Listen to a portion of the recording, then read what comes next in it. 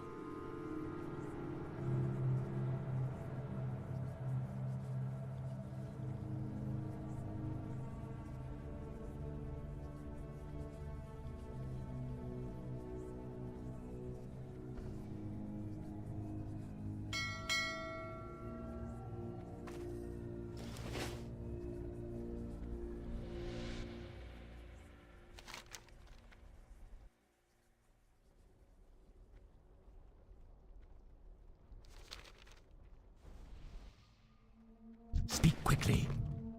Our time will come. Speak quickly.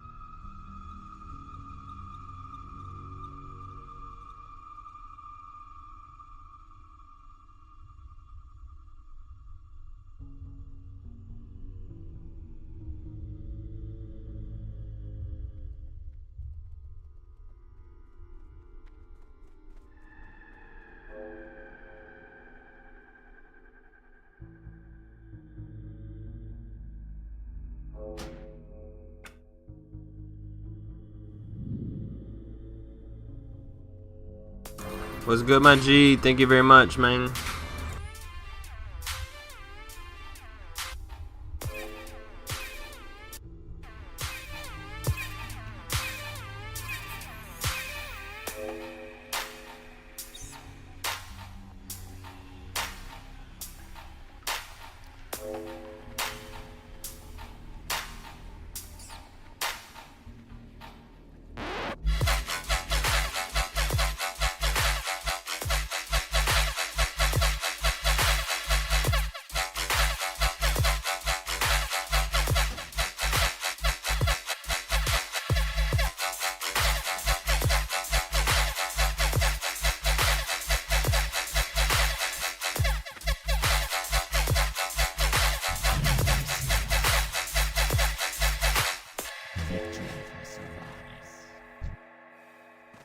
Be quick about your business.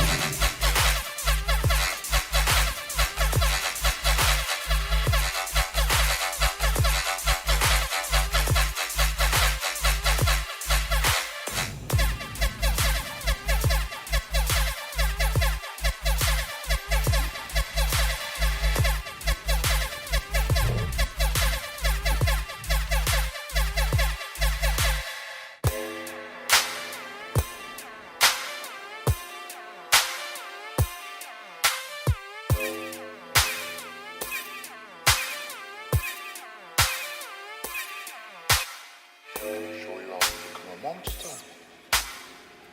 Because you ain't a monster yet, are you?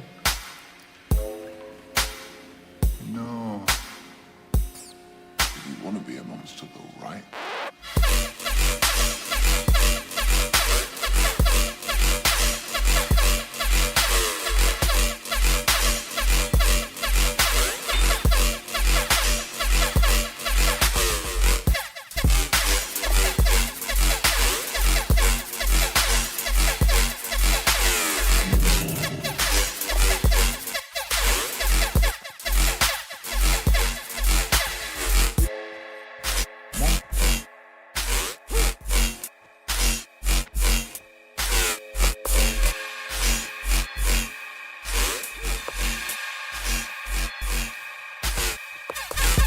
said we could make great money. Right back.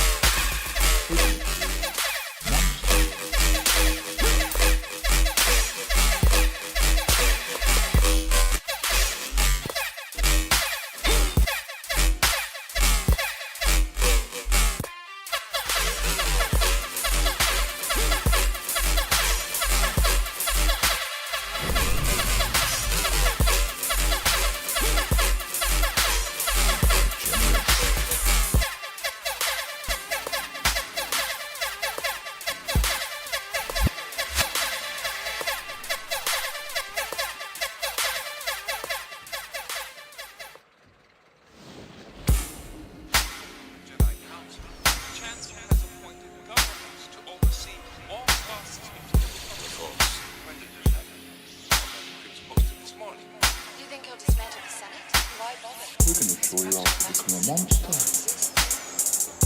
Did you want the monster yet, are you?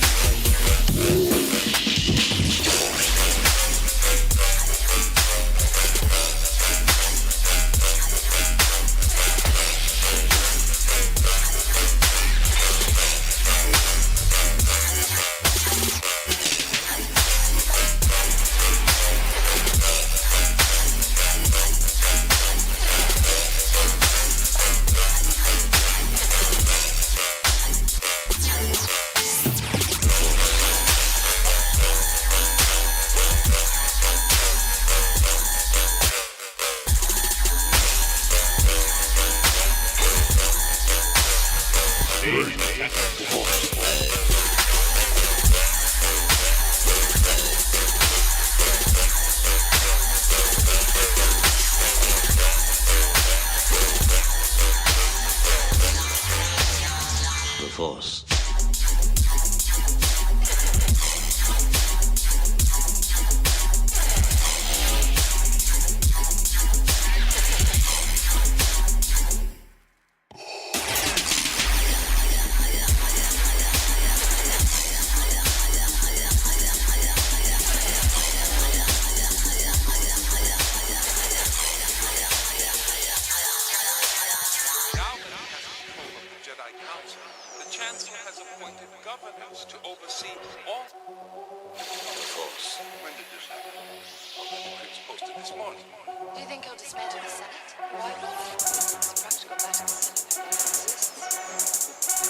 You haven't lived until you've looked down on the world from the back of a wind rider.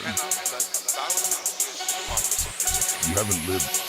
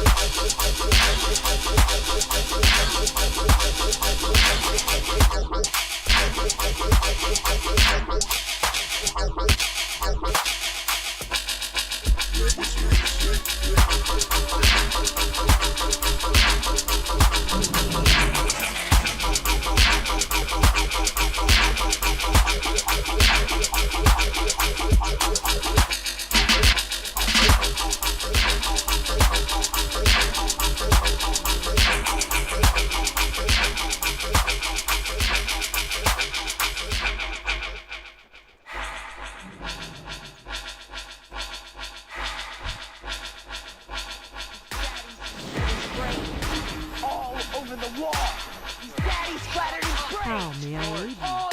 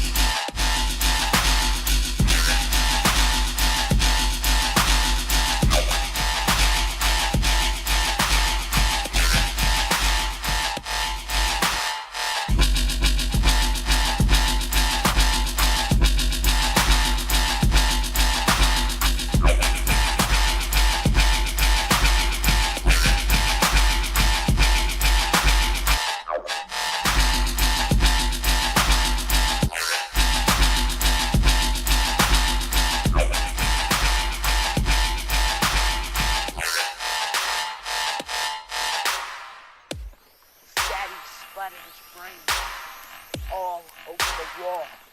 His daddy splattered his brains all over the wall. His daddy splattered his brains. George. All over the wall. Stop it, George. All over the wall. His daddy No one talks to splattered people his like that, brains. George. All over the wall. Shut the fuck up, man. Shut the fuck up. All over the wall. I meant my guns out of the car.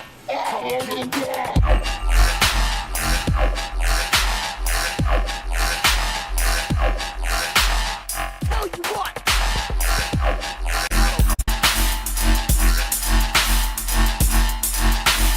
Them boys in the hood will lay you down like Ricky, so run. Catch them hollow tips like a frisbee.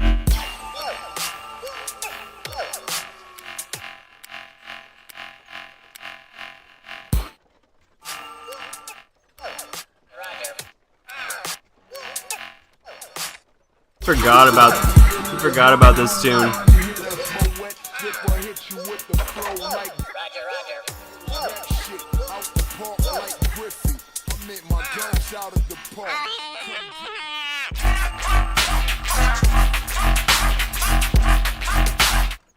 Damn, dude, fucking Valk. I forgot about him totally.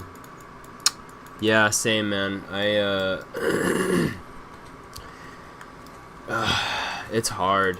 It's really hard because it's honestly just like any other business. Starting a business, you know. But and money, and you gotta fucking be able, you know.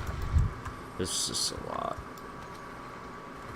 I have so many passion projects actually, dude, like that and, you know, other things, and it just takes time.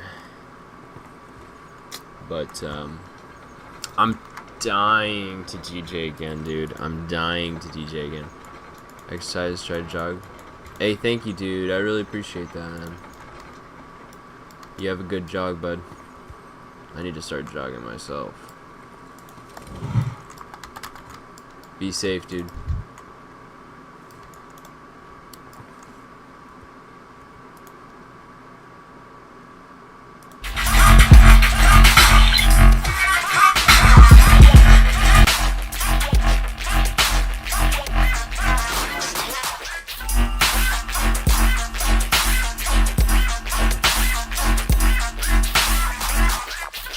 Make a nigga move like Missy.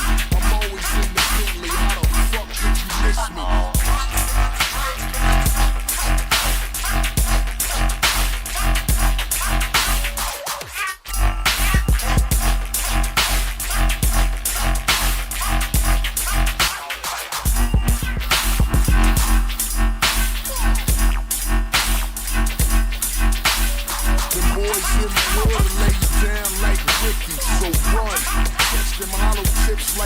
miss me.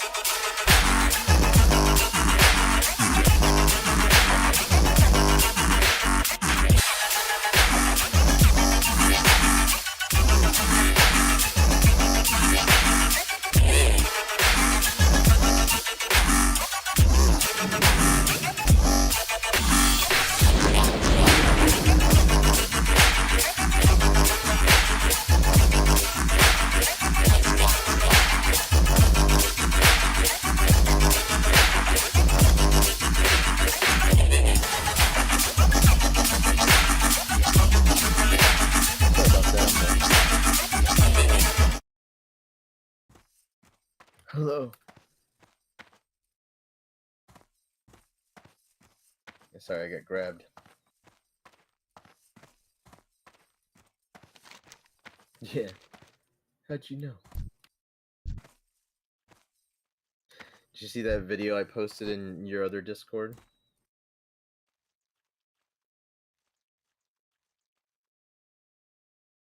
Yeah.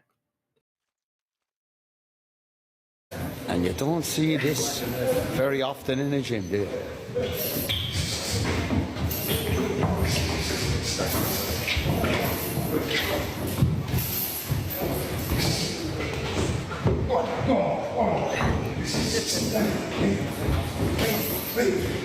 Look at this guy go.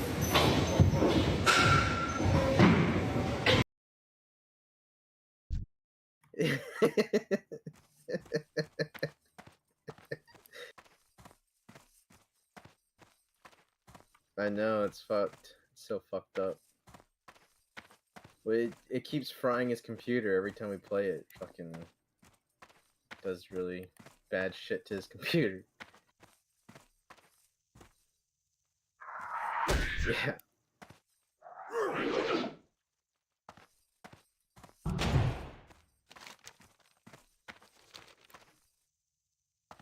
Oh shit.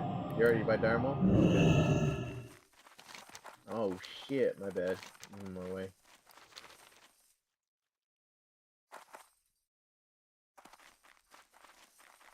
Gotta find someone selling the buffs. Yeah. Remember they clear the dungeon so we can get it? Yeah, hunters, man. Hunters make good money. I'm gonna... Wait, what?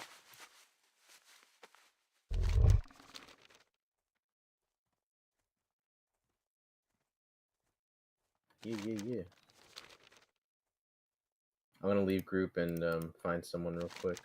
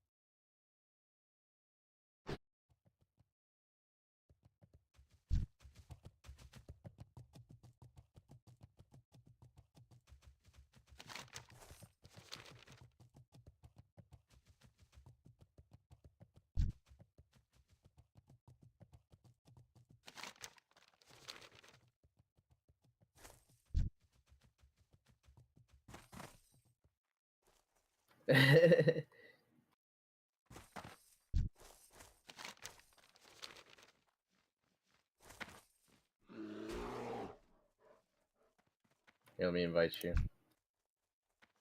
Can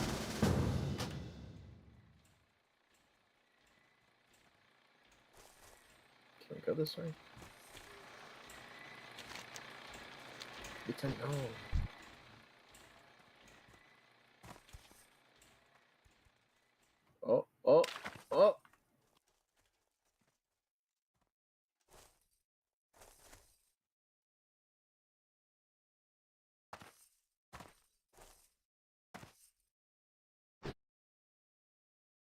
No, you're going the right way. I was sending a message. It's auto running.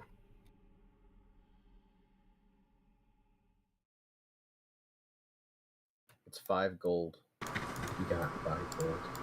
Yeah. You got it? Wait, too far away. No, I can... You can trade it to the guy. Oh. I was just letting you know. Yeah, I'll let you know. It's actually 10 gold.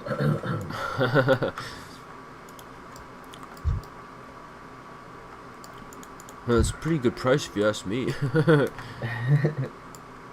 Looking all the way back to buying Bud. Do you have a carrot on the stick? Yeah. Alright, just making sure. Yeah, I'm just that slow. No, I'm just making sure, because when you do get your epic mount, I have carrot on the stick as well. Yeah, hell yeah. I got the add-on. It's fucking awesome. Yeah, man, I love that. Someone was making fun of me because I was in ZG with that trinket on. He's like, "Why do you have that trinket on? What, you can't get any other trinket?" I was like, "No, I have the add-on that automatically equips it whenever I Jeez. mount up." He's like, "Oh, I didn't know that it was a thing." Jesus, bro. Most people are cool, but some people, man. Oh, he was just giving me shit. Like, Okay. I don't think he knew That's I had cool. another trinket, but he was just like, he didn't care. He's someone in the guild. Oh, he's cool. Yeah, he's cool. He has an alliance character, and he saw me trying to get the DMF buff, and he was like, he was telling all the alliance people, "No one hurt daddies. He's in my guild. No one hurt daddies." Trying to help me get the buff. I got it, luckily, but they were still Nice. trying to kill me. So.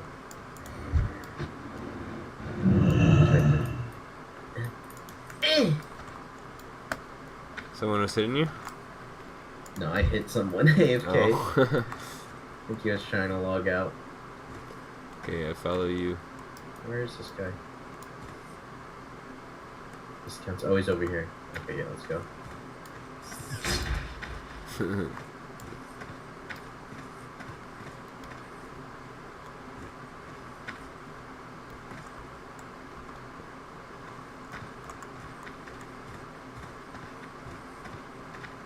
Ah! You good? Don't follow me. Yeah, I won't.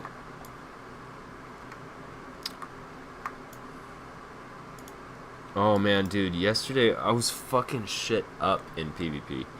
Like, I was actually doing really good, man. I could probably do some fucking highlight montages on that, man. Fuck yeah, you should. Like an AB. Yeah, I need to. We got plenty of clips to get shit from. Yeah, I need to.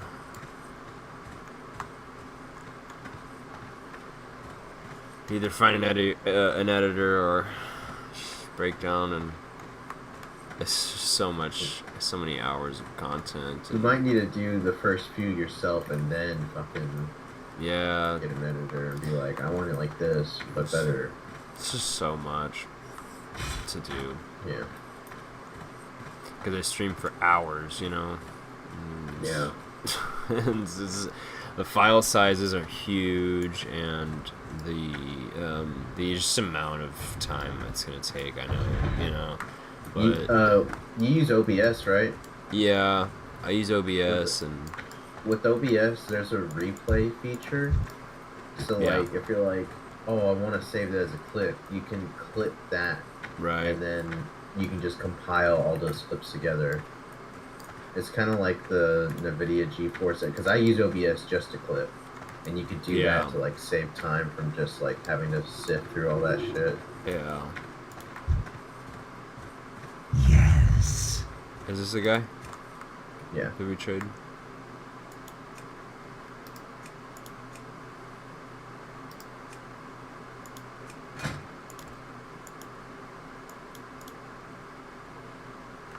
Let me know when you traded. Yeah, it's done.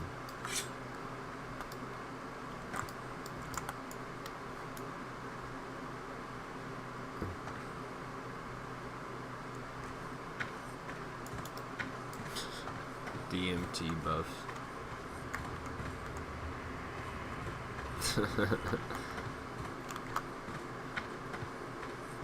Dude, this sword reminds me of the Thundercat sword.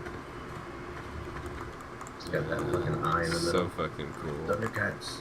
Thundercats. Thundercats. Oh. I really wish I could have. I don't know. I hope we eventually, like, these. I hope we can do the whole, like, these are our TBC characters, and then we go back to Era as well. because Oh, I'm sure we will, bro. There's gonna be a whole bunch of people that will wanna. There's people still on Era. It's just Yeah. not as much, but yeah. Because, like, dude, I really want to level my Night Elf Warrior and my Tauren Warrior really bad. yeah. I wanna level Tauren Warrior as well. And my Priest, Shadow Priest, and just, I fucking I miss wanna my level characters. my Rogue because I leveled my Rogue in TBC, but I didn't level it in Era, so it's still kind of a low level. I think it's like around 30 or 40. Nice. But it's 70 on fucking, what is it, Miss of Pandaria now?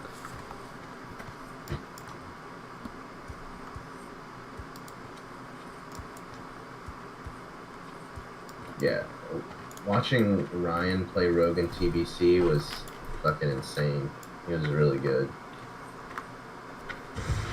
Fucking jumping around everywhere. I talked to Teleporting. him, right? Yeah, you talked to that guy.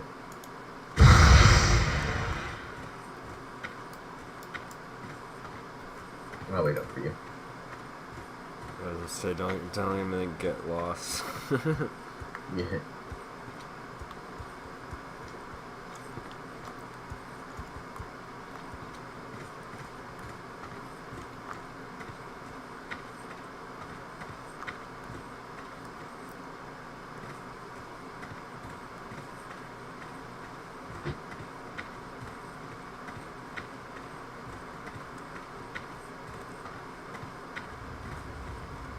Dude, Sarion's a real fucking homie, bro. I was like, I realized that I had one item out of ranking. Like, I wanted it higher up, and I forgot to put it higher up for the sheet locked on That's My Biss. So I messaged him, I was like, is there any way, like, you can move it for me, or you could just unlock it really quickly? Like, that's the only item that I missed, and I did it at last minute.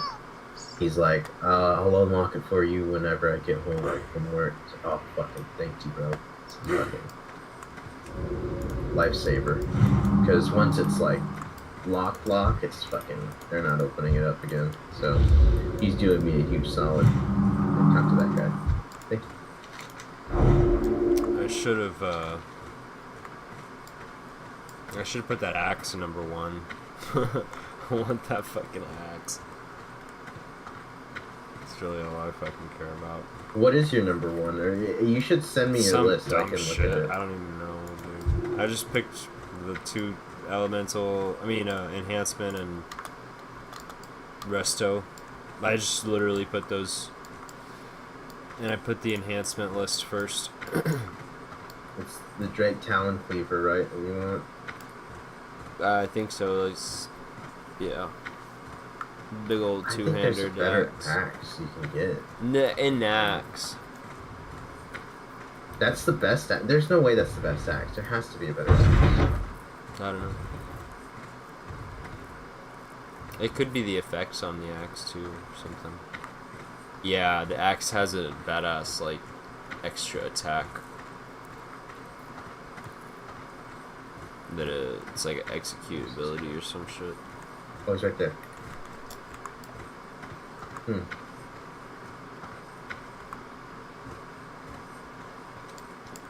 This one? You talk to him? This guy here.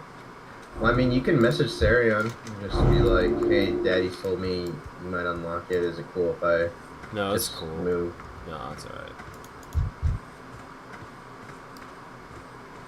Daddy's told me. Yeah, no, it's good. I'll just deal. Hey, my daddy's told me that you're unlocking the pages for him. My daddy told me.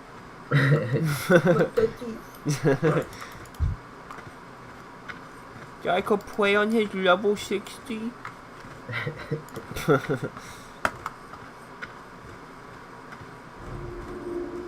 Alright, then Boone after talking to this guy. We're good on Chrono Boone and do the thing? Yeah, and do the thing. And then reboot. And that's all our buffs. Yeehaw. Now the only one we would get outside of these is DMF. The first weekend of every month. Luckily, it's going to be in Thunder Bluff 2 weeks from now. So. Oh. Gee, thanks. Why don't we go to Owen and get it? It's done. Aww. Can't anymore. You can only get it for like the first weekend. Yeah, I lost it during that fucking atrocious VWL raid. He fucking phased out. But it would have used it. I think it would have used it all up. 'Cause I only had like 70 more minutes on it. God. I never wanted to think about that fucking raid again, bro. Oh, it's so painful. Yeah, bro, it's awful. This is fucking worse.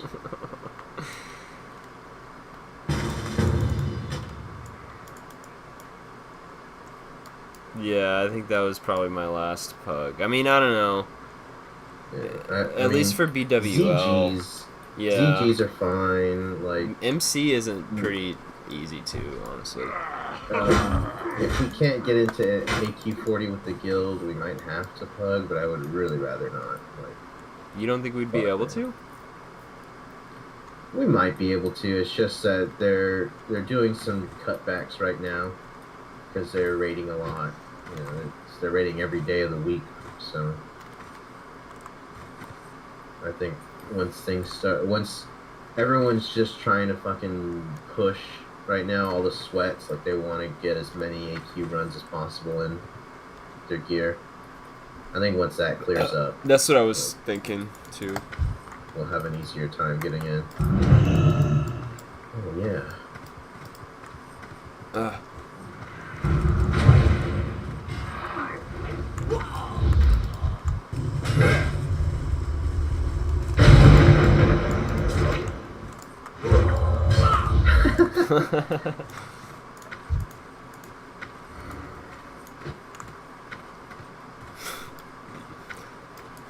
Poor little dwarf.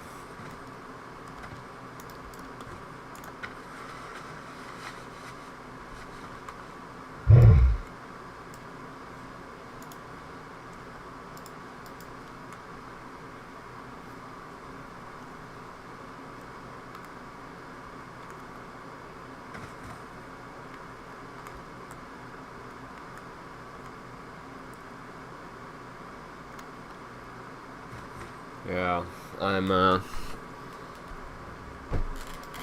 I've also kind of been enjoying hardcore actually. Nice. How far are you now? I'm only 9. It's good.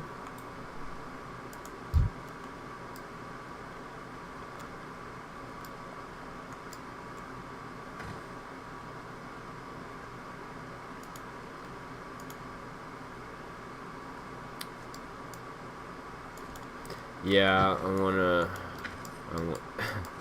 I'm wondering, you know, about all the transfer stuff and Like when TBC comes out? no, when you die. Yeah. Like, what server can you transfer to? What do you have? A Horde character? Alliance. Alliance? You think you'll only be able to... You won't be able to transfer to Night Slayer, though. I tried that. I killed off a Alliance character to see if it could do that thing, like what happened with Season Mastery. Well, you definitely wouldn't be able to move it into this one, but like you probably can move him into Era, I bet. No, it's only Dream Scythe and Maladath. Whatever ones you don't have Horde characters on, and the PvE one. Because the PvE one's the only one you can have both on. But so you can move hardcore characters to Anniversary? Yeah. Really? Yeah, it's the only place you can move them. You can't move them to Era. Ah. Interesting.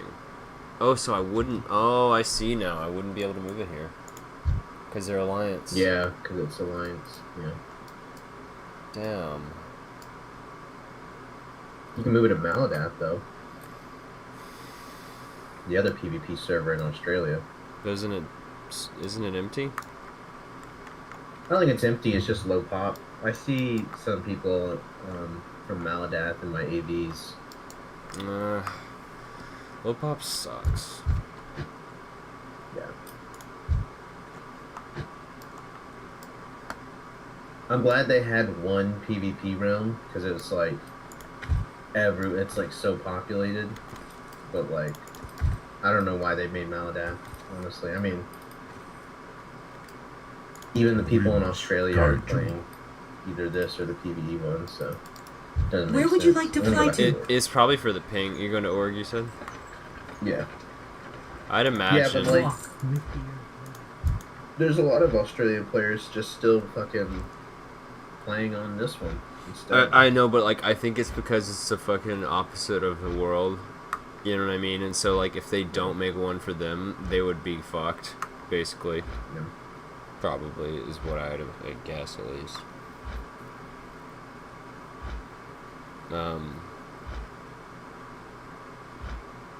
I mean,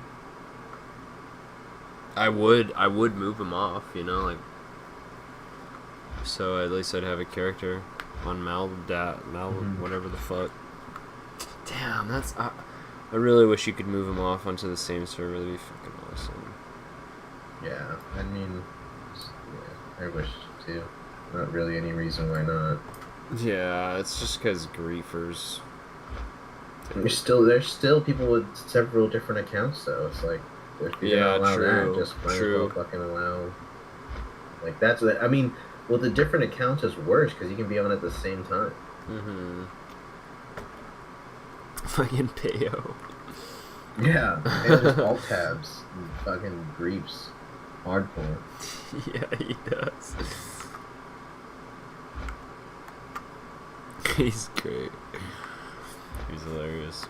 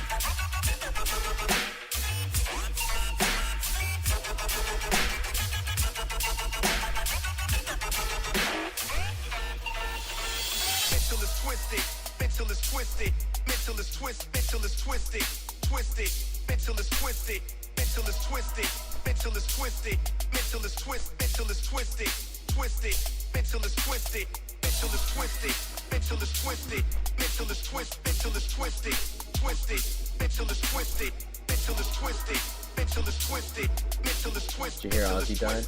Twisted, mental is twisted, twisted. Did you hear Ozzy Osbourne died? Sad. Yeah, I thought your dad would be sad about that.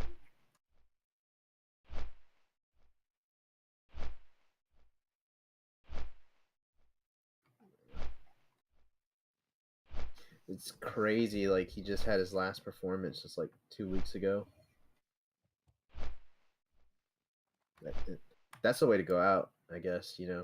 Fucking one more performance and then fucking go. It's pretty sick.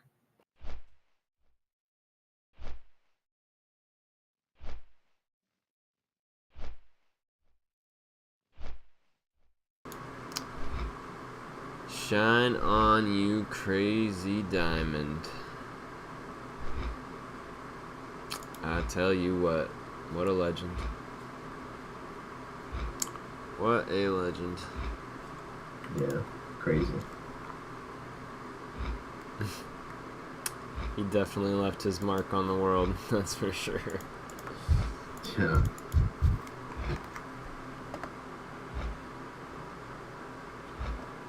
Crazy motherfucker. Yeah.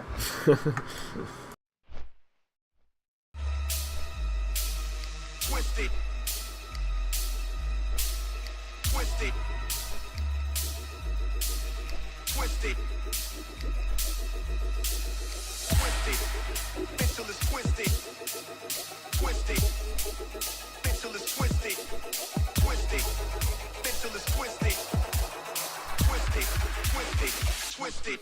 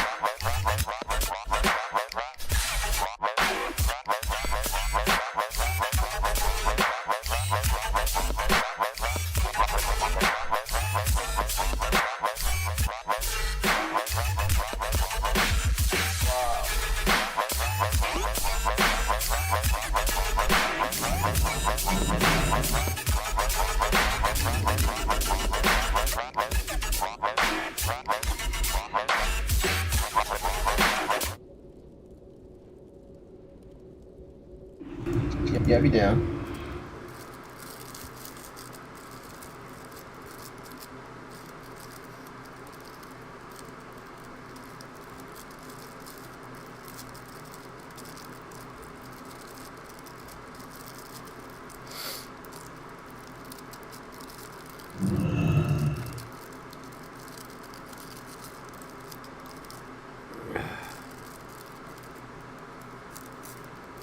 You should send me your That's My Biss. I want to look at it. Judge it. Say, ew, you put this? You put this there? Ew. What's wrong with you? Roast my That's My Biss, huh? I don't even fucking know where it is, dude. I don't know. I'll go to the link that you sent me and then find it. Okay, yeah, I'm still signed in, I think. Yeah.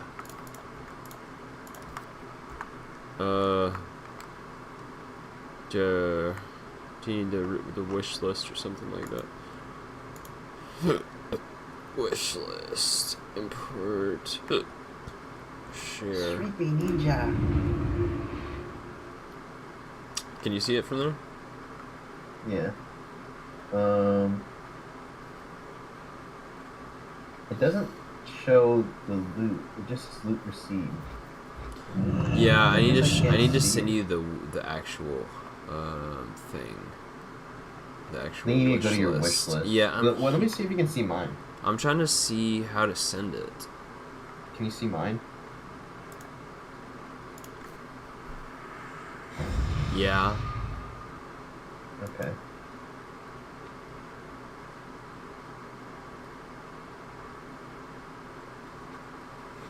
When the fuck did I get those gloves? What the hell? Didn't you get them?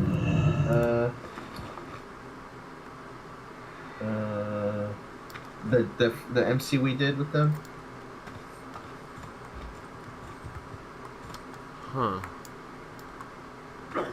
Yeah, that first MC. Remember when we couldn't? The BWL shit happened when everyone was like, they had to cancel BWL. Yeah. I think we just ran MC instead, and that's when you got all that shit.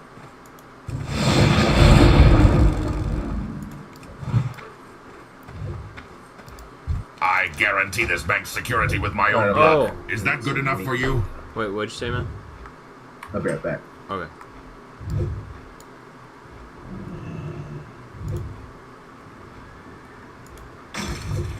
God fucking damn it.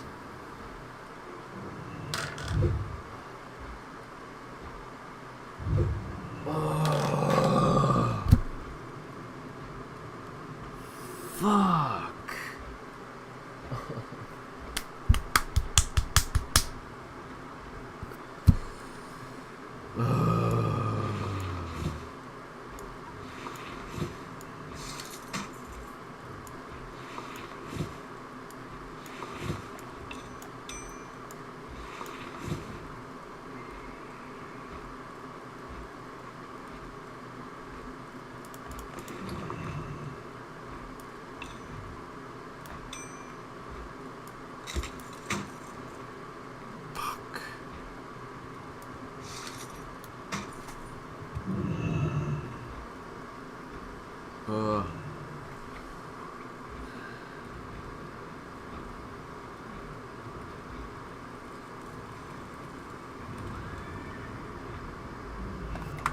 Dabu.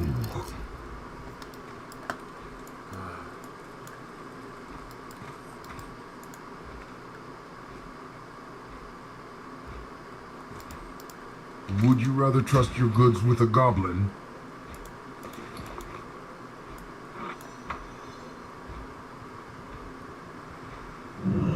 Go with honor.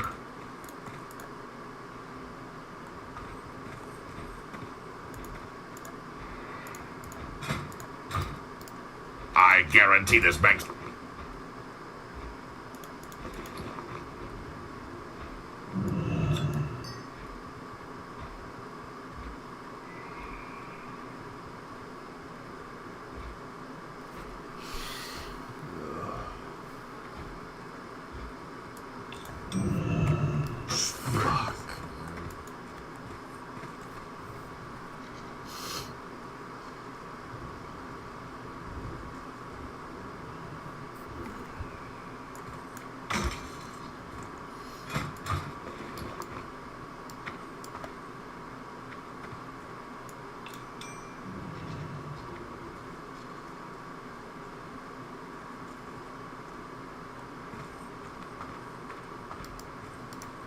Would you rather trust your goods with a goblin?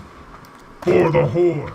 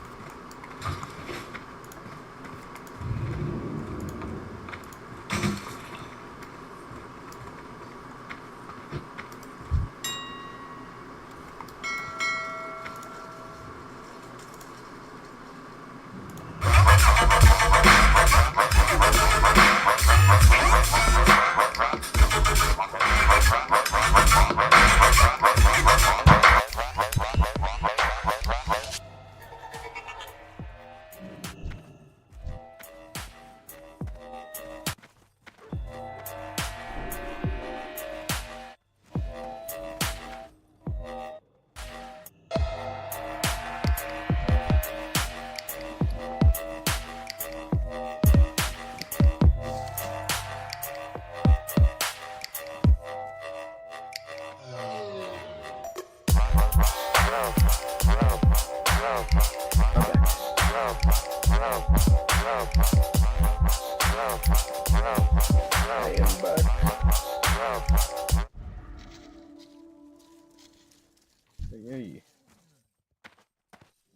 What's up? Zug zug.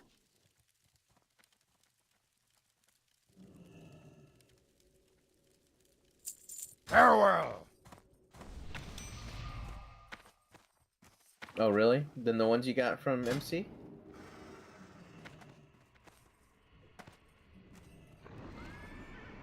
Oh shit, nice. Good upgrade then.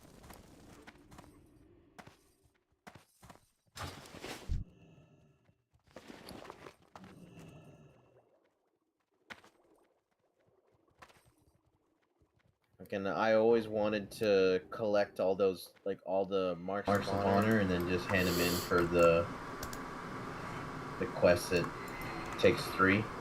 Yeah, I forget what it's called. for great honor. But, yeah. But I don't fucking need any honor anymore, and I finally got them, so... That's good.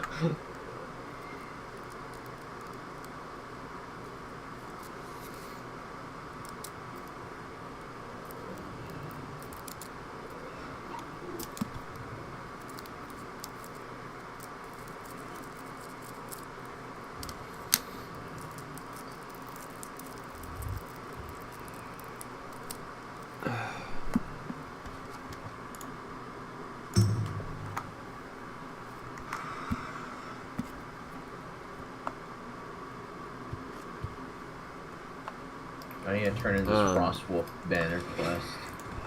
Get it out of my inventory. I was gonna say, do you wanna do something? 2 shamans? Yeah, whatever.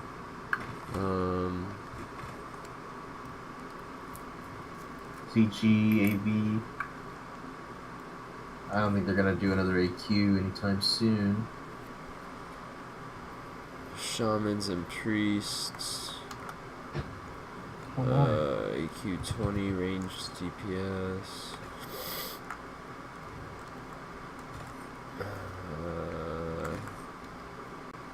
Dropping. Oh, we have it.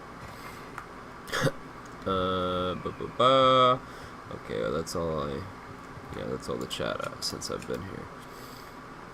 There's not much. Do you wanna? Can you look at the looking for group thing?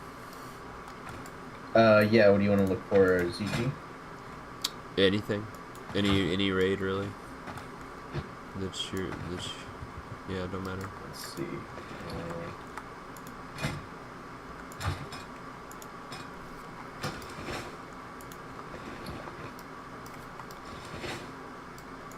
Lotar.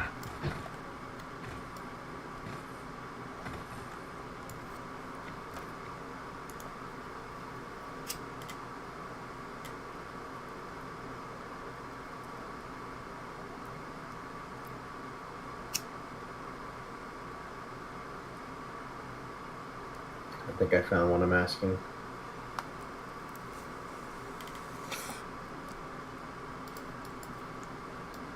Okay, tell him I prefer damage but can heal. No, they'll always want you to heal. Well, you never know, because Well, if they most might of the time, be they'll full want you on heals. Glory to the Horde. to heal. It looks like they only have 3 healers, but I Okay. don't know how many. I guess 4 healers for ZG. So they may. Probably, yeah. Yeah, just let them know. Like I have fun, more fun, you know, damage, but I can heal.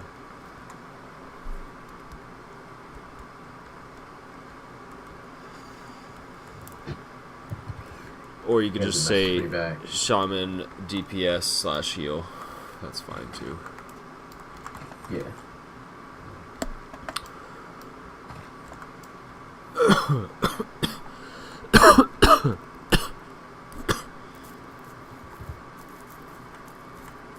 Oh man, yeah, I was having so much fucking fun in queues yesterday, bro. and AB and Warsong Gulch. Yeah, they were pretty fun. Yeah, we were fucking shit up, dude. Honestly, as long as we stick together and you, like, and I stay in your radius of your whirlwinds and shit, and, you know, I heal you and, like, while you're hitting them, dude, we're pretty fucking indestructible. Yeah. All we need is a mage. With fucking Blizzard, bro. He's so... This guy's not messaging me back, so I don't know. Well, Bro. fuck him. What a weird... So, Theo Von has a podcast, and he has a bunch of, like, weird people on there, but I've never thought that Joaquin Phoenix would be a guest on Theo Von's podcast. Well, It seems like what a weird combination of people to, like, talk for an hour and a half. yeah, I'll listen to that. That sounds... I would definitely listen to that too, yeah. Honestly, like, out of all the podcasts I've heard of, it sounds better than I love most. Joaquin Phoenix, and I love Theo Von, so Hell yeah. it's awesome. Yeah, that sounds promising. I can't really do podcasts much. It has to be really fucking good, honestly. Yeah, I had to do it in segments. I can't just sit there and listen to the Yeah. whole thing. Oh my god, that warlock looks so fucking cool. Oh, I want a warlock. I want one of every fucking class. Same. I started it and I have a lot of them on Era. I started trying to do it.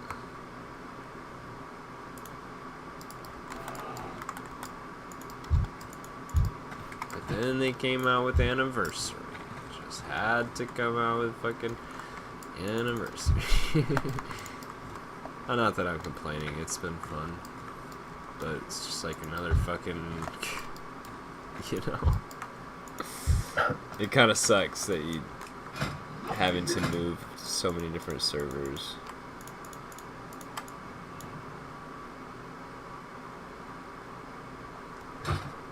Damn it.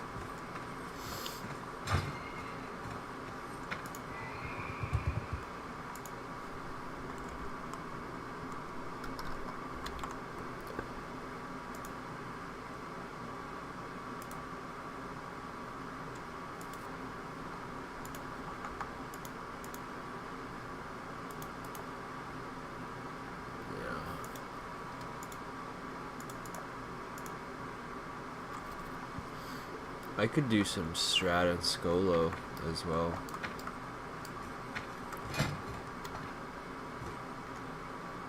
Yeah.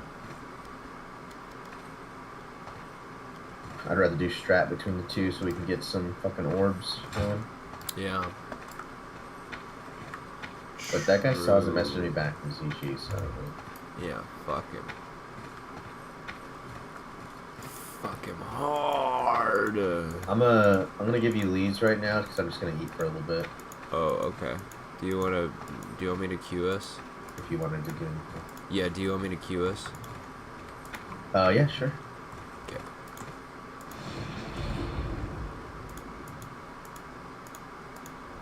Man, I want those elements shoulders. Where the fuck do those drop? They look so cool. The what? The tier 0.5 shoulders, or for shaman. It's not Zyrmo. It must be upper. It must be Ubers.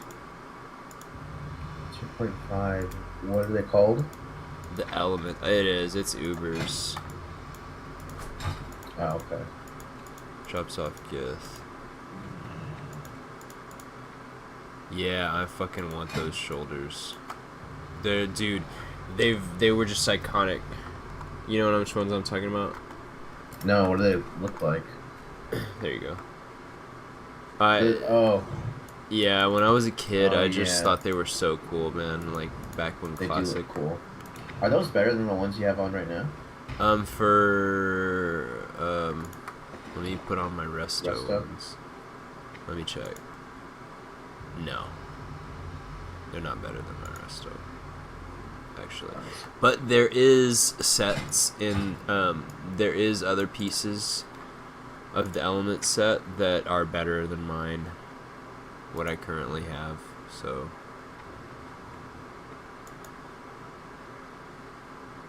Like 1320 versus 1320, basically. Okay, that's about the same.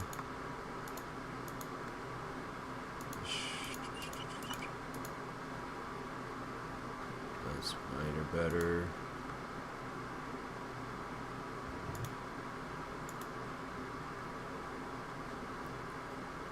The helmet. Oh, I have that pretty damn good one actually. 19.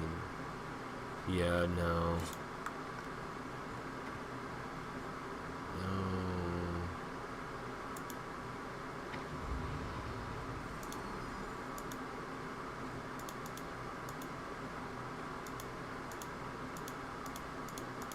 The fuck?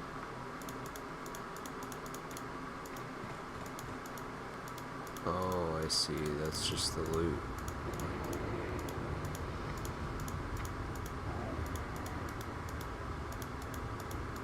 Oh well. I guess there's no point, but I still do want those. It's just for having them. RP? Yeah, because they look cool on Torrens. They're all big. Yeah.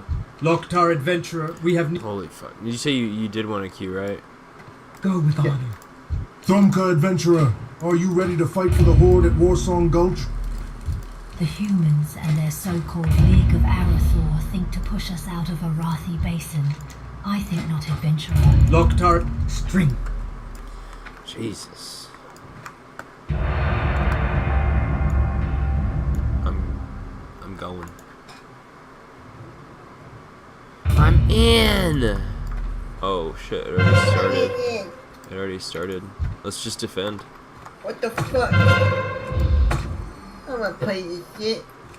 Yeah.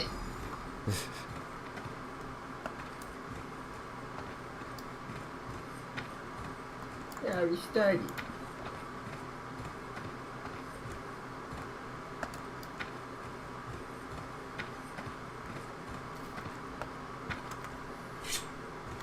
Fucking rank 14 rogue.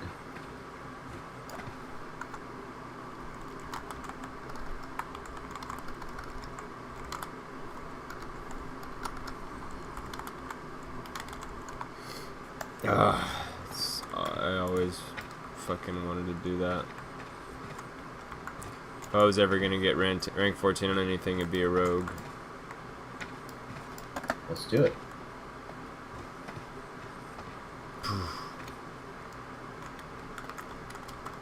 On this server? I would honestly, yeah, I mean, yeah. Oh, fuck yeah. Look at that. Look at this guy. Easy, dude. Power to the Forsaken. That would probably be the only other class I'd be willing to get rank 14 on, besides my paladin. That would be on Era, it'd be completely different. Oh, he is a jerk boy. Oh wait, he's not a jerk boy.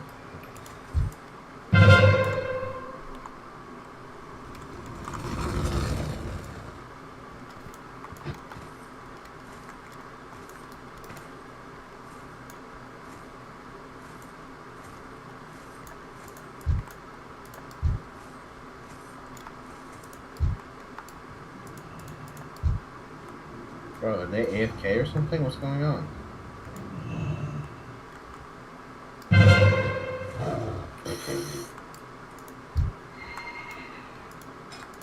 Honestly, I would get to like level 50, what is it, 6 or 7, and then just level the rest of the way in AV.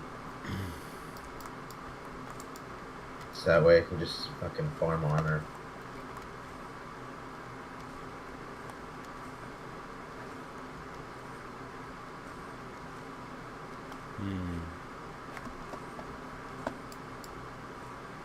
Did you say something?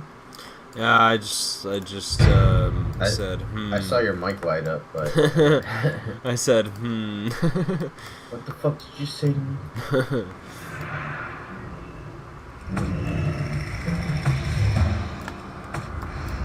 Fastest war song goal to ever been inside.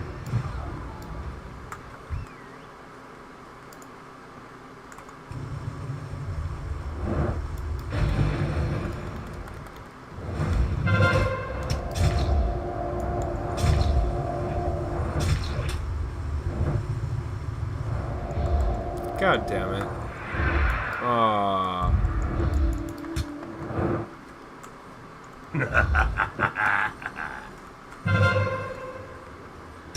Bro, Alliance can't even fucking leave their base. This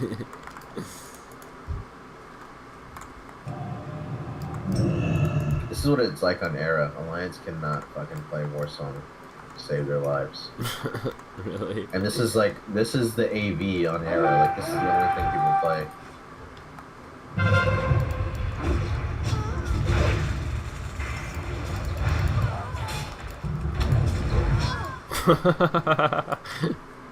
I fucking love Shaman. Where are you? In front of you. Thank you, thank you.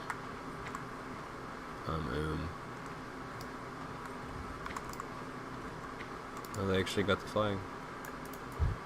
Wow, they got it. I'm gonna drink some water.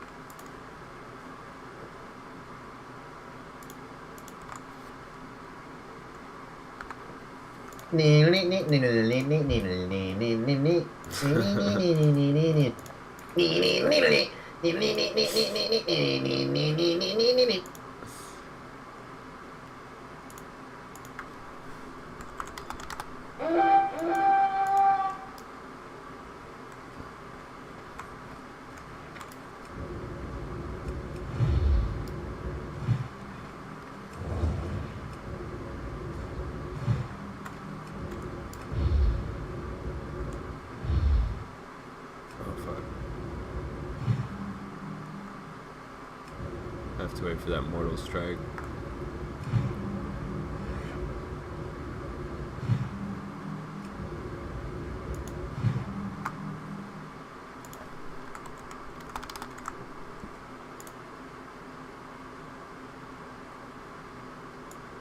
I need my last 2 mochis.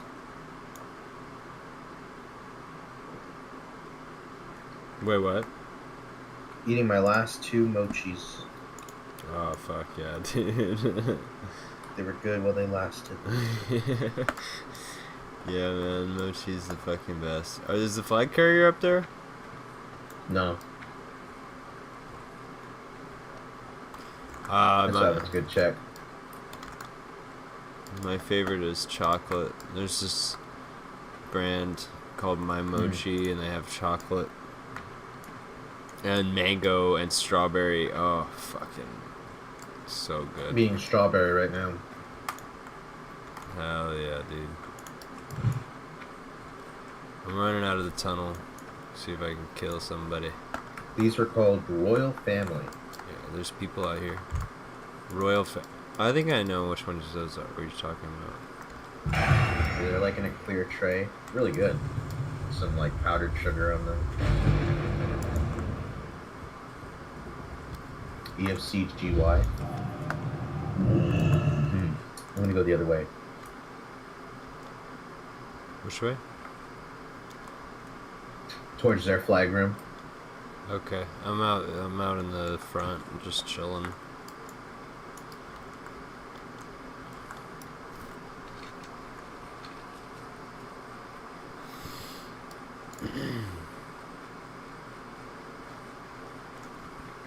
I got it. Oh wait.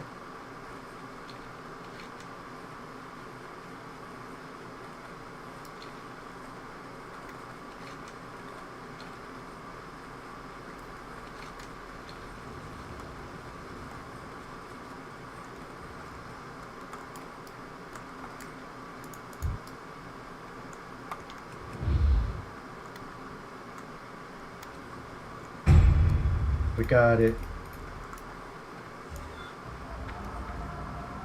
Oh, I almost killed him.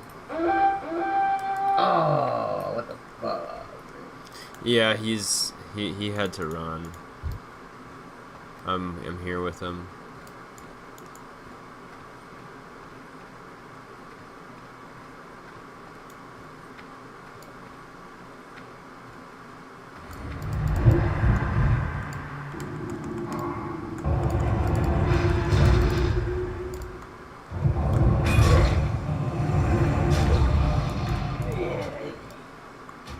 I die. I see the UFC. He is mine. Your soul is mine.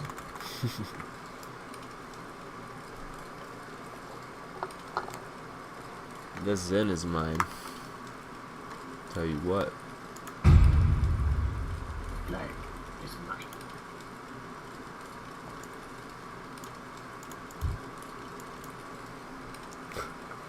It's funny. I think our fucking flag carrier is just creeping.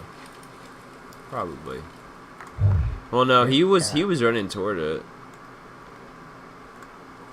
Go cat right now. Oh, they're all in there, I guess.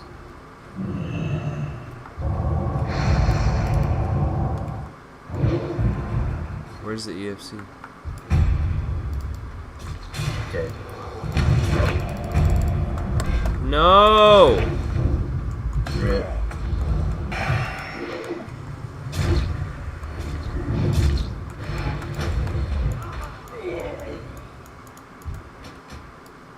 We need to stick together.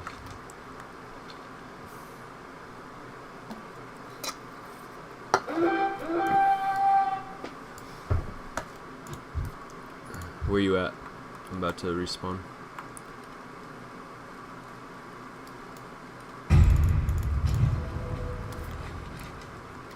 I'm in the flag room. Ours? I'm coming.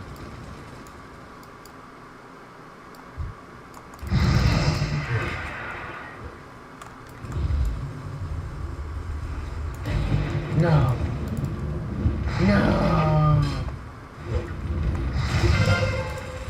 Our EFC is in the tunnel.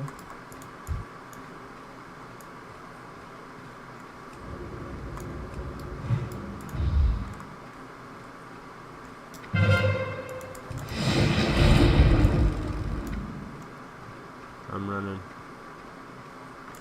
God damn, he's fast. Fucking druids.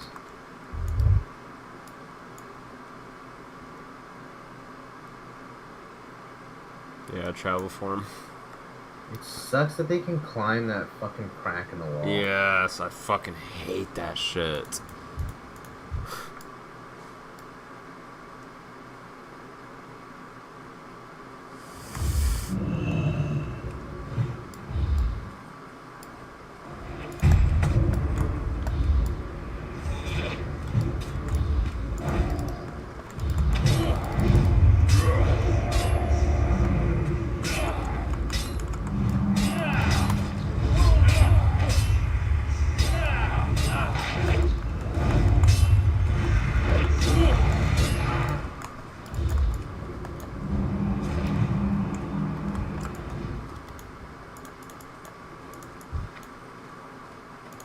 Holy shit.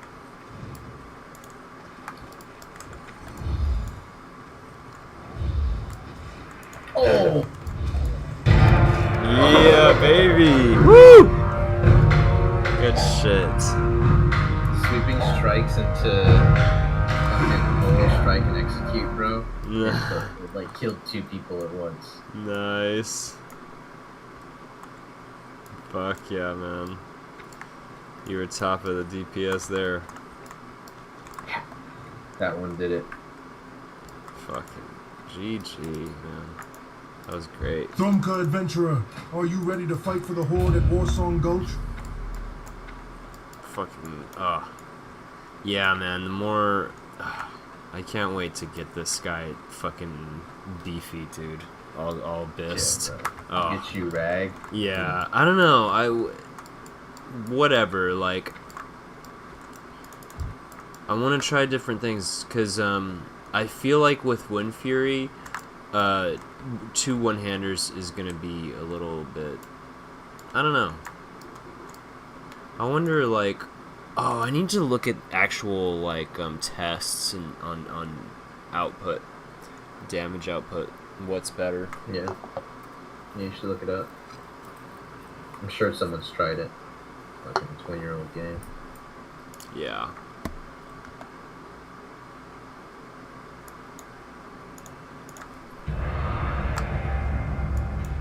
Baby.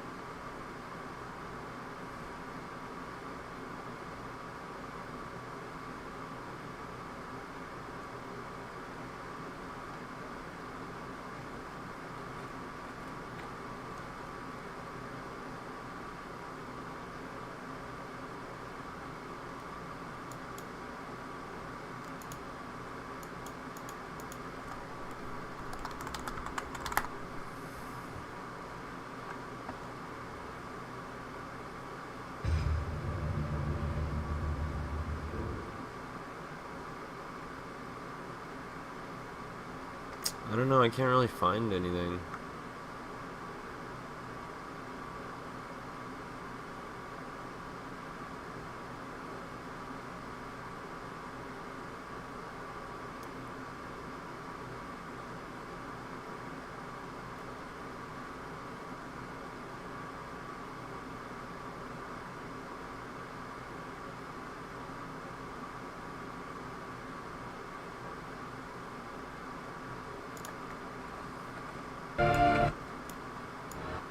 MD and we got no MD.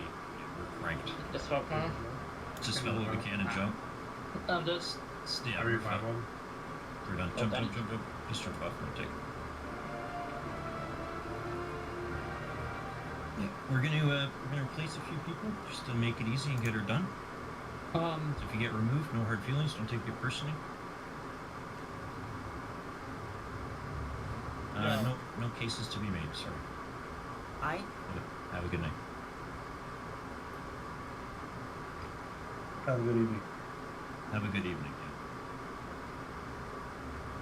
Just start requesting off me, guys. This is why I used to love raiding. These are the only times How do I like hand it. this question? You don't. Oh, the one we were doing? Yeah, War Master LeBron, where's he? Is he not in here? Gotta go to the other Ultrac Mountains place. Yeah, I think it's the place in Hillsbrad. That's where I got it. Okay. Sorry, I didn't know you were looking for it. I'm running. I'll run back with you. Yeah, I'm defending. Hell yeah! It worked last time. Somehow. Yeah, we also had a bunch of mages with us, so we'll see. Yeah. Man, I wish I had fucking mind control. As a like with us in our group, and can mind control him and aggro the fucking boss. It's pretty evil. Oh wait, 1 second.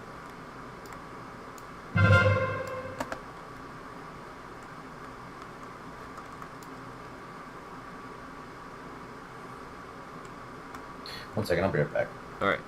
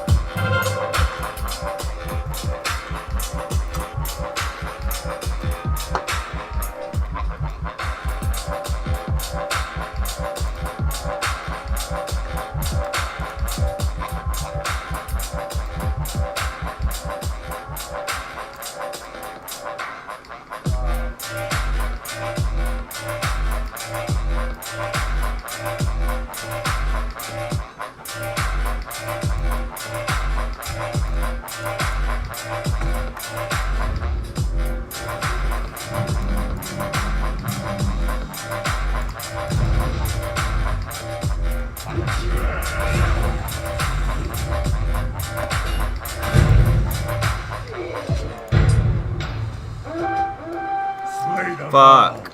Oh, god damn it. Oh wait, I'm back here. We're good.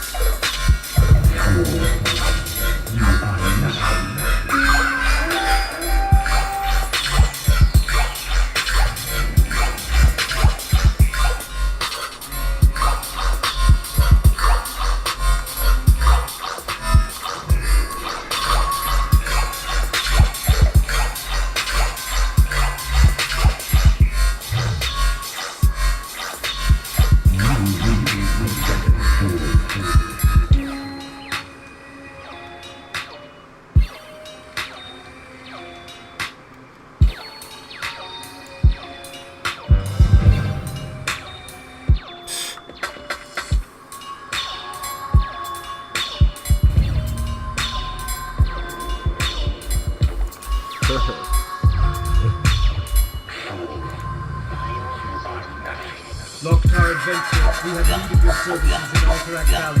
Shall I add you to the list?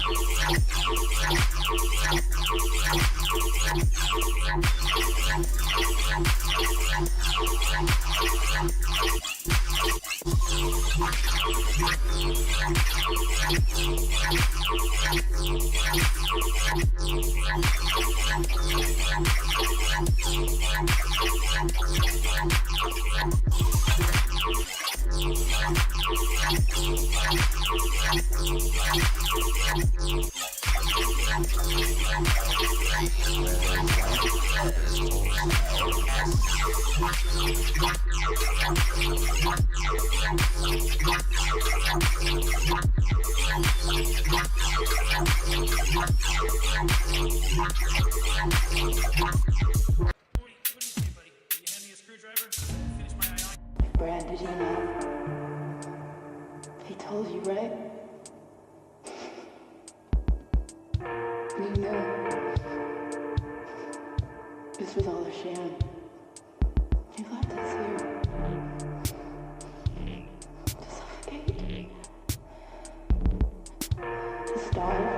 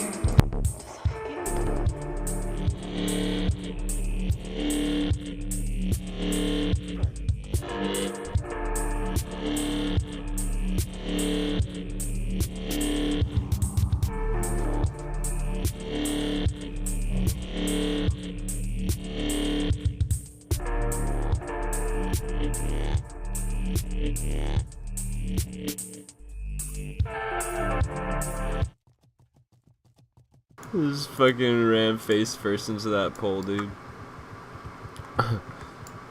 Oh shit, you're on a call.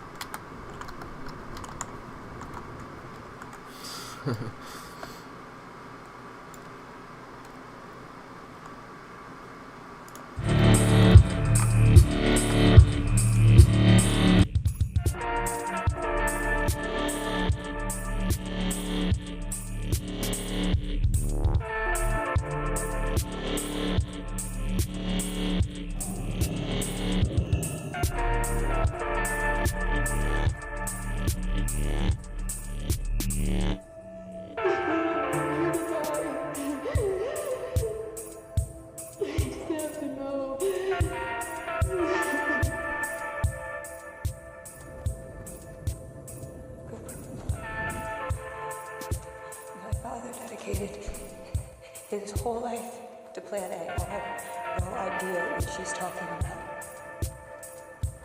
I do.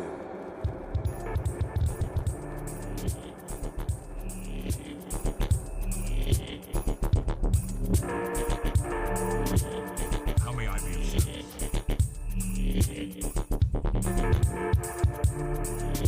Trust no one. How may I be of service? Beware.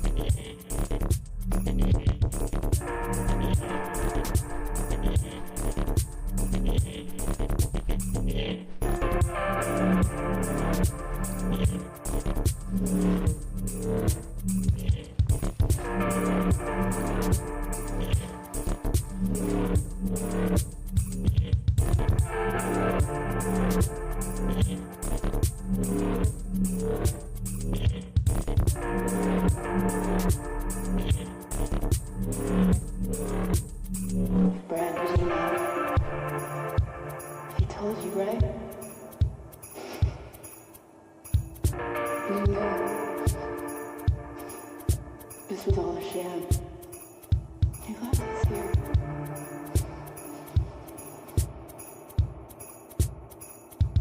To suffocate. To starve.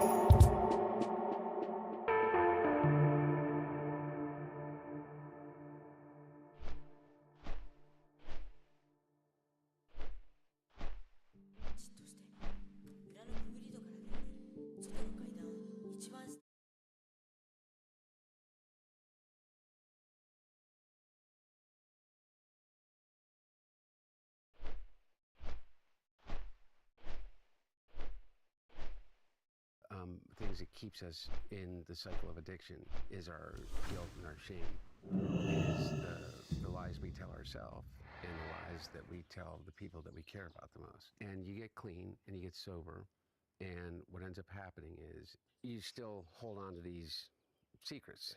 Like, I smoke crack. I was a crack smoker. They know that I did cocaine, or they know that I was drinking, but they don't know that I was also an inveterate drug user. And so you keep that secret, and that guilt kind of boils up. And the only place that you can talk about it is in rooms full of virtual strangers, which is really helpful. But it isn't. It doesn't release you from that awful feeling that I'm about to be found out, and that anxiety. And so then you get triggered. Your brain tells you to do the only thing that it's learned how to do is that you need to save yourself. And the fastest way to save yourself is a drink or a drug. So you get caught in this loop. And the favor that they did for me is I don't have any more secrets. Now, not everything that's been said about me is true, but there are the things that most people will be very embarrassed about. I've been very open about. I spent more time on my hands and knees picking through rugs, smoking anything that even remotely resembled crack cocaine. I probably smoked more Parmesan cheese than anyone, and so I don't get triggered in the same way. But the thing that scares me is for people that look at the way that I'm treated in the media, whatever the hell the media is, and think, do I want to get honest? I mean, it seems to me, if you look at that as a test case, better to keep some things unsaid. And I think that's really dangerous for people, at least in my experience with recovery. As far as the media goes, what do you think are the 3 craziest things you've heard about yourself in the press? Oh my God, the list is forever and forever. They got stuck on for a while, even Fox News, that I funded the Wuhan lab. I said that to someone a long time ago on camera in response to a question like you just asked. And you gotta be really careful. Somebody's gonna be able to cut that and say, I did not fund the Wuhan lab. I did. Yeah, you did? Yeah, exactly. Me and George Soros. Supposedly me and George Soros are... I am in charge of recruitment for the Frostwolf clan. As a soldier of Frostwolf, it is your responsibility to check in with me as your rank among the clan rises. Honor and respect are earned on this frigid field. That burning sensation you feel is your soul being awakened. Your spirit has accepted the call to arms. You are now one of the Frostwolf adventurer. Congratulations. Carry this insignia with you at all times. As you advance among the ranks of Frostwolf, I will replace the insignia with other, more powerful insignias. Perhaps someday you will be exalted among the Frostwolf clan. Should that day ever come, you will be granted the Eye of Command. This new insignia reflects your rank amongst the Frostwolf. Keep it on you at all times, and adventurer, die with honor. Go, adventurer! Continue your defense of the Frostwolf. This war must be won for Drekthar, for the war chief. Jesus. Alright, man. Fucking chill. Damn.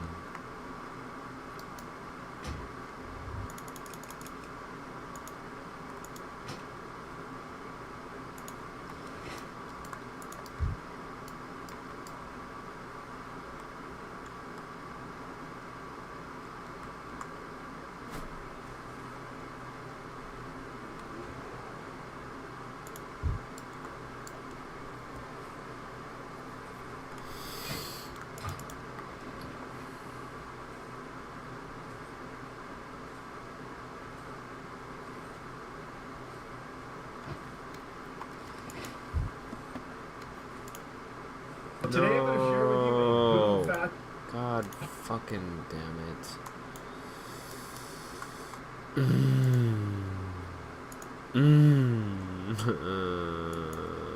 No. Wuhan lab. Oh, I said that thank to God. someone a long time ago on camera as in response to a question like you just asked. And you gotta be really careful. Somebody's gonna be able to cut that and say, I did not fund the Wuhan lab. I did. Yeah, you did? Yeah. Exactly. Me and George Soros. Supposedly me and George Soros have a lot in common. The one thing I'm positive we don't have in common is that I am very, very far from being a billionaire. But those conspiracies are kind of the craziest. You know, I just heard Jake Tapper is going on TV saying that, you know, I basically acted as the chief of staff. And Hunter was driving the decision making for the family in a way that people, he was almost like the chief of staff of the family. Does that I mean, who's to say you weren't? strike you as pretty bizarre? I think I spent 12 days in the White House in the last 2 years of the administration. Had a lot of other things going on. I think the one that doesn't mean anything. was like you feel like you just got hit in the gut, you know, by an elephant. Is when Rudy Giuliani and Bernie Kerik went to the Newcastle County Courthouse here in Delaware and talked about me being involved in, I think, you know, child sex crimes and stuff like that. And Bro, this is uncomfortable. My God.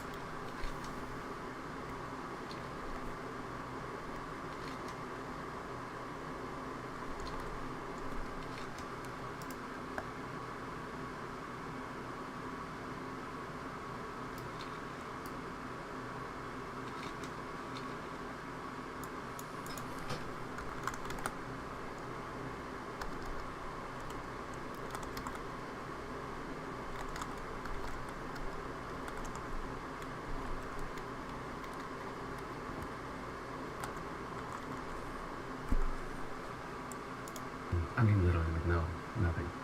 That one is like was the last and the only one that was kind of hard to wake up from. It's like how do you ever take that out of somebody's head after they've heard it, you know? But I mean, truly, the list just goes on and on. Did you try to like sue for defamation or damages or anything after that? No, and I mean, I'm in a defamation suit right now. I mean, one of the craziest ones is what Patrick Byrne said about me. And let me get this straight. He said that I was the key person in ensuring that the sanctioned Iranian oil money that was being held in South Korea was released at the behest of myself and somebody in Pakistan, and I took a 10% fee off the $8 billion for my family. We have to give 10% to the big man. You're the big man, I think. And then I had traveled to Tehran and to the Middle East in 2022 and 2023 in order to effectuate this. And then that ultimately his followers made the direct connection that that money was used to fund Hamas for the murder of over 1,400 Jews on October 7th. That's the kind of stuff. And now, I know you guys look and say, like, but who believes that? You know, I don't know. you know, the million people that read that tweet, you know. I had one guy in California who is I don't remember his name, but he's associated with SpaceX, a big investor in SpaceX, a very, very wealthy guy, claim just months ago that I rented a house from him and that I trashed the house and I had the Secret Service stiff him on the rent and that I tried to pay him with a book of art made of my own feces. His ex-landlord claims he's dipped him on a whopping $300,000 in rent. What happens to the back rent that Hunter Biden owes my family? Is that pardoned now? And you know, like, how insane is that, right? You know, but you look into the background of this person, and he's a major investor in SpaceX. He's probably worth a few $100 million, and he has this huge following on X. Elon Musk retweeted that, and it went, you know, and went viral. It's pretty messed up, man. There's also some people, though, who just think that if you leave the country, you're a spy. You know what I mean? Like, why is he going so many places? Oh, me? Yeah. Oh, yeah. You know, the really interesting thing is they created this a character that is both in some sense a ne'er-do-well fail son that has not ever accomplished anything and a criminal mastermind all in one. I kind of feel like, you know, pick one. Most of my travel during that period of time when my dad was vice president, and by the way, I didn't travel anywhere when my dad was president. I don't think I left the country. But during that time, I was the chairman of the board of what's called the U.S.-UN World Food Program. And I was also chairman of the board of the Truman National Security Project, chairman of the board of the Center for National Policy. I was a professor at Georgetown University, adjunct professor for over 4 years in the master's program of the School of Foreign Service. I taught a course on advocacy, largely based upon the implementation of a thing called PEPFAR, President's Emergency Plan for Aid Relief in Africa. And as the chairman of the board of the U.S.-UN World Food Program, it's kind of like what you know of, like, as a kid growing up, like UNICEF. UN has voluntary aid organizations in which each nation state that is a part of the UN voluntarily contributes to the continued operations of UNICEF, UNHCR, UNESCO. All of these organizations are all voluntary aid organizations. The UN World Food Program is the largest voluntary aid program in the United Nations, and it is the largest humanitarian organization in the world. It serves over 80 million meals on a daily basis in 72 different countries, and it is the first on the ground because it controls all the airlift and communications for all of the relief efforts globally in any natural disaster or civil war or conflict.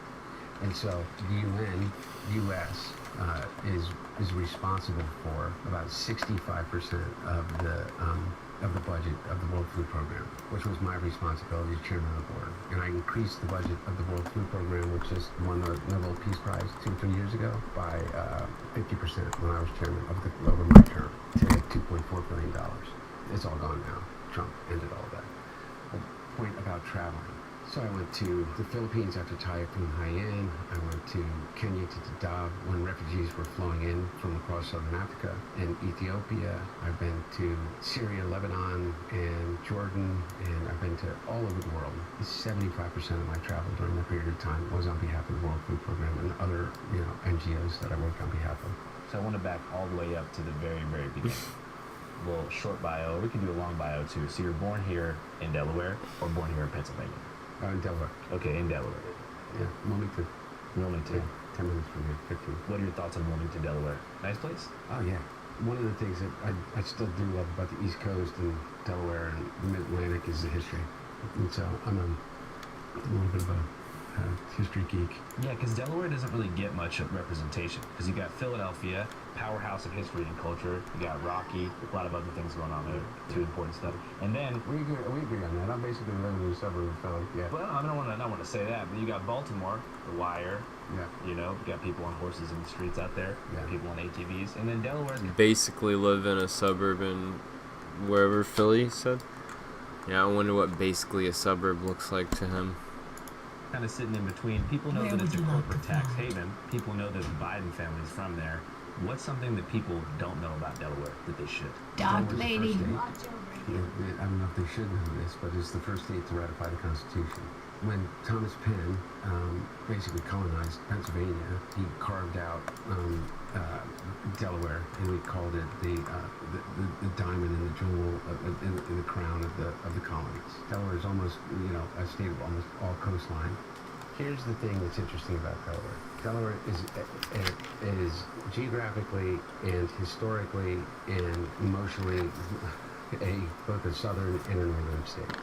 So the northern part of the state feels very much like Philadelphia. The southern part of the state feels very much like South Carolina. So do you see like Confederate flags in Dover?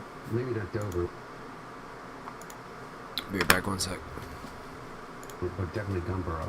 I think that the National Association for the Advancement of White People started in Gumboro, Delaware. How are they doing? I don't know. It was a long, long time ago. Seems like they're doing pretty well. I think they probably had a real comeback. But that's because Delaware was a slave state that fought on the side of the Union. And the Mason-Dixon line, actually, Delaware was the only state that the Mason-Dixon line does not bisect. And that is because it starts at the western border, the actual line, the Mason-Dixon line, and right in the middle of the state.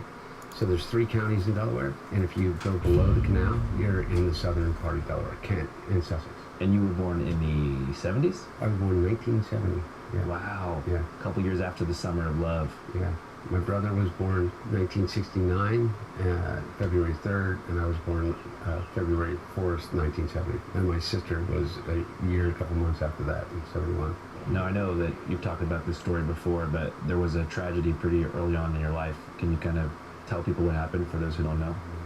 Yeah, my dad got elected to the Senate on December 18th of 1972, so I was almost 3 years old. And my brother, myself, my little sister were with my mom and the dog in a station wagon, and we were hit by a tractor trailer. My mother and sisters were killed instantly. My brother and I were trapped inside the car, but they got us out. And I had significant head trauma. My brother basically broke almost every bone in his body and was in traction, and we were in the hospital together for weeks. And family and this community saved us. And my aunts and uncles moved in with my dad, and he figured out a way to be with us and be a dad to us, and also be a senator, commuted every day. And so I grew up here. I mean, I spent a lot of time with my dad. My brother and I had this rule with my dad, is that we could go with him whenever we wanted to.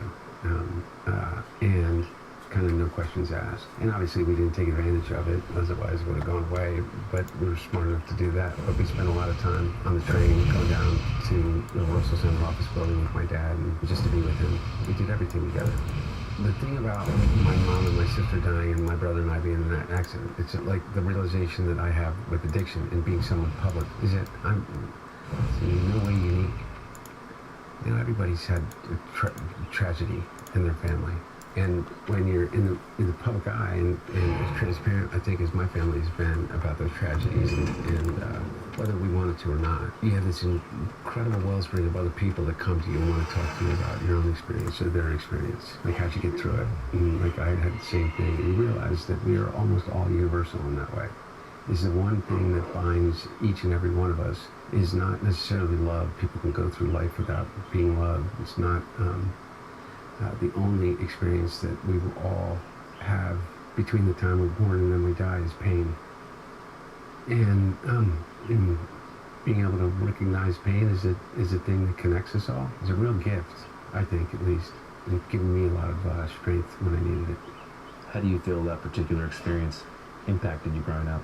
I don't know. I think it's something that's a lifelong journey to be able to figure out what that kind of a trauma has on you. I don't know. I mean, I used to fight against the idea that it had anything to do with my addictive behavior. I don't fight about it that as much anymore. It kind of makes sense to me in a way. I think that some of the genetics make sense to me in a way too. But in terms of that trauma and how I see it today, in the way that people responded, it's all about the love that I experienced during that time. I look back and I think of the way in which my family surrounded me.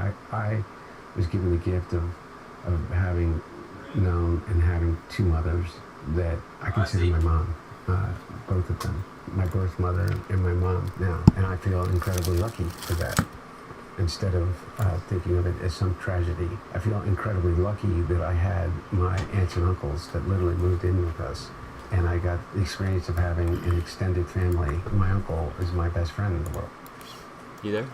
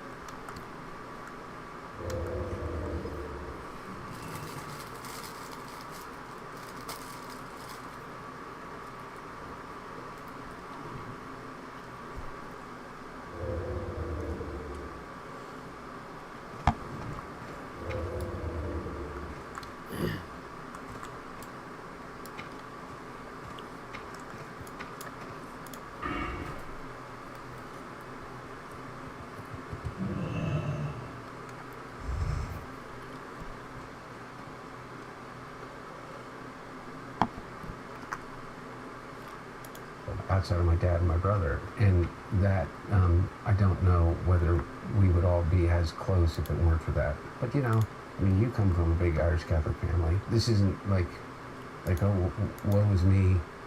You know, I mean, everybody's gone through this. It was definitely a cultural kind of instinct to not allow ourselves to be defined by traumatic events and to take responsibility for the way that, you know, we've handled things that have happened. Oh yeah, I think so. And I think ultimately at the end of the day, we all have to take responsibility, regardless of the reason. The consequences aren't always fair, but I think the biggest question is whether you use it as an excuse or do you use it as a catalyst to be more empathetic with other people and also yourself. Yeah. That makes sense? Yeah, it sounds like the kind of double-edged sword you're talking about, or the flip side of the coin is that even in the wake of tragedy allowed for your extended family, like your uncles and stuff, to become closer because they recognized that you needed like an extra layer of support. And so do you feel like without that happening, there wouldn't have been as strong of a bond within the family? I don't know. I do know this, is that my family is just incredibly close-knit, but I can't imagine that, I mean, obviously, yeah, I think your relationships are forged by the circumstances, and the more dire and consequential the circumstances, the stronger the bond.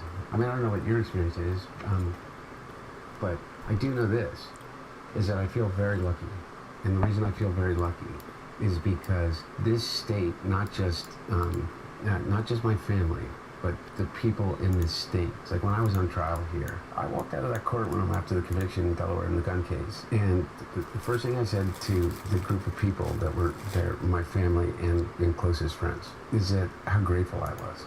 I mean, I'm truly grateful. It was like being able to go to your own funeral. I looked behind me and realized that no matter what, there was a whole courtroom full of people that knew who I was. And I had a whole family of people that were like aunts and uncles to me. I felt lucky, and I still feel lucky, and I don't take it for granted. I think in a lot of ways, catastrophe reveals character. You know, you're able to see how far someone's willing to go to help you, or how much they care about your well-being when things aren't going well. Yeah. And I feel like you've had a couple different cycles of that throughout your life. Yeah, it feels like a never-ending cycle of that, you know. But, you know, in this life, I hope that at the end of the day, like, look, I'm trying to figure out how to make as clear as possible. Addiction is not an excuse, but it is an explanation.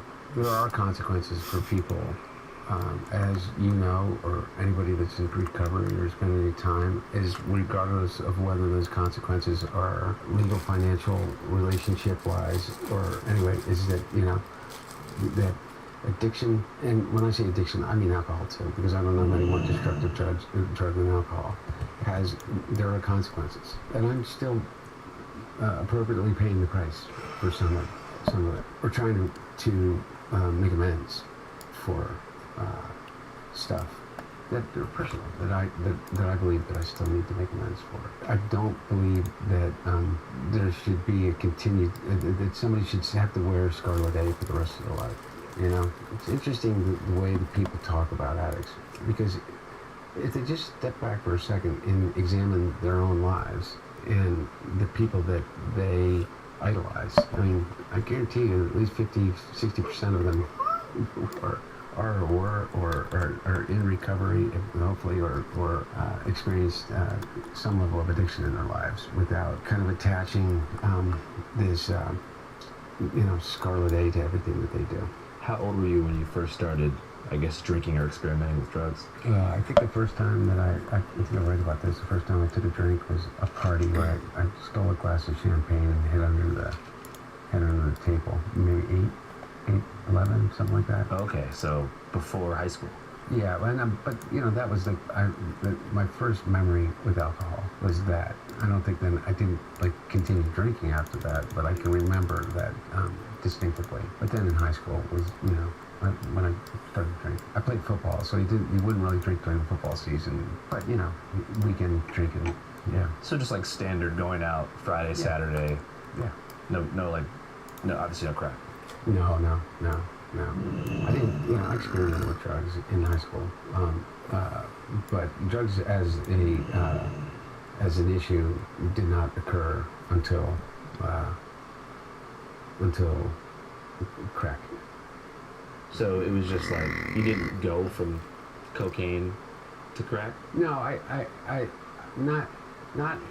wasn't as linear as that. And so with me, what ended up happening was when my brother was dying, he was dying in a very slow but certain way because he had glioblastoma, multiform stage 4 cancer, which basically you have a 2% survival rate. And even that 2%, your chances of being fully intact physically and mentally are, basically 0.2% people survive without, the life, but almost a 98% certainty that you're not going to live outside of 2 years.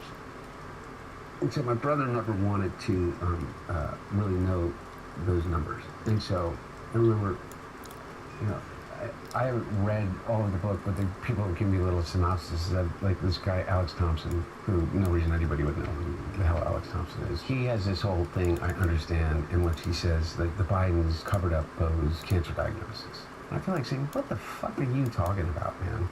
You get a terminal diagnosis, okay? What do? Do you accept it? Go home and die? Or do you say, I'm not dying? I'm going to be part of that 2%. I sit down with the oncologist, and the oncologists tell me that there are new procedures and there are new experimental things that they're doing as it relates to X, Y, and Z at MD Anderson or at Sloan Kettering, and I'm going to do that, and I'm going to try that, and I'm going to survive, and I'm going to run for governor. My brother was the Attorney General. He was no longer the Attorney General. He did not run for re-election as Attorney General, but he was considering running for governor at the time. When my brother would be asked, he'd say, I'm okay. I'm okay. And he'd keep doing his job, and he was in private practice at this time. And so, what does Alex Thompson think my brother would owe fucking anyone to say, oh no, I'm dying, I'm not going to run for governor? And why would he do that? Why would you give up on life? And it's almost like I somehow that this human being is not a human being. Like, he has not experienced life. He has not had anyone in his life that is, and I find that really hard to believe in a day and age when I don't know anybody that hasn't had somebody in their family that has cancer. And so what do you say to them? Oh, you have cancer? Oh, so you're gonna go tell your boss that you're dying? You should quit now? No, you don't. You go do your chemo, you do your radiation, you get up in the morning and you eat better, and you go on a different diet plan, and you get experimental procedures done, and you fight. And Loktar Adventurer, we have need of your services in Alterac Valley. Shall I add you to the lists? And I knew that there was going to be a real transition. And I knew that there was going to be in the entire family. Not for any other reason than proximity. I was with them all the time, as was his wife, and as was his children, and as was the rest of the family. But I was with them all the time. And so I knew what every doctor was saying, or whatever.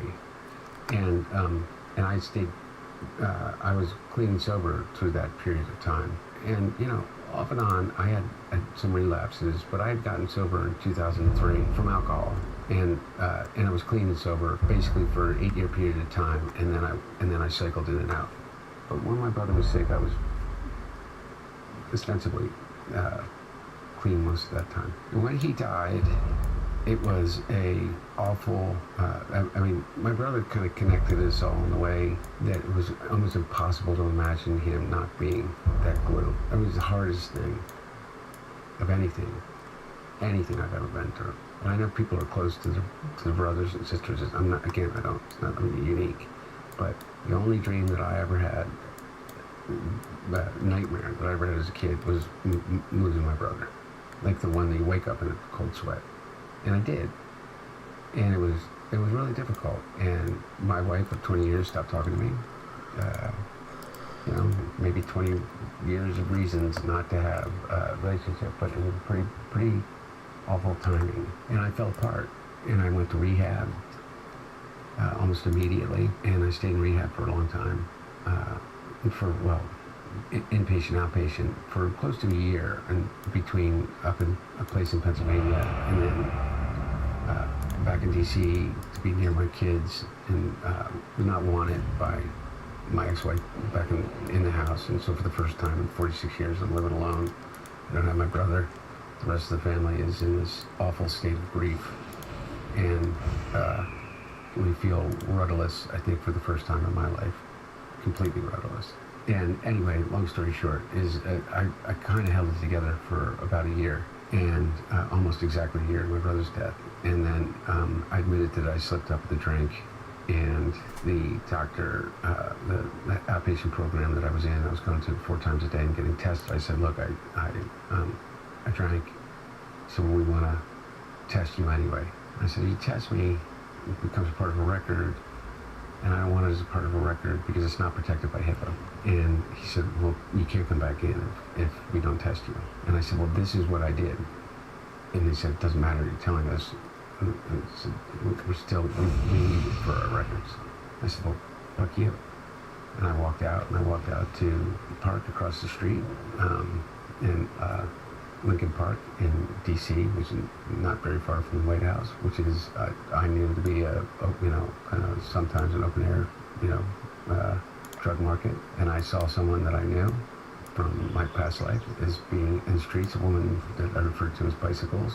And I knew that it was kind of a suicidal thought. I said, you got any crack? She sold me crack. And then that was it. From there, it just progressively got worse and worse. Bro, what? What places did it take you? Physically, it took me to... What the fuck was that? I mean, geographically, it took me to some, the worst parts of any city, town, state that you've been through. And, I know that you've been through these places I've watched, but, it takes you to, metaphorically and literally, to the Super 8 motel off the highway, rooms for rent on an hourly or daily basis, for tens of dollars. And that's kind of where it takes you. It takes you to public housing too. Yeah. And not safe places. Places people live, but, not safe places. How long was the run for after you saw Bicycles? And that was in 2016. I've been around it. May of June of 2016. About almost 3 years. Yeah. Now, there were periods where I would stop. I would try to get help, or half try to get help, or appease people in my life and say that I was getting help. And so I did a whole host of different things to try to pull myself out of it. I did try. And people would come in and out of my web and try to help me, and my level of toxicity would drag them down until they would kind of disappear. And then people that would come into my life that were nothing but blood-sucking leeches that would literally saw vulnerability and latched on and drained me of literally everything that I had, whether from emotional well-being to my physical well-being to my bank account. And that was the ebb and flow for almost 3 years until I met Melissa. The one thing that is true about it is that, as I said before, I met some people in that period of time that are living and have no escape. I had an escape in my family. I thought that I had burned all bridges. There was no exit. I was in a hotel in a big city, and I don't want to name it a city, and this drug dealer who had pretended kind of to be my friend and would organize these, things around me, or they just would live off of me for like days at a time, and get hotel rooms, and they'd bring people in, and it'd be like a big party, and I would find myself invariably kind of like trapped in the room and kind of trotted out to deal with hotel security or whatever at any time. Someone had given me something, and there was a spa tub, like a big hot tub pool, and they found me floating face down in the pool. And this person saved me, and I woke up after about 12 hours where they just held me. My whole point of the story is that this person put themselves at an enormous risk to save my life, for nothing other than to be human, because every single other person that was there, literally, they stole the shoes off me, stole my clothes. I've gotten over the fact that, Matt Gaetz or Eric Trump is going to use this story as another, data point for how fucked up Hunter Biden is. But I don't give a shit anymore. And what I don't give a shit about is because people, even in the midst of their addiction, some people can be so incredible and generous and humane and caring. And I mean, this person had literally nothing to gain, and I don't even know their name, but they saved my life, and they sat with me, and they nursed me back to health until I was good enough to be able to, like, you know, get up and realize. But I mean, literally, for what? The most likely outcome for them was that the hotel, like, you know, walk in and, you know, and I was dead, and they get blamed for it. Yeah. Anyway, I guess my point is that I think I was worth saving. I think there's millions of people out there that are suffering from addiction that are worth saving. You mentioned one thing earlier that I thought was pretty interesting. That, you know, you would take breaks throughout this period of time. Yeah. I think that when you're in active addiction, especially, those tolerance breaks can give you the illusion of control. Because you're like, oh, I'm just going to chill for a bit. I'm so good at, you know, moderation. Wow, I'm the best. But in your mind, you're like, I'm chilling so that I can mentally be on board for the next vendor. Absolutely. You know what I'm talking about? 100%. And I mean, it's the oldest story in the rooms, at least my experience, is that so many relapses start with the assumption that, you know, like, well, look, I can smoke pot. Or, you know, like, I can drink beer, which is not hard liquor. Or, you know, I can drink, but I'm not going to use hard drugs. Or I can take prescription drugs and not drink, you know. And, or, like, the very beginning, I remember when I first thought, like, maybe I should stop drinking so much. You'd say, well, you know what, I'm not going to drink for the month of January. And I don't know how many people, but I'm going to do that for maybe 10 days. And you say, well, I'm not going to drink for the first 10 days of January. Yeah. And then it's like, well, I'm not going to drink on weekdays in January. Mm-hmm. And then it's like, well, I'm not going to drink on Wednesdays in January. And it's like, fuck it. But yeah, you know, you tell yourself that. And it's the same with any, you know, you get 30 days away. Bro, he's still an addict. You can fucking tell. From the drug, but you haven't created any new habits. And you put yourself right back into the environment in which you were using. And all of your problems have just built up and built up and built up. And that anxiety comes crashing down on you. And you don't have any outlet other than your brain. And this is the thing that people don't understand, is this. Why do addicts drink and drug? Because it works. Yo, what's up, everybody? Let's take a quick break here and look at the media coverage of Trump's executive order to cut funding for PBS and NPR across the U.S. A political move that will have massive ramifications for how the country is informed. As we know, different outlets push different agendas, shaping the story to fit their own narratives, which is why independent reporting matters, and we here at Channel 5 are 100% committed to bringing y'all raw, unfiltered coverage straight from the streets. But before we hit the streets, we get informed, using what you might ask, ground news. Ground news is a dope-ass news aggregate. It lets you see exactly how different media outlets, left, right, and center, are covering the same stories as they unfold. Here you can see, using the ground news bias distribution tool, how the left and right are covering Trump's executive order quite differently. For example, the left-leaning NBC News headline reads, "Public radio stations targeted for cuts by Trump offer lifelines to listeners during disasters," choosing to appeal to the humanity of their audience. Whereas you can see the right-wing outlet called The Federalist say, 12 reasons why NPR and PBS deserve to be defunded. Not too hard to see where they stand. Ground news, boom. Something else that doesn't get enough attention is how many news stories aren't actually newsworthy at all. That's why ground news shows you exactly how many actual sources are covering a specific story, so you can determine if an article is legit, real news, or just echo chamber algorithmic manipulation nonsense. Another feature we love to use, their blind spot tool, which shows you the stories that might not be appearing in your typical media bubble. For all those reasons, I trust Ground News to help Channel 5 and myself cut straight through the noise. And right now, you can subscribe for 40% off the Unlimited Access Vantage plan, which comes out to less than $5 a month. Just scan the QR code here, or click the link below to sign up.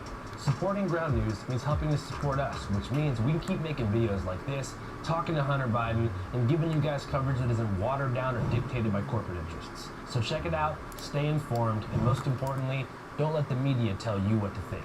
All right, back to Delaware. I would drink because it would take care of what I believed in my rewired chemistry of my brain was telling me is that you're going to die from. Like, you cannot, like, you have to take care of this. I know the fastest way to take care of it. The fastest way to take care of it is a drink or a drug. Unlearning that is a really, really difficult process. Did you find that, a lot of addictions, especially are kind of comorbid, they go with each other? So you said alcohol was one. Do you feel like drugs and alcohol, specifically like stimulants and alcohol, work really well together? Or did you ever find yourself smoking crack just without drinking? No, it almost invariably, I've found with all the addicts I've had personal experience with over my life, whether it's the meth addicts with the benzodiazepams or the cocaine users with alcohol, I mean, really hardcore addicts, or when I say hardcore, what does that mean? Most people try to find like some kind of stasis in which they can withstand the downsides of whatever their addiction is. But it never like works. you? It always falls Yeah. out of balance, and you always overdo one and don't prepare enough for another. Let's see this. Alcohol causes more death and violence than every single other drug combined times 5. Do you think a lot of that has to do with the normalization of alcohol culture, or do you think it's the substance itself? Both. Because it's like everywhere you go, you see. So let me tell you about alcohol. One of the things, my dad never drank. My brother never drank, really. And the reason that they didn't isn't because of some bad experience that they had with alcohol. It's because they witnessed what alcohol did in the lives of the people around them. You're not talking about like Irish ancestral memory here. I am, kind of. Okay, cool. That's what I'm thinking. Yeah, no, I really am. I'm talking about, like, I think it is in our bones. I look at my family tree, and one of the cool things about your dad becoming president is the Latter-day Saints, who have the largest database of genealogy in the world. I have this really, a lot of material on, both sides of the family. But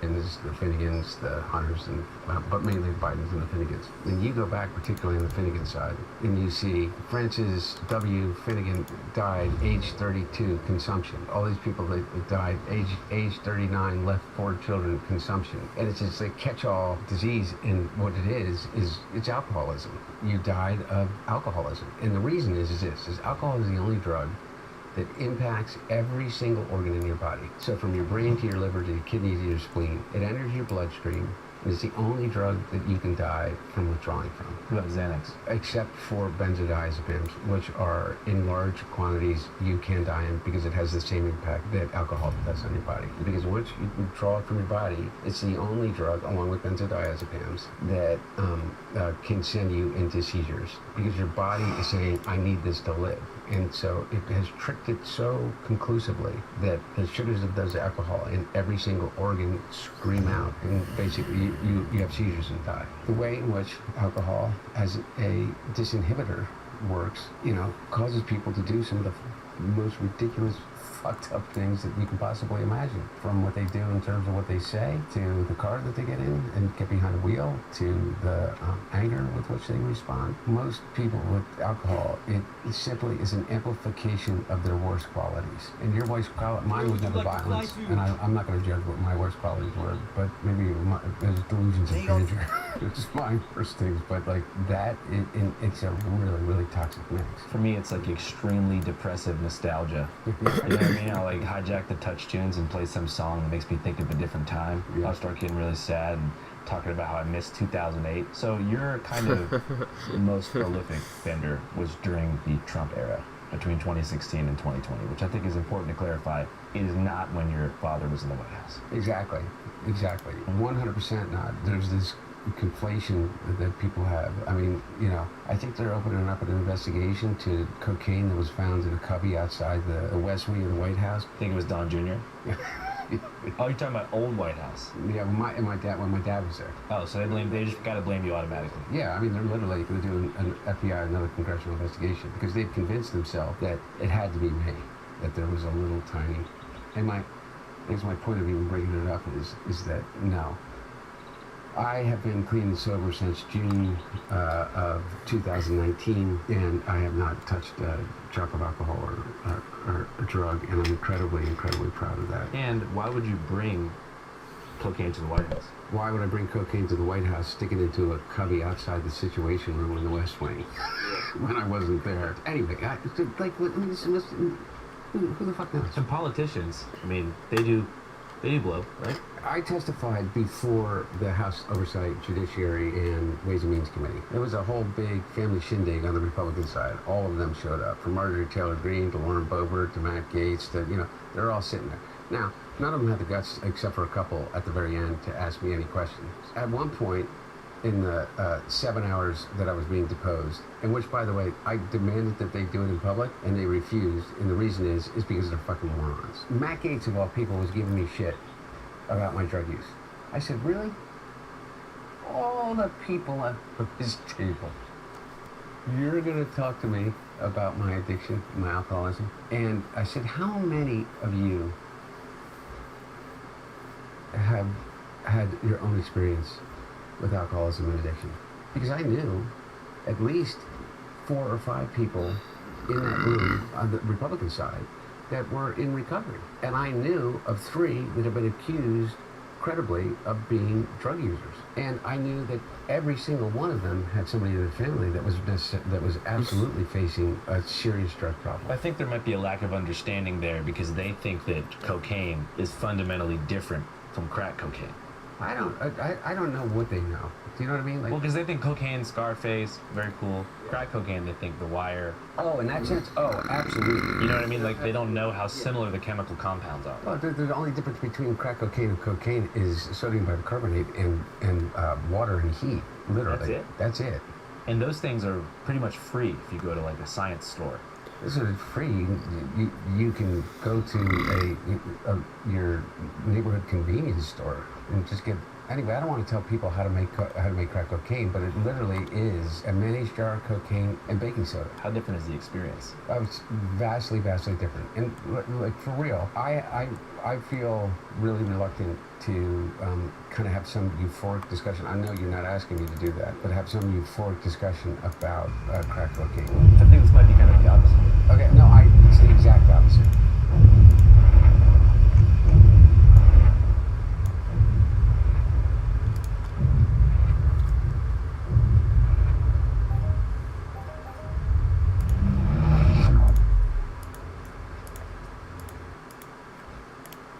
I'm saying I don't want to have the experience of some euphoric recall. That's how powerful crack cocaine is. Does crack cocaine make you act any differently? No. Is it safer than alcohol? Probably. People think of crack as being dirty. It's the exact opposite. When you make crack, what you're doing is you're burning off all the impurities so that it can bind with the sodium bicarbonate, which makes it smokable. That's all. You know, all of these actors and, you know, people in the past that talked about they had a problem with cocaine and freebasing. They were smoking crack. So straw on the stove is the same thing? Not exactly, but close to it. But it's a little bit different. But anyway, my point about it, your point about it, which I think is true, is that there's a thing about crack that is really insidious. And what it is that anytime, you know, I think one of the reasons that they believe that smoking cigarettes is so addictive is because it combines 3 really important things. It's habit forming, there's an oral fixation, and there is a ritual combined with it. And so the idea of hand to mouth is a habit and fixation that we learn very early, even as children. With a pacifier, with a spoon, with your thumb, to even to breastfeeding. Okay, so really, I don't want to get into the psychology of it because I'm no expert, but I do know this, is that you combine with that ignition, combustion. And then you combine the ritual. You have a cigarette in the morning, you have a cigarette when you get out of the car. Oh, man. 1 year clean. 1 year clean, y'all, from cigarettes. 1 year and some change.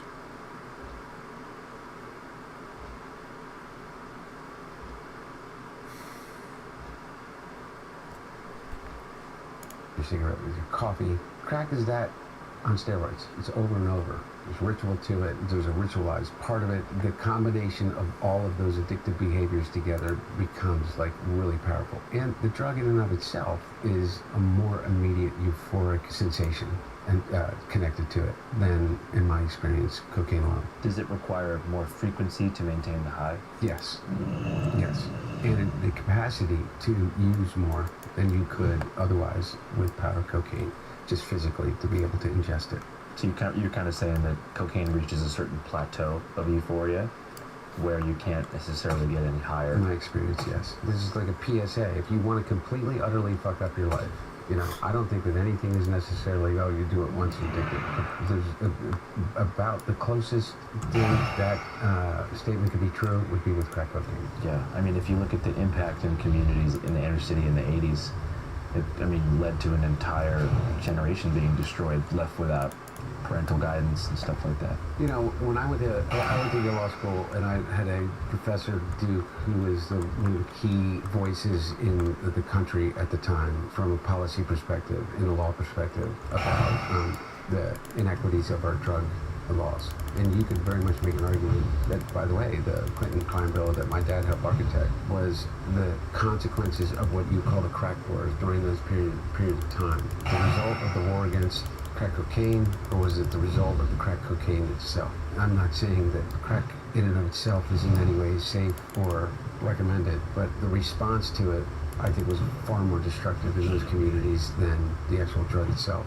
Which, by the way, like all drugs, all addictions, are completely dependent upon the way in which a community responds to them. Nobody gets clean and sober without community. Nobody gets clean and sober without support. If, you know, the response is, you know, met with just violence, from the dealing to the to the destruction, I don't, you know. Do you think that, like, looking back at the crime bill and stuff, your dad and that kind of... Oh yeah, my point was, when I was at Yale, I wrote my senior analytical thesis was on the disparity between crack and powder cocaine sentencing. That was in 1996, in which, I mean, we knew then, and, you know, that's when my dad became president. He did away with all of that. And I think that Obama did part of it, and he eradicated it all. And then he pardoned almost everybody at the very end of his administration that had been swept up and was still in prison as it related to those disparities in federal sentencing. Obviously, he has no control of the state, but hundreds of people were commuted sentences and were pardoned. And you feel like your paper at Yale kind of helped implant that idea in his mind and help forward that cause? No, I don't think he remembers my paper at Yale more than anybody remembers my paper at Yale. I think I'm the only one who remembers my paper at Yale. But I do know this, is that at the very end, I was the only thing that I can say that I truly weighed in on with my dad was at that level. And he was pushing on an open door. I think people forget the historic record number of people that he pardoned based upon drug laws. Also, he pardoned Leonard Peltier, or commuted his sentence from life imprisonment in Florida to house arrest at the Turtle Mountain Reservation. I was never more proud of my dad. And again, literally, the only things that I advocated for were those things. Peltier and the sentencing reform. Yeah. Yeah, we just did a report up in North Dakota about his homecoming event, and it was definitely interesting. I didn't think it would happen. Hey guys, here's a quick preview of our upcoming episode that's being referenced, called Leonard Peltier Comes Home. Today is a victorious day as our relative is here in the flesh. President Joe Biden commuted the life sentence of Leonard Peltier. The 79-year-old has served nearly 50 years in prison after being convicted for the 1975 killing of 2 FBI agents. A young man who's spending his life in prison for something he almost certainly did not do. Leonard Peltier and others killed Williams and Collier in cold blood on the reservation because they happened to be there at the wrong place at the wrong time. He's considered by a lot of people to be America's longest serving political prisoner. People today don't understand the FBI of 73. They went after Martin Luther King. It is in that context that Peltier was gone after. The Peltier group, who could have just driven away, came to the agents' cars, Williams and Collier, and killed them both at point blank. I think I speak for all FBI agents. It's a kick in the balls. That's... yeah. I know in my heart I never killed anybody. Howdy there, Jake Fowler here with the C5 crew in beautiful Belcourt, North Dakota, homelands of the Turtle Mountain Band of Chippewa Indians. Right now, we're standing at the entrance to the casino here, and they're hosting an amazing event to honor the longest held political prisoner in the United States, Leonard Peltier. So let's check it out. My spirit name is One Who Carries the Light. Turtle Mountain, born and raised, just here to celebrate Leonard Peltier coming home. There's a town that you enter before you come into Turtle Mountains. We got word that there was all sorts of community members who stood out on the side of the road, children, elders, probably 20 below, maybe even colder with the wind, and they're out there, fist high, cheering on Leonard, and it was a powerful moment. If you could describe today in one word, what word would that be? Coming today. Thank you, Turtle Mountain. I want to be described. Someone that loved these people. Thank you for inviting us. So I've been studying his case, and you have to realize there are elements that were inside of the FBI that still, to the very end, were very threatening. It said that there would be huge consequences within that community of the former and current FBI agents who still firmly believe that Leonard Peltier was responsible for the death of that agent. Anyway, so I knew an inordinate amount about the case and had studied the case. I was in a course of a guy named Stephen Bright, who ran the Southern Center for Human Rights, not the Southern Poverty Law Center, two different organizations, same purpose, but the Southern Center for Human Rights, which mainly dealt with representing people on death row. One of the cases that we touched on was I don't think Leonard was ever taken off of the death row. Anyway, we looked on Hurricane Carter's case, and I became friendly with Stephen Bright, who's the leading expert in unjustly imprisoned people. And so we studied Leonard's case. I was really proud. It was a really courageous thing that I think that my dad did by letting him out. And I think some people take it for granted that, well, why wouldn't the president do that? It's just the right thing to do. He was 80, blah, blah, blah. Because you have a lot of really powerful people that can really mess with your life, and particularly in this atmosphere, by doing the right thing. What do you think is the biggest inconsistency in the government's case against Peltier? The two cases that were held against his two accomplices, who both were acquitted, and the lack of evidence that was allowed in Leonard's case as related to the lead up to that event on Pine Ridge, where the tribal police force, along with the FBI, so basically created a goon squad. And over 60 individuals had been tribal members and living on the reservation had, I think it was over 60, murdered by this goon squad, been taken out. Or was it 60 or 16? I can't remember the exact numbers. But they were on a mission, basically backed by the FBI.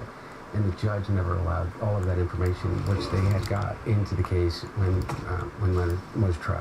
And I can't remember all the other inconsistencies, but one of the things that also is that the woman that they said was Leonard's girlfriend, when they were able to extradite him from Canada to the United States, they used her testimony to justify the extradition from Canada. Once they got him back, she completely recanted and said that she was basically threatened by the FBI to say that she was Leonard Peltier's girlfriend and that she witnessed the whole thing, when in fact they hardly even knew each other. She had lived on a reservation but didn't have any relationship to Leonard. But there's a whole bunch of other inconsistencies. On a deeper level, what do you think it was about Leonard that scared the federal government in such capacity? That's a good question. If you believe Leonard, then you had to understand the rest of the story of what the federal government was doing, which was they were systematically murdering members of an organization that were setting out to highlight the injustice that was occurring on reservations across the country. I think that we are in such a ahistorical, is that even the term, time right now? I know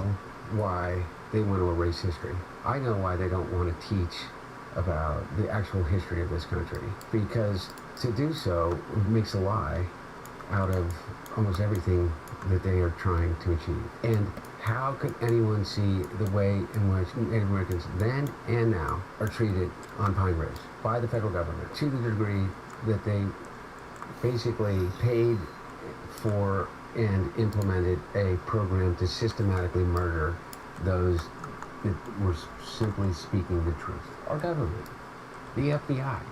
By the way, they were able to do much of it at his age, but all of the documentation was available. All of the communications were available at the time of the trial. And the judge wouldn't allow that information to be shared with the jury. Yeah, I mean, because if you look at the bigger picture, American Indian Movement was just one of many groups that were targeted. Oh, absolutely. Maybe one of like 150. Yeah, absolutely. Absolutely. 40, 50 years later, what has it been? How long was it, Leonard, in 40? Something like 50. Yeah, almost exactly 50 years, I think, right? 75. Why do we still hold on to that? Because it still makes a lie. I don't believe in conspiracy theories in the sense of I don't believe that the government has the capacity to carry out a conspiracy. You know, like a secret plan. It's all in the open, man. There's no conspiracy behind what ICE agents are doing in the streets of Los Angeles, you know, right now. Or, by the way, in the streets of Detroit or Chicago or Philadelphia or Tampa or wherever the hell they are. Is that they're openly terrorizing people for the purpose of scaring the shit out of them. You know, people look at this moment in time and they get this impression. I used to think that it was hyperbole. I'm not so sure now. In comparisons to 1930s and 1939 and 1932 and Crystal Knock and this is the time and are we before this, are we after this? And you know, I look at what we're going through right now as more associated with a moment in our own history, which was Reconstruction. You're talking about, for reference, after the Civil War. Yes, from 1865 to 1877. What people don't understand about Reconstruction is that we just fought the Civil War. All of the freedoms which the Constitution guaranteed was guaranteed for black citizens that had just been released from slavery. And people think there was this great migration, it all fell apart. The black population, because of the weight of slavery or whatever other excuse you want to make, kind of fell into this communities of poverty and disenfranchisement, blah, blah, blah, blah. Total bullshit. Between 1865 and 1877, the South Carolina state legislature was a majority black. I was going to say the state senate that was, I think at the time based in Charleston, was almost all black. Yeah, all black. And on top of that, because by the way, it's a vast majority African American state after the Civil War in South Carolina. You know, and by the way, which was where the first slaves were delivered in the 1600s, right there in Charleston. And so what happened after the Civil War? This amazing thing, this amazing renaissance. These people that jumped in, that had been in slavery for over 200 years. These communities are thriving. And then you have in, what was it, Colfax, Louisiana. Is that where the first Klan started? Not where the first Klan started, but the first major lynching occurred in the sense of this, is that you had in Colfax, Louisiana, you had black lawmakers that had gone in to secure the vote in this little town in the courthouse. And white supremacists surrounded the courthouse and they rolled up a cannon and they said, we're going to kill all of you unless you come out and give up this effort to, you know, and they're all wearing masks. Part of them were the local law enforcement. And so the black leadership comes out and they murder them all. And then they go on a rampage and they kill 105 African Americans in Colfax, a little town in Louisiana. What happens? Nothing. So the U.S. government doesn't do anything. The Union troops throughout the South won't take any action. Local law enforcement in the state does not prosecute any of the people. And then the federal government does prosecute a number of the people, but the Jim Crow Supreme Court overturns their convictions. So nothing gets done. So what ends up happening? That happens all across the South, all across the country, is this campaign of violence, a campaign of intimidation. And by the way, remember, how many states at that time? 16 states, 18 states at the time? You had 14 members of Congress that were black. You had 2 United States senators that were black between 1865 and 1877. And then the door shuts, because everybody gave in to the corruption of the Supreme Court, the corruption of the president, Johnson ripping the rug out from under the entirety of Lincoln's Reconstruction plan. All achieved through violence, corruption, and making a complete and utter mockery of the Constitution. And there's also this perception, if you look at whenever segregation on public transport was codified with Plessy versus Ferguson, I think it was in 1902, there's this perception because of the voting records at that time that most people supported it. People don't understand, or some people do, but the Klan emerged as a voter intimidation force. It wasn't just simply terror for terror's sake, that was a part of it, but it was to specifically target black area polling stations, voting booths. It did. And by the way, and that's exactly what they're doing right now. Whether it's voter suppression through violence and intimidation or disinformation, it's the same goddamn thing. It's whether it's an algorithm or whether it's a cross burning in your yard. That is what we have fought. We are caught in this loop. It's like the permanent Reconstruction loop. Okay? The permanent Jim Crow loop is that every single time that we get closer to that idea, that promise, that potential of a more perfect union, what ends up fucking happening is they come in and they shut the door down because there's this evil symbiosis between money and power. So what do? If I said to you, look, I'm going to tell you a story from the past. It's about a minority group of people that live in a country. It's constitutional democracy that has had its problems in the past, but it's an economic powerhouse, and it is the center of learning, it's the center of culture, it has a deep and rich history. But there is a minority group that those in power that came into power through democratically elected means are going to target this minority group because they're stealing all the jobs. Today our cities are flooded with illegal aliens. Americans are being squeezed out of the labor force and their jobs are taken. They're not originally citizens. They're not the original people. When Mexico sends its people, they're not sending their best. They're not sending you. They're not sending you. On top of that, they're spreading disease and distrust. And they're criminals. And they can be violent. They're eating your dogs and cats. They're eating the dogs. The people that came in, they're eating the cats. And what we're going to do is we're going to send mass men to this marginalized group. And we are going to take them, put them on planes, put them on buses, put them on trains, and send them to a prison camp in a foreign country. What am I describing right then? Am I describing Germany? Am I describing the United States right now? Because I will tell you what, if you think that the prison in El Salvador is not a fucking concentration camp, you're out of your fucking mind. Tell me anybody that's returning from there. You saw those pictures. You think anybody's getting out of there? Or, you know, what, is it a rehabilitation center?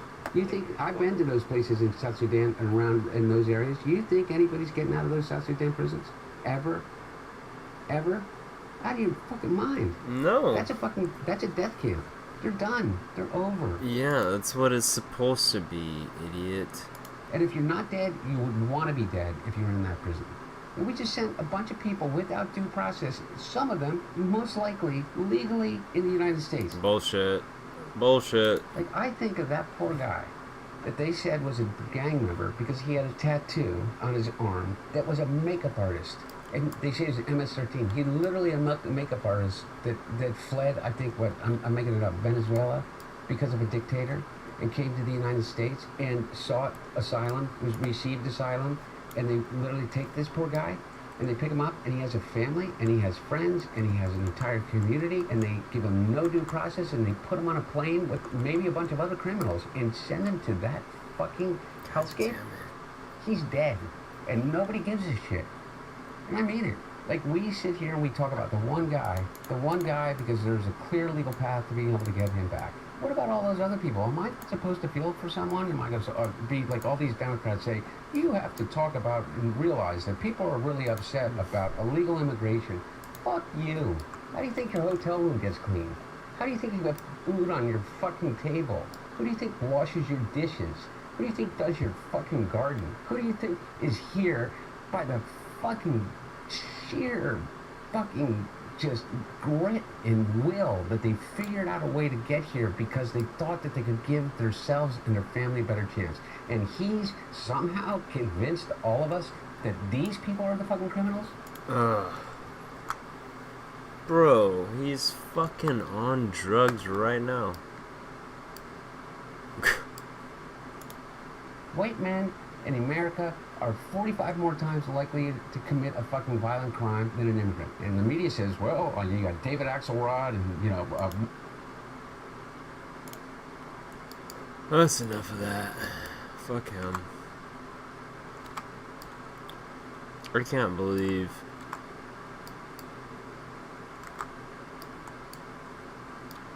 Oh, God.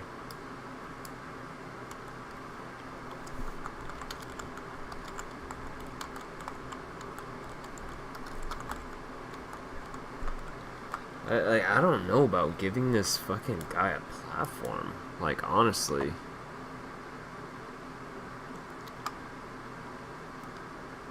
Like... Bro.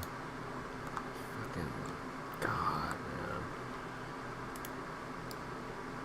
man. Like, who... Are we really gonna start listening to this fucking guy?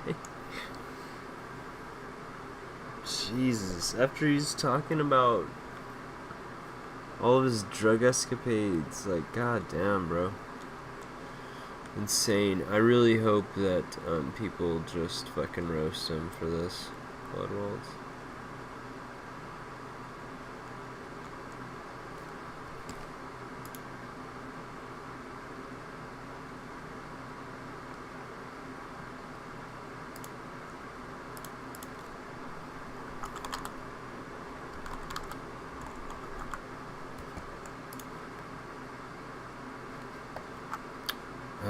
What a fucking creep, bro. I almost feel like I want to finish it, but... bro.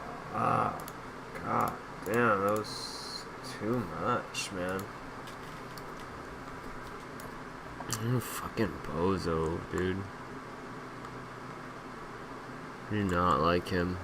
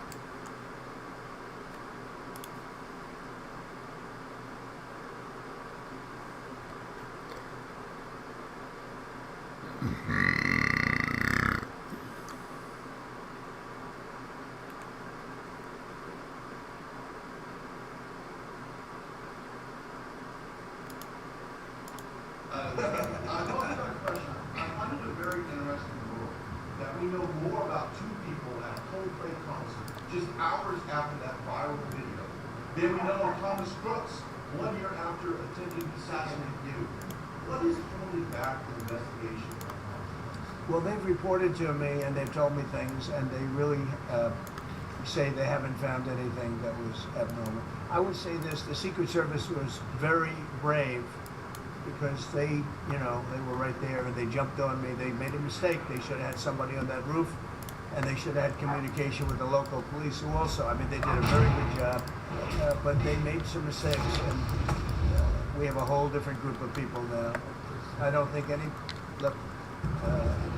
can happen, but I think we have the best people anywhere in the world right now, and I think they've learned. And they went into him very, in great detail. They gave me the whole thing, and what can I do? They say that it was just a nut job that was looking to do this, and I spoke with the FBI, the new FBI. I spoke to the FBI, who was the old FBI. I wouldn't have believed a thing they said, because the old FBI under Comey was crooked as hell. He was one of the most crooked. Everybody should read the Horowitz report. Unfortunately, Bill Barr didn't use it. But the Horowitz report, not appointed by me, it was a report on Comey and the FBI. It is one of the worst shots at a human being I think I've ever seen. In fact, the New York Times did an editorial that was one of the worst editorials I've ever seen about anybody. That was about Comey. You had to go back and get, and Barr didn't use it because he didn't have the guts to use it or something. I don't know. Too bad. He went to Mr. Durham. Instead of doing the Durham, all they had to use is the Horowitz report. And I always felt badly for Horowitz, frankly, because a Democrat, I guess, who was appointed by a Democrat. But that report has gotten lost, and it shouldn't be lost. You should all go back. It should be mandatory reading. Go back and read the Horowitz report on Comey and his cronies. And you'll see exactly, we're going to add that to all the stuff that we found. It just confirms it. But what we found is even more so. Now, we found this isn't like evidence, or this is like proof, irrefutable proof that Obama was seditious, that Obama was trying to lead a coup, and it was with Hillary Clinton, with all these other people, but Obama headed it up. And, I get a kick when I hear everyone talks about people I never even heard of. It was this one. No. It was Obama. He headed it up. And it says so right in the papers. Got everything.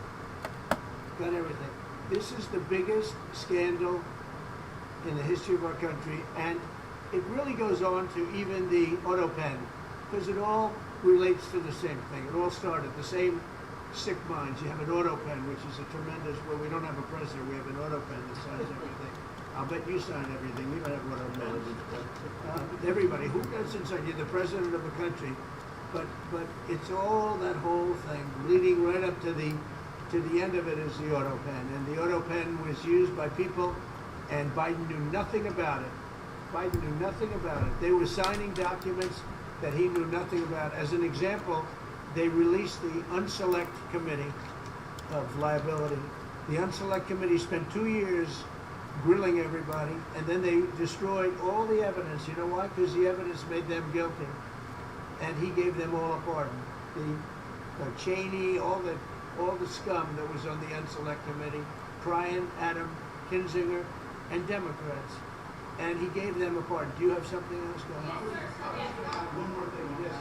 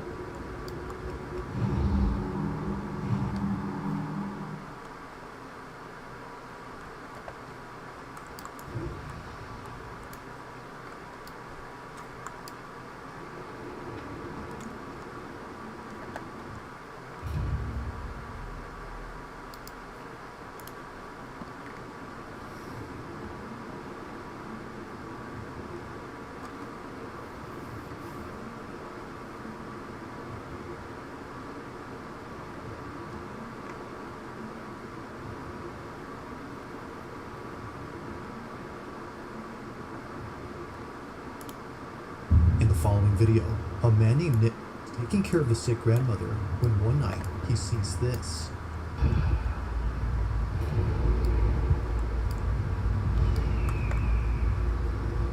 Now it's important to note that Nick's grandma has Alzheimer's, which often causes her to stand around and see things that don't appear to be there. But as she stands there, something happens that Nick can't explain. While taking this video, this is captured. Take a look. I am in your debt.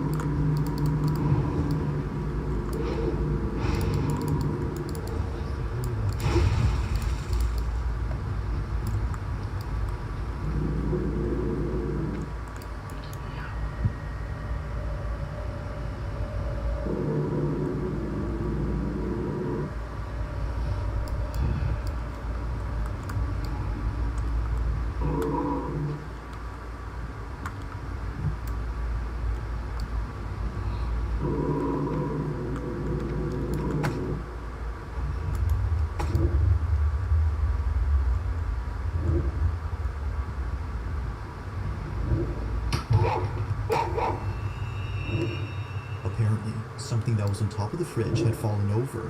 It falls all of a sudden, which Nick says is made creepier by the fact that his grandmother's dog was growling. But this incident gets a whole lot strange when Nick shows what exactly fell from the fridge. Strange. Take a look. Alright. So this is in response to last night. My grandma loves to collect little figurines. One of my grandma's little angels fell off the fridge last night. See how far back they are. Genuine. If the mini statue was sitting far back on the fridge, then just how exactly did it tip over? Nick has no clue, but after watching this clip many times, he notices something pretty freaky. Honestly, I'm in disbelief. No, I'm pretty sure it's just a plug-in charger. I brought my girlfriend Claire here so she can help demonstrate. But can you try to step in front of that? And so it just does that. Move away. So that comment says that the Roomba doesn't do that unless someone's in front of it. My question is, like, it is kind of creepy with a smiley face and everything. Even when it gets to the edge, it does that. Now looking back at Nick's video, one can see that the Roomba does the same back and forth motion as if someone were standing in front of it. But the question is, just what exactly was in its way? To Nick, the Roomba might have been sensing something. Now this is where things start to get pretty creepy, because ever since then, Nick has been feeling immensely uneasy by the kitchen space. Considering that his grandmother has no other TV in the house except here, he has no choice but to watch near the kitchen. But one night, while watching alone, this happens. So, I was watching my show, and after last night, I'm definitely not leaving these lights on. But I was watching my show, and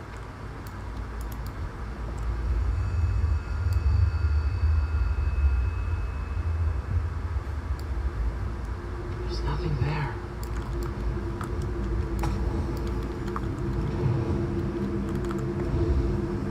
There's no Roomba in sight to explain the dogs' behavior. Both dogs are staring at something, even though nothing is there. And it's the fact that they're looking at the kitchen that makes this even more unsettling. Now it's worth noting that Nick's grandpa, who passed away last year, had once told Nick that he thought he'd seen his grandmother standing in the kitchen one night with the lights off. But apparently, he was wrong, because after looking closely, no one was there. It's for this reason, among others, that Nick is scared of the kitchen. But this wouldn't be the final reason, because on the same night he recorded this, the following happens. After putting away the dogs, he immediately films again after being startled by the ice maker, which was going off at this time. But as he records, this happens. Watch.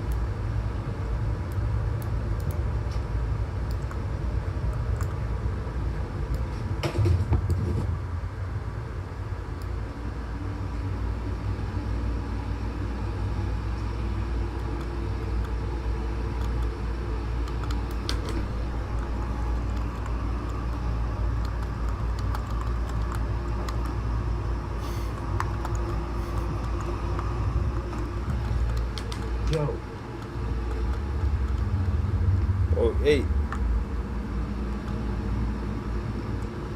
Wait, is that you? Hello?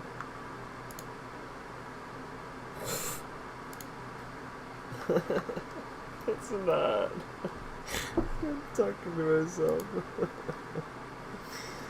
That's funny.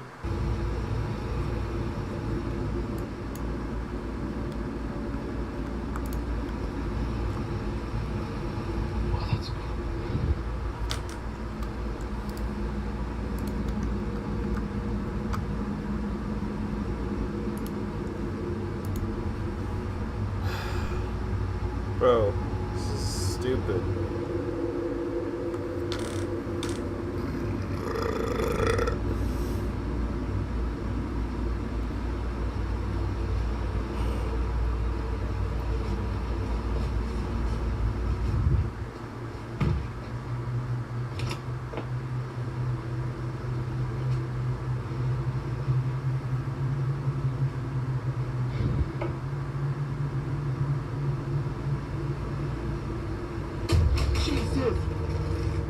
Oh shit.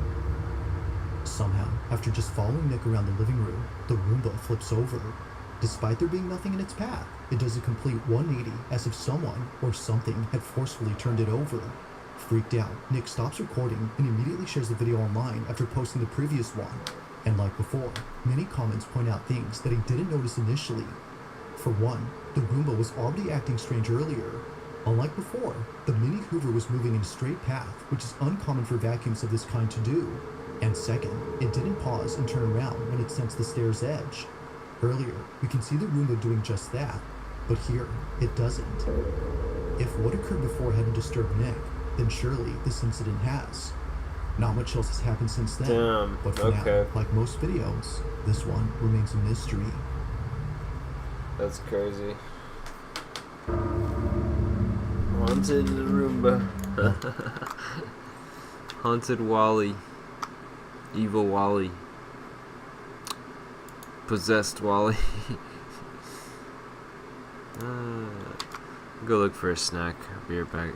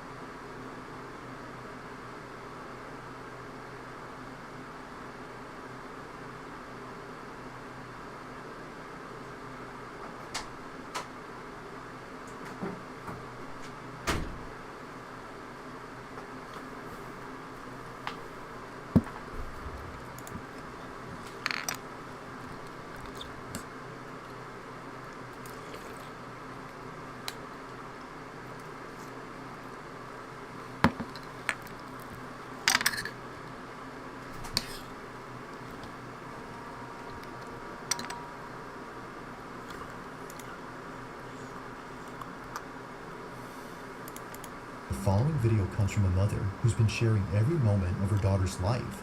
Her entire account is devoted to her only child, a daughter that she thought she would never have after multiple failed pregnancies. To Gabby, the mother, Regina was a miracle. And so, from videos of her as a baby to footage of Regina's first day of school, Gabby has captured all the smallest moments in Regina's life. However, out of all the videos on this page, a select few have left many viewers baffled.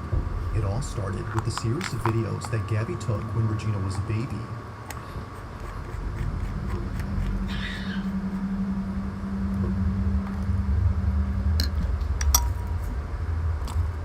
During this time, she would often crawl to one hallway inside her house and just stare at it. Now, this wouldn't be so strange if it weren't for the fact that she would continue to do this throughout the years. Just like when she was a baby, she still to this day stares at this hallway for no apparent reason.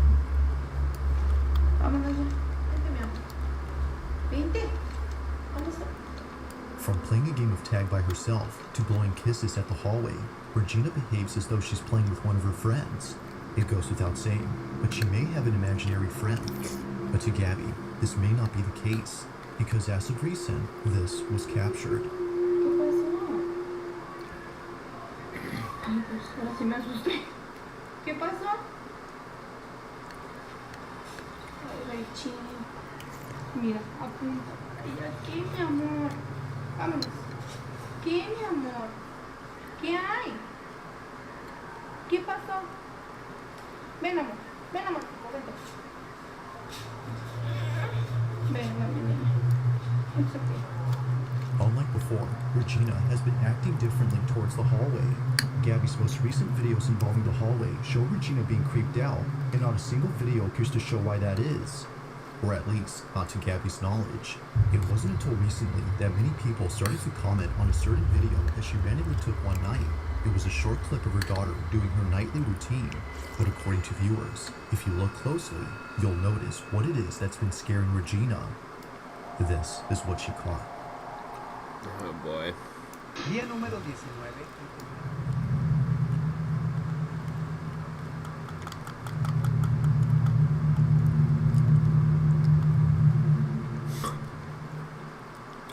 Dude, you need to brush. Okay. It's like, damn, you can brush your teeth off.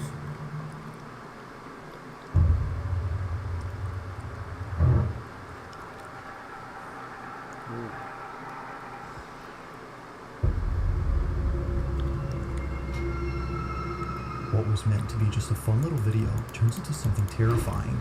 Inside a closet, a shadow-like figure quickly passes, and it happens right after Regina points at it.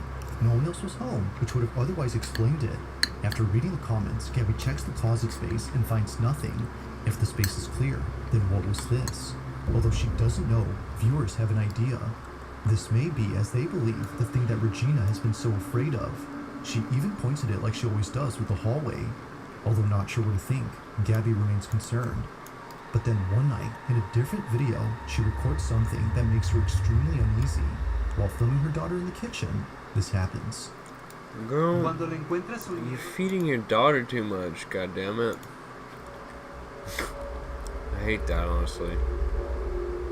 To see that, you know, it's like, dude, kid just gained weight. Like previously, a passing shadow is seen, but this time in the same space as Gabby and her daughter. This figure, whatever it might have been, passes from one side to the other before seemingly disappearing. No, like, I blame the parent for that, not the kid. You shouldn't be feeding your kid too much, man. And like, so by the time they're older, they're just gonna be obese, you know? Fuck that, man. That should be considered child abuse, honestly.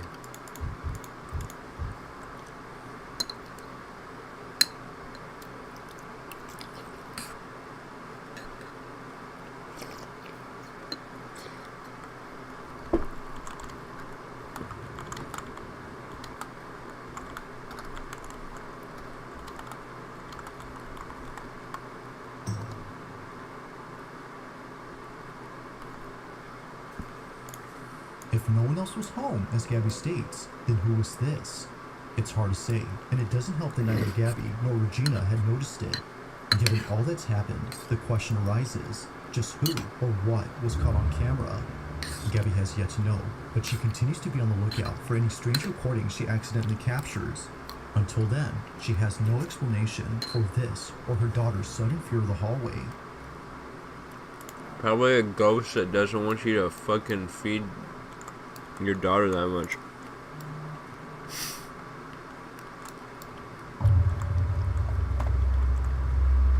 On July 10th of 2025, a security camera inside a house begins to record after sensing motion in the living room.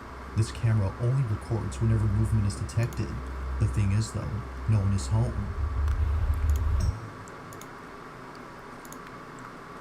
Creepy.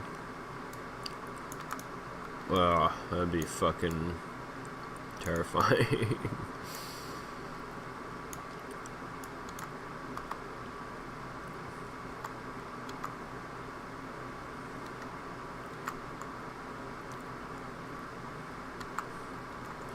Shit. Probably good.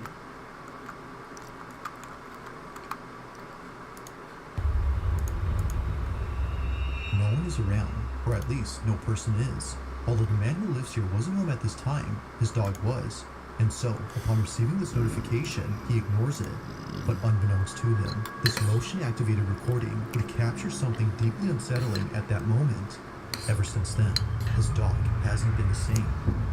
This is what was caught.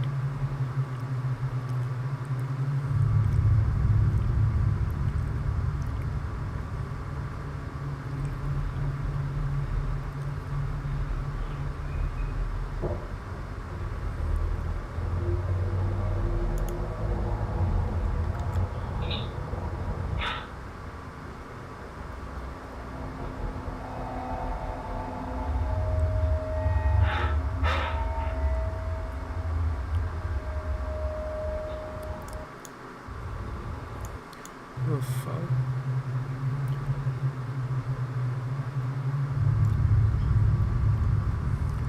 God damn it.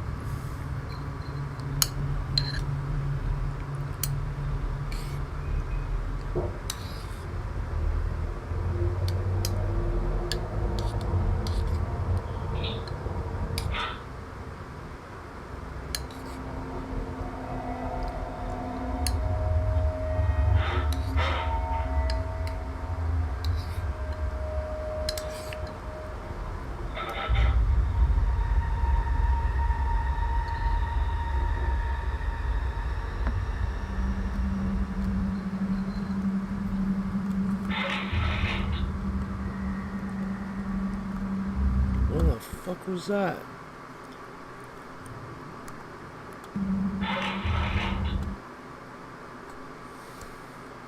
What the fuck?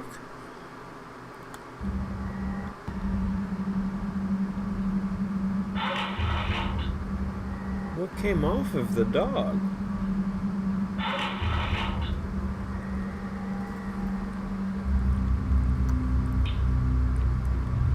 After what occurred in this footage, the owner has been making sure to never leave his dog alone. As he states, something had messed with his dog.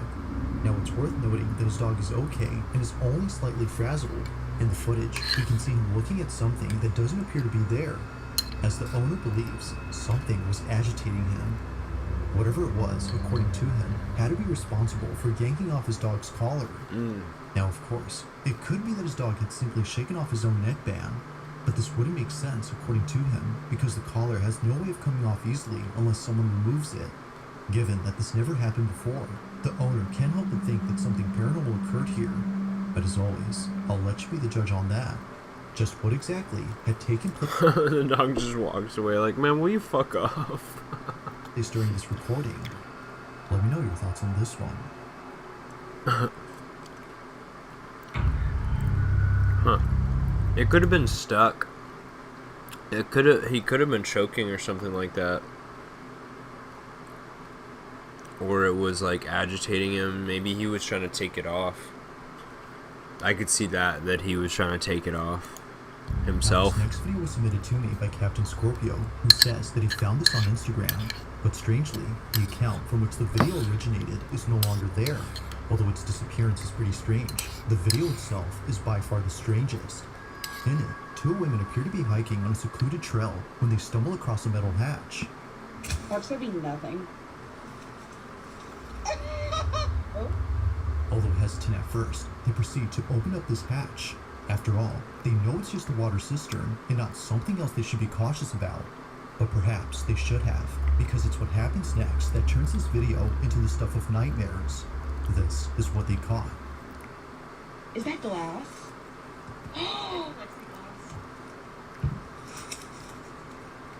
I f***ing heard noises. Dude, do it. Leave, you dumb bitch. Do you hear it echoing? We have to do it now.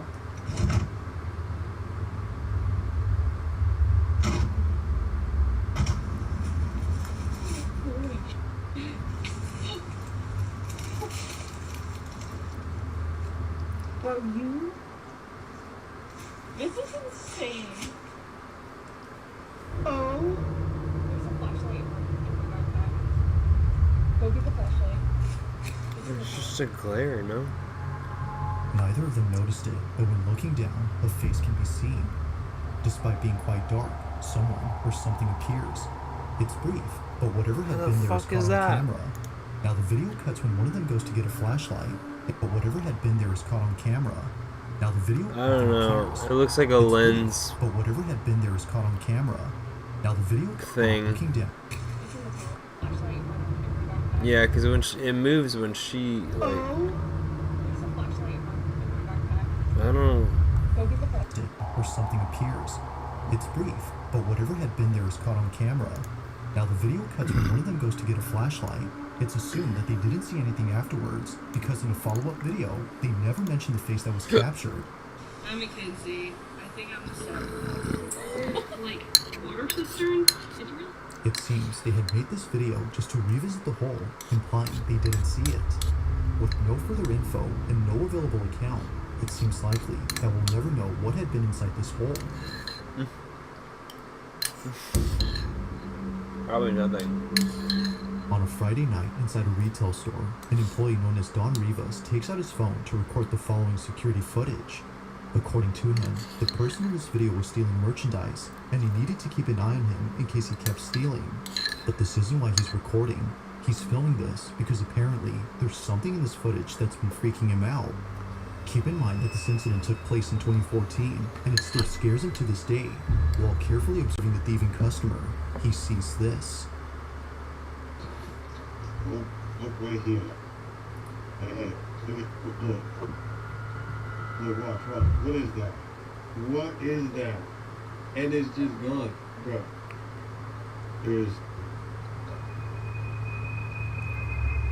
It's there. Whoa. And now it's not, bro. What is that? Bro. What is that? What is that? Actually. And then it's just gone. Bro. What is that? What's that? Bro. What is that? What is that? Now there doesn't appear to be anything on this floor to explain what showed up, so whatever this was should not have been there. Even if this was just some merchandise he had set down on the floor, it wouldn't explain how it came into view. His leg doesn't move at any point to reveal it. The only thing moving here is this. It remains unknown as to what appeared in this footage, but whatever this was continues to spook like a little Don baby Rivas devil. to this day. That's baby devil right there. There's baby Jesus and there's baby devil.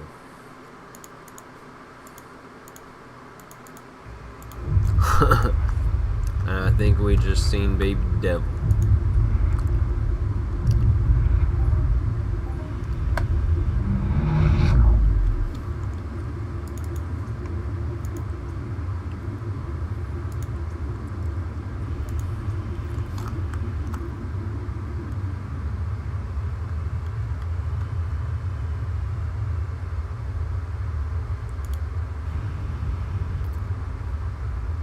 If you caught something creepy on camera, or if there's any ghost videos you'd like me to check out and include in the next compilation, you can send them over to scaryvideos444@gmail.com. That being said, let's get back to the video. That being said, now this last video was sent in by a mother who wishes to remain anonymous. She explains that one night, after returning home from work, her son came out of the house to greet her. He always does this whenever she comes back from work. She would honk her car horn while pulling into the driveway to let him know she was here. But one night, while her son walked outside to see if she was coming in, this is captured.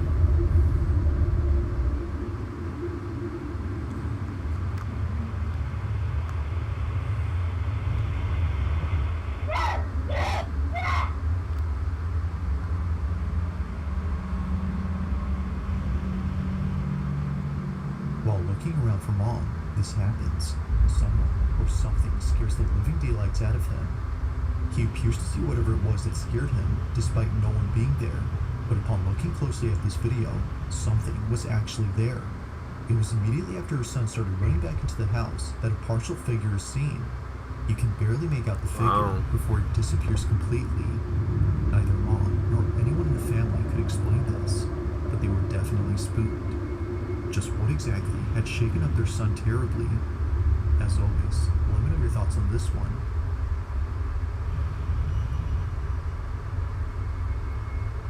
Thanks for watching. Wow. Oh, that's crazy.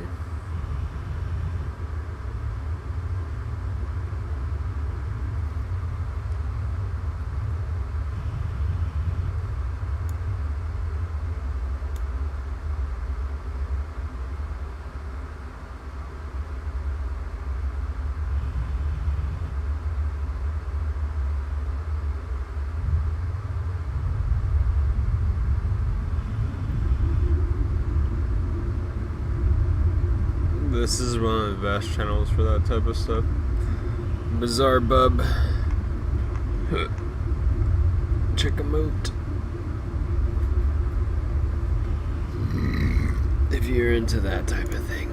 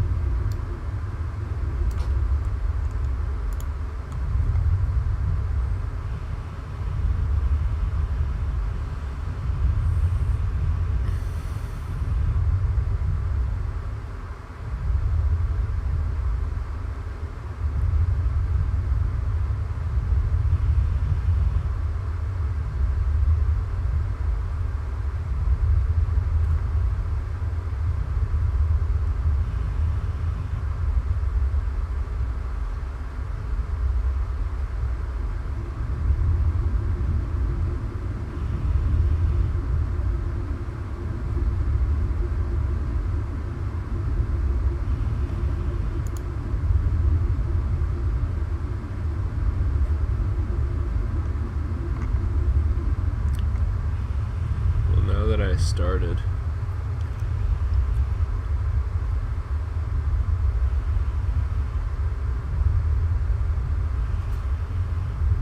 Kind of want to watch another one.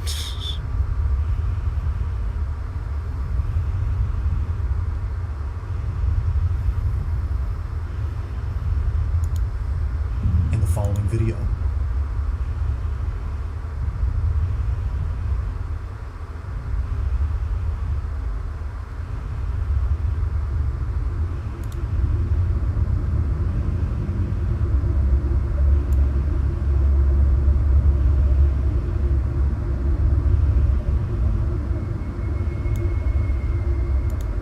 July 20 of 2023, a radio station in South America was airing a live broadcast that left many viewers feeling disturbed.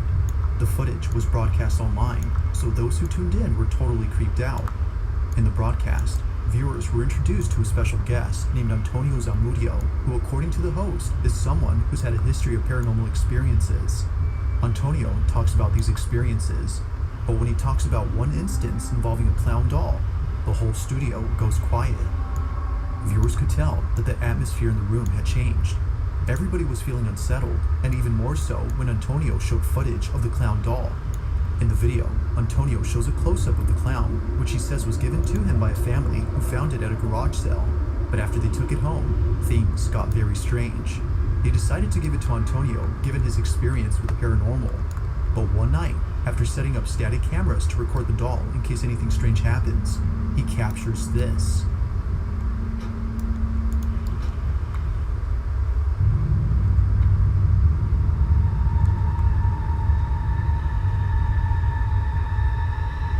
Somehow, the doll moves on its own. Oh my Looking closely, god. it appears to move by itself at an upright position before running across the room. Understandably. Bro, what the fuck? That's insane. Oh, it's some Toy Story, motherfucker. Holy shit, bro. Oh my god, that's wow.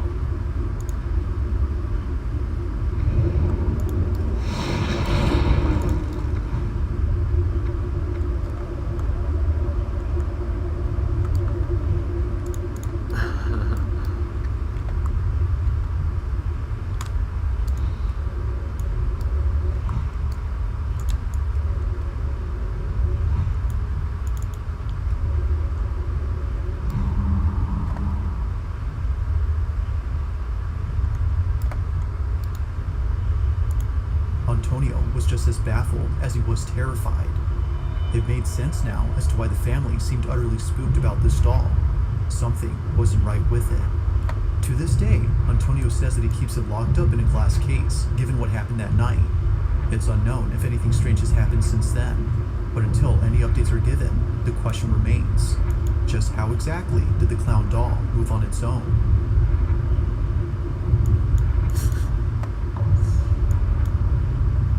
On July 28th of 2024, a certain video was shared among many residents of a town where something quite peculiar had taken place.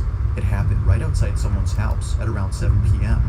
Those who live here had thankfully caught the event on camera via surveillance footage, but the video itself is just part of the reason why neighbors are concerned. Whatever happened here had sent someone to the hospital. It was immediately after knowing this that residents of this neighborhood became terrified. The following is what was captured. Watch.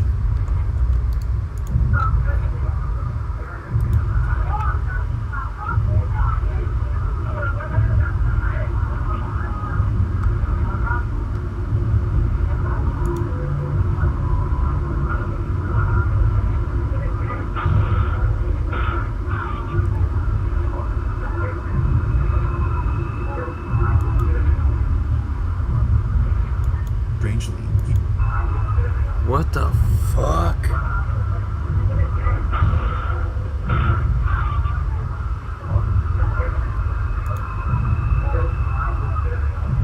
Holy shit.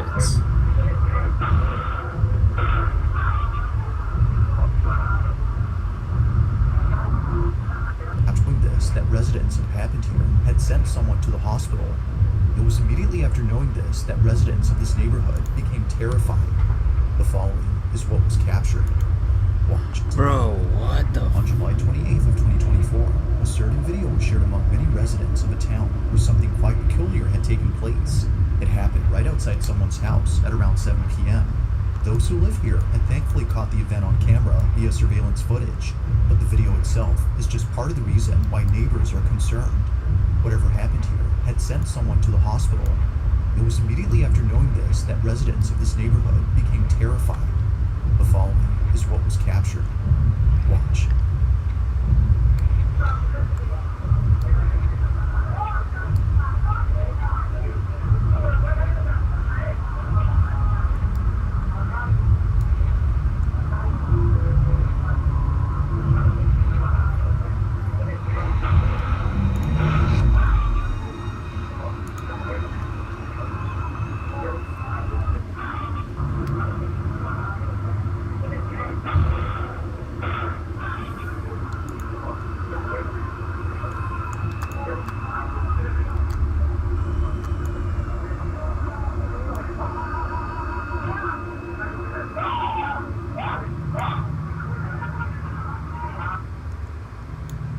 looks like a flying object appears to strike the man from inside the house. Now, it's worth noting that he's okay, but he did need a couple of stitches afterwards. But strangely, he doesn't recall what happened, as the impact was intense. Not much else is known about this occurrence, but like most videos, I'll let you come up with your own conclusions.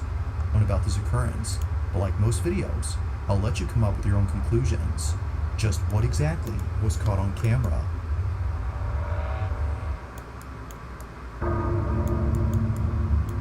On September 20th of 2020, a father decides to record his two sons during a playful activity. Both his kids are engaged in a playful wrestling match, with each one trying their best to beat the other. It's a tied match, as it looks like neither one can win the game. Well, that is, until one of them gets distracted. It's unclear as to what he's seeing, but his full attention is given. In fact, he's so distracted that his opponent takes this opportunity to beat him. Although capturing his loss on camera, something else was captured that neither of the kid's parents could explain. While looking at the video he took, the father sees this.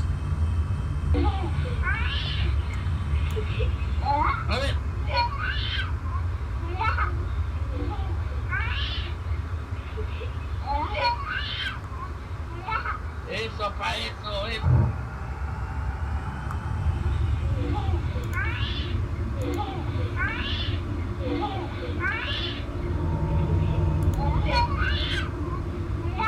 Eso pa' eso. As the father sees that his son is fixated on something, he points the camera to where he is looking, but he doesn't see what it is that's so captivating. Whether he missed it or it simply was not visible, the camera had caught it. In the closet, a face is captured, but like something out of a nightmare, it doesn't move and stays completely still while seemingly staring at the camera. Whatever this is just stays in its corner, but when the father pans the camera to the same spot after turning away momentarily, it's no longer there. Although taken in 2020, there hasn't been any further info on this clip, yet still, no info is needed to make this footage any creepier. While there has yet to be any updates, viewers continue to speculate as to what exactly was inside this wardrobe.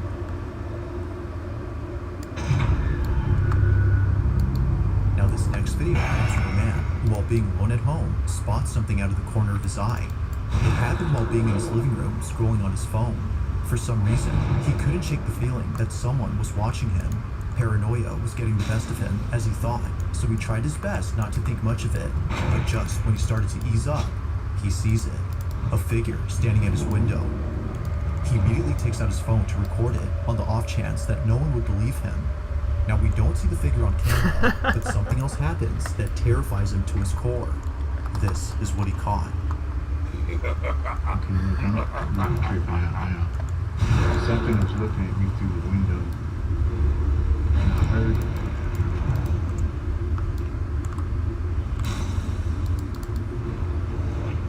I'm freaking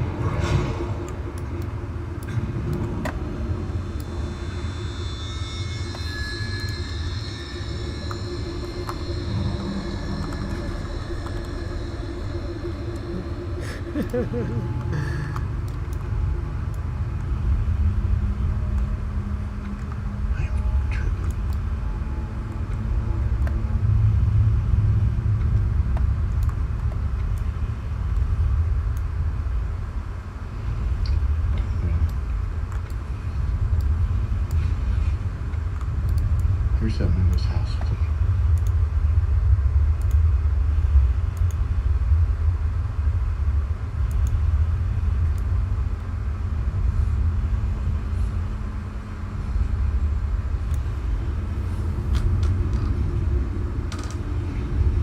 There's something in here.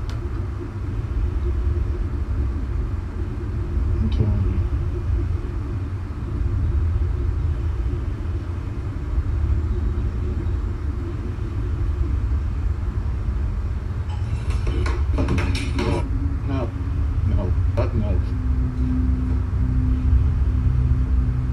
What initially comes off as just a video of someone being paranoid is in fact footage of something completely different.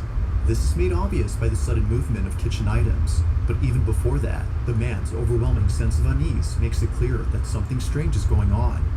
Whatever it might be that's happening, the man hopes to get more of it on camera, and even if he doesn't, then at least he can rest assured that this was captured.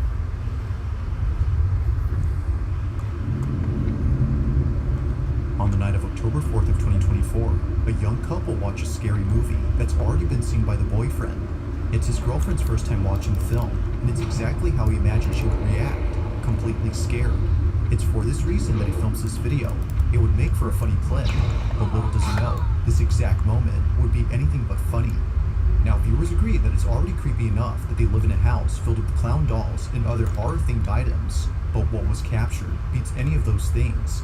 As they watch this movie, this is caught. The Son and the Holy Spirit, by this sign of the Holy Cross of our Lord Jesus Christ, who lives and reigns with the Father and the Holy Spirit. David.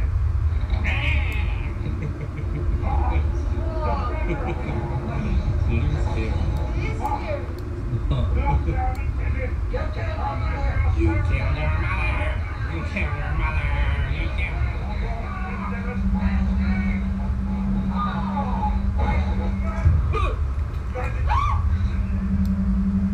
What was meant to be a funny clip of his girlfriend's reaction turns into something they would see in their movie. Out of nowhere, the clown doll on the wall moves. Unaware of what just happened, she continues watching the film while the boyfriend remains speechless, as it seems that the doll had come alive. While some think that the film had something to do with this, the couple believes that something else was responsible. As it turns out, they live across a cemetery that's quite literally down the street from them. The following is the girlfriend's footage. Take a look. My scary clown video.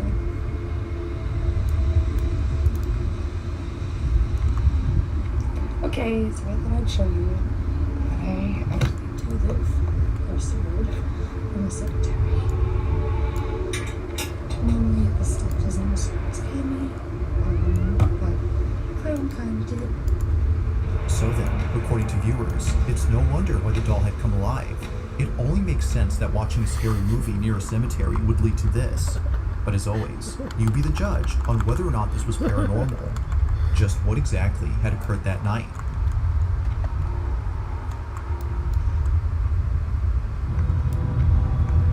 A man from Poland is walking through a secluded forest when he finds an abandoned house.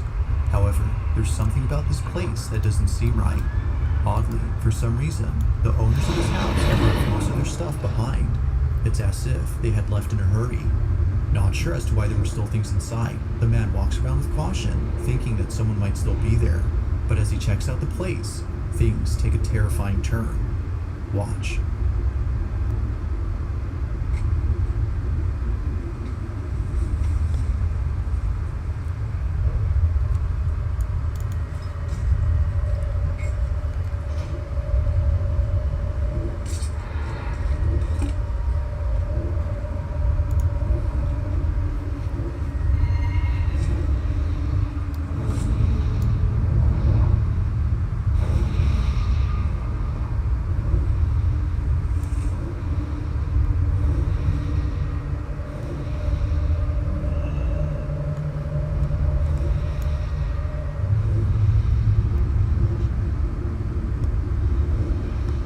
You wanna go GM with me?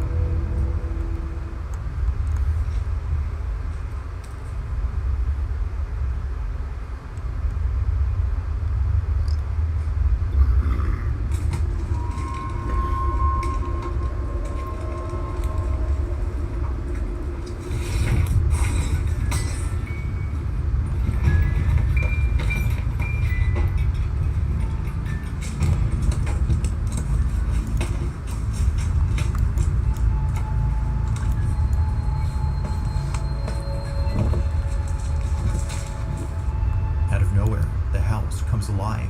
Things move on their own, and a musical box begins to play by itself.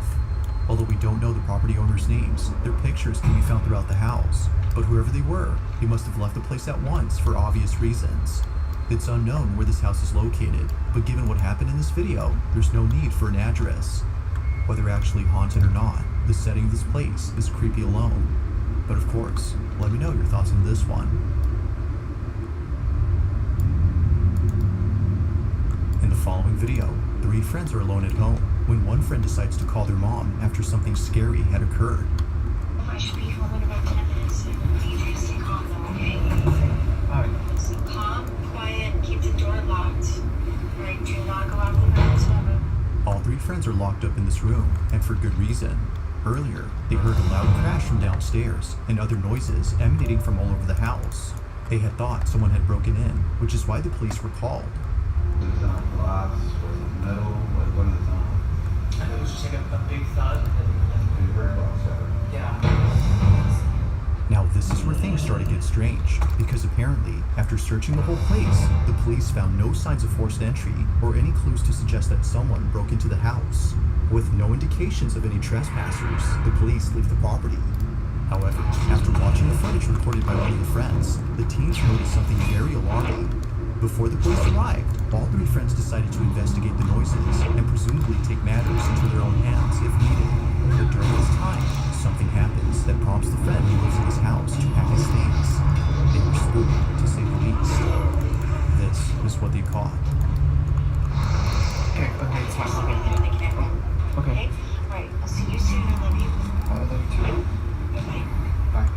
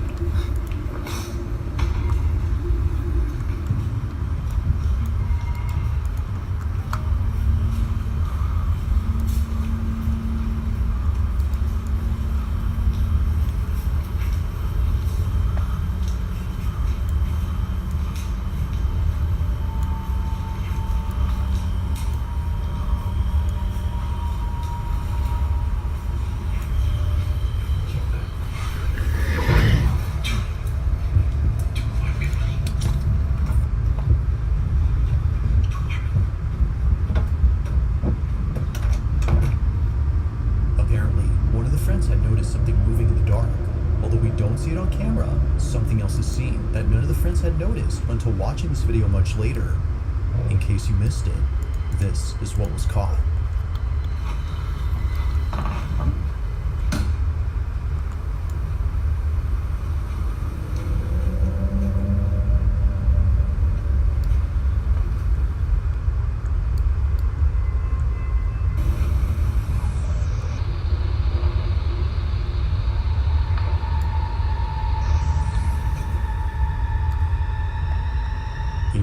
Something can be seen moving behind the railing.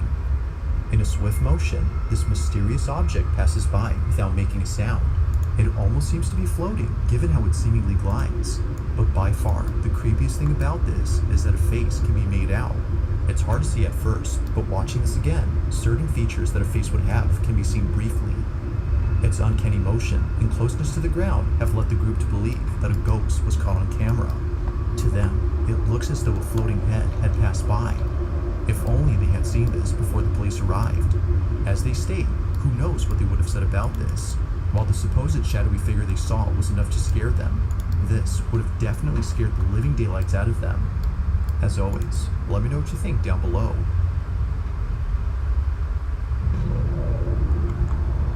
At around 9 a.m. on a Monday morning, a teenage girl named Mildred Nava wakes up to find her dog snuggled up on her blanket. Rarely does her dog ever do this. For once, her dog has finally chosen to nestle up in bed with her and her sister, who both share the same bed. Although initially caught off guard, she proceeds to grab her phone to record this moment. But as she records, something happens that leaves her extremely terrified. After looking closely at the footage, she saw it. This is what she caught.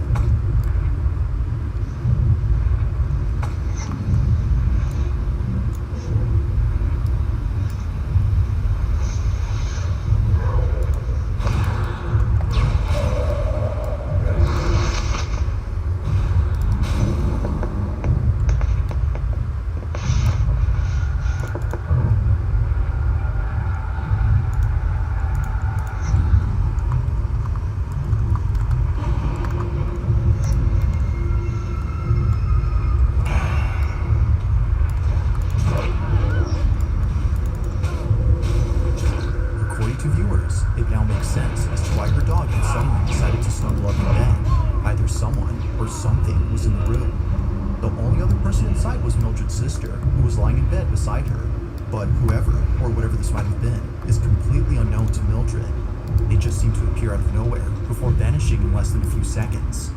This definitely spooked Mildred, but it's the zoomed-in screenshot of this clip that keeps her up at night. As many viewers have noted, something about this image makes them feel immensely uneased. Just who or what was this? Feel a few seconds. This definitely something was in the room. The only other person inside was Mildred's sister, who was lying in bed beside her. But whoever or whatever this might have been is completely unknown to Mildred. They just seem to appear out of nowhere before vanishing in less than a few seconds. This definitely spooked Mildred, but it's the zoomed-in screenshot of this clip that keeps her up at night. As many viewers have noted, something about this image makes them feel immensely uneased.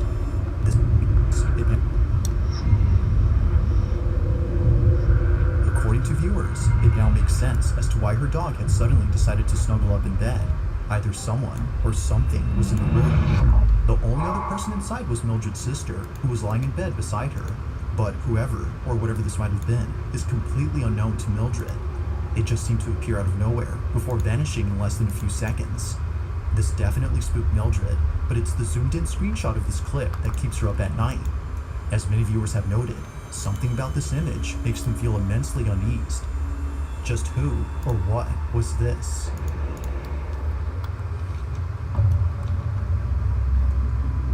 August 27th of 2024, a store manager watches footage of something that happened earlier while sounding pretty nervous. He immediately ran to his computer to pull up the video and save it, just in case no one believes him. Something happened as he was unpacking boxes, and he knows that he caught it on camera. In fact, many things happen in this footage, but it's what happens towards the end of the video that terrifies him greatly. Ever since then, he's been watching his back, hoping that it doesn't happen again. The following is the store manager's footage. Watch. Single night. Mike's putting things away from the box. Alright, now watch. I want you guys to focus on this area right here. Okay? Hold on, let me speed this up a bit. Alright, watch.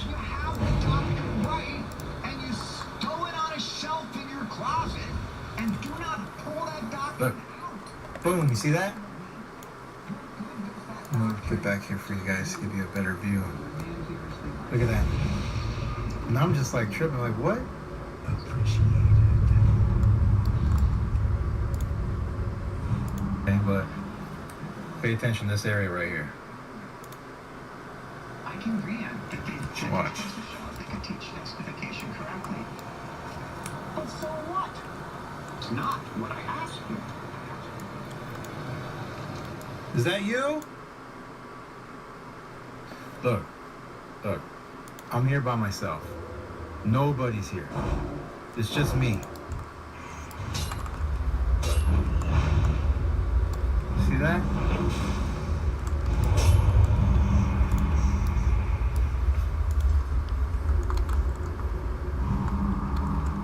Come on. I'm not afraid of you.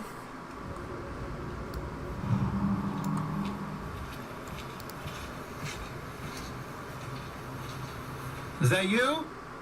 I threw down the box earlier? I think I saw this one.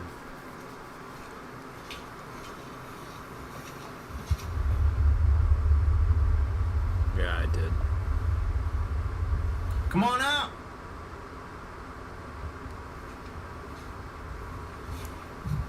You don't scare me.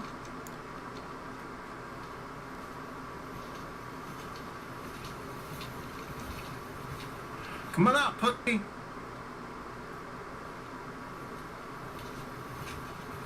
He's trying to mess with me.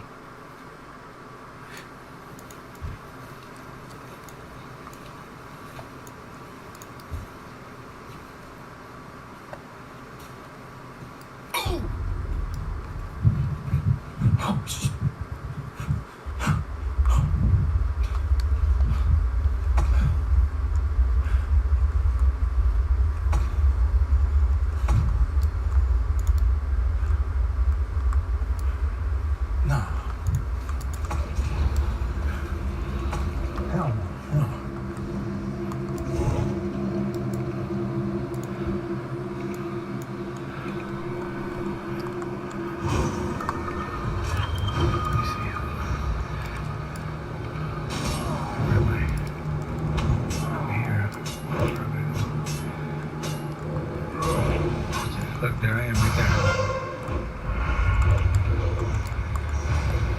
there. Look, you see that? You see that?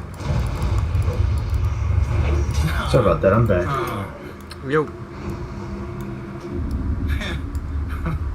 No.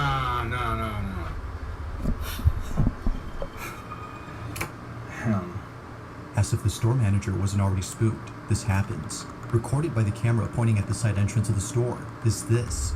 The manager's hair lifting on its own, or better put, getting tugged by something unseen.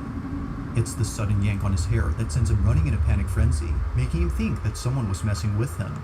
But upon watching the security footage of this incident, he sees that no one was behind him. If no one was there, then whose forceful pull did he feel? While some viewers believe that this might have been the ghost he was calling out, others don't know what to think. To the manager, however, he knows exactly what this was and believes it's the same entity that's been messing with his store. But of course, I'll let you come up with your own conclusions. Was a ghost caught on camera? Or had something else happened to explain this incident? Let me know what you think down below.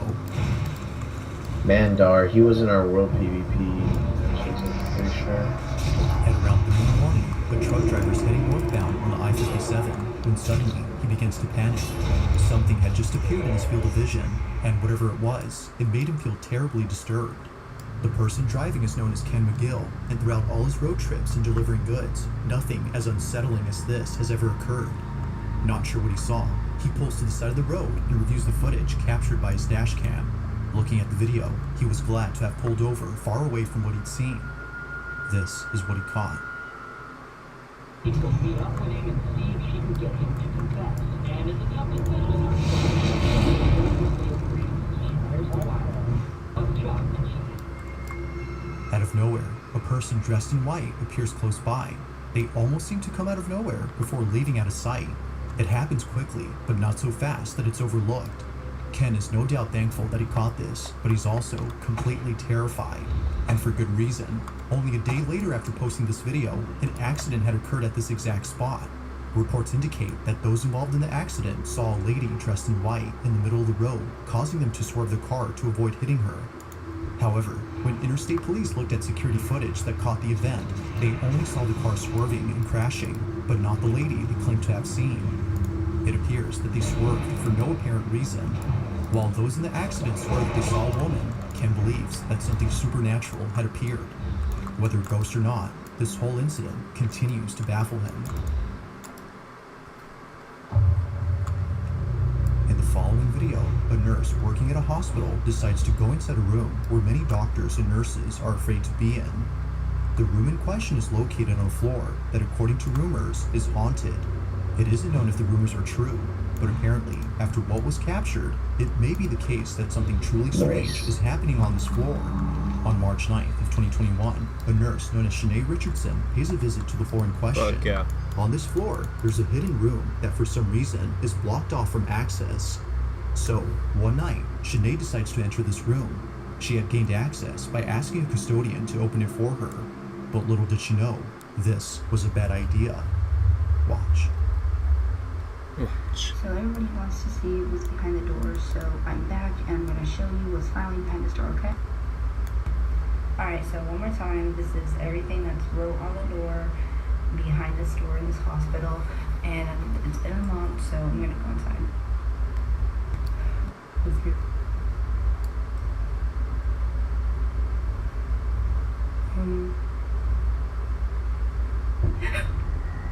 It happens quickly, but in case you missed it, here it is again. What? So solid.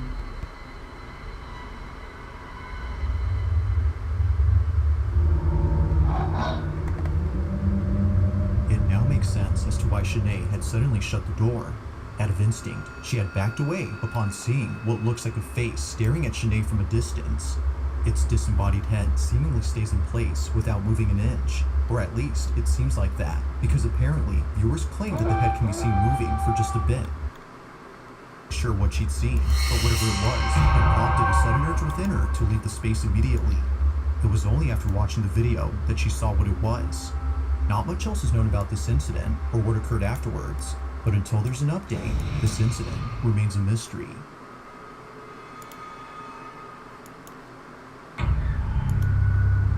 In this next video, two friends are not bait things like that, because apparently viewers is in place without staring at Shanae from a distance. Its disembodied head seemingly stays in place without moving an inch, or at least it seems like that, because apparently viewers claim what video hurts, but until there's an update, this incident remains a mystery.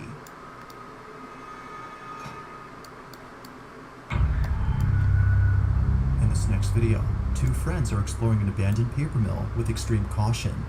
Aside from the fact that the old mill has potential hazards all around, there's another reason why both men are treading carefully. Rumor has it, the old paper mill is haunted. Now both friends are known as Kenneth and Justin, and they've set out to explore a place where residents have either seen or heard unexplainable things. One resident recounts a time when he and his friends saw something pretty creepy. Yeah, most definitely. Paper mill's haunted. Because I went there the one night, me and my buddies. We all went over there, and we were drinking a little bit, but yeah. My buddy caught it on camera that like something ran behind us. No kidding. On Snapchat, like he caught it on camera and everything. Dude, I'm gonna be down there. Now there's a lot more stories from others who live near the mill, but the reason Kenneth and Justin are visiting the place is not because it's haunted, but rather to see what's left of it. This is a hobby of theirs, and the old paper mill in Austin, Pennsylvania is on their list of places to explore. But little did they know that something terrifying would happen while being there. Both friends are exploring the old mill when they find a dark space beneath the building. They head down and capture this. I'm in the air. What is it? A bone. Bone. I don't see. Oh, it is. What the fuck? Holy smokes.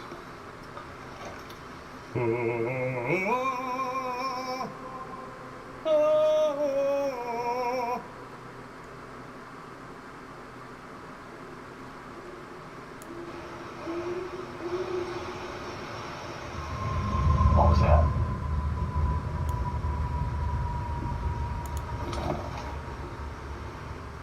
Hello?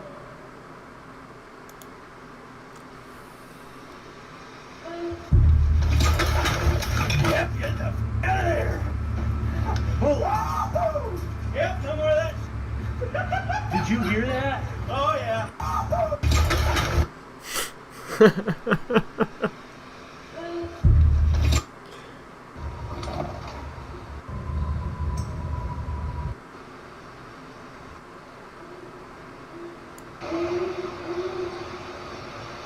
Oh my god, that's terrifying.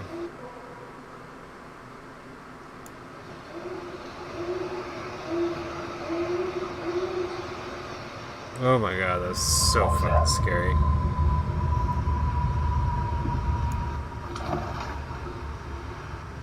Hello?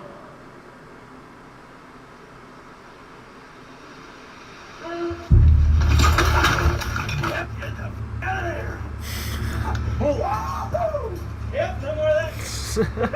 Did you hear that? Oh yeah. What was that? I have no idea. All of a sudden, a disembodied voice is heard from the darkness. Both men, upon hearing this, run away in a frenzied manner, as it seems that someone or something had responded. It almost sounds as though a child had responded to them. But assuming this was an actual kid, Or a the question woman. arises, what's a child doing in a dark cellar of a building that's been abandoned for years? Now, nothing strange happens afterward, but throughout the trip, you can for sure tell that they were left disturbed. Just who, or even what, had been there? They have no idea, and they don't plan on ever coming back to find out. Jeez. In this next video, a child is getting ready to go to school when something very strange happens. It was on a Monday at around 7 a.m. that this happened. He was packing his lunch for school at a time when no one else was awake. It was just him, alone downstairs in the kitchen. This is where the mother claims to have heard her son screaming out of his lungs in the most gut-wrenching manner. The video captures this, but there's also something else that's caught that no one in the family could explain. This is their footage.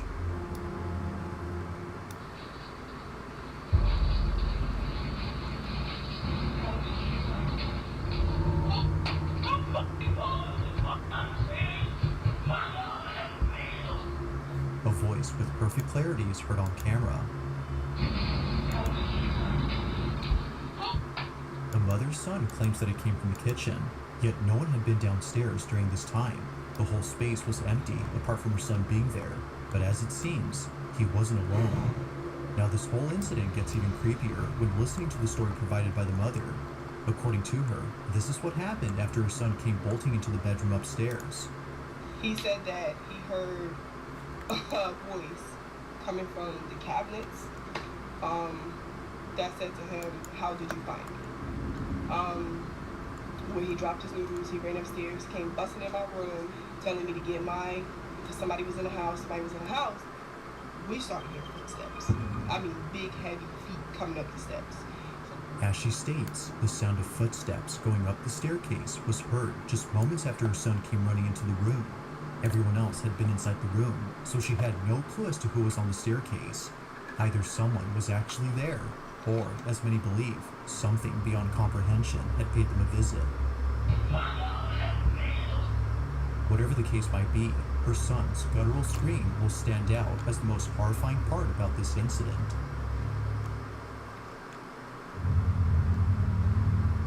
In this next video, two friends are chatting inside a car when they immediately go silent upon noticing something strange in a building nearby.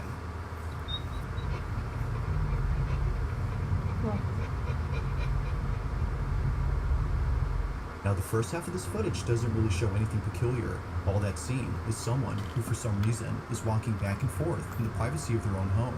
Although spying on someone who they don't know is already strange enough, it's the following detail that both friends find very strange. Whoever this is pacing in a way that they've never seen before. They don't seem to be walking, as they mention. Watching closely, they continue to report, and suddenly they see this. Think to push us out of Arathi Basin. I think not, adventurer. Are you ready to be sent there and demonstrate that it is they and not the defilers that will be leaving soon? Loktar adventurer, we have need of your services in Alterac Valley. Shall I add you to the lists?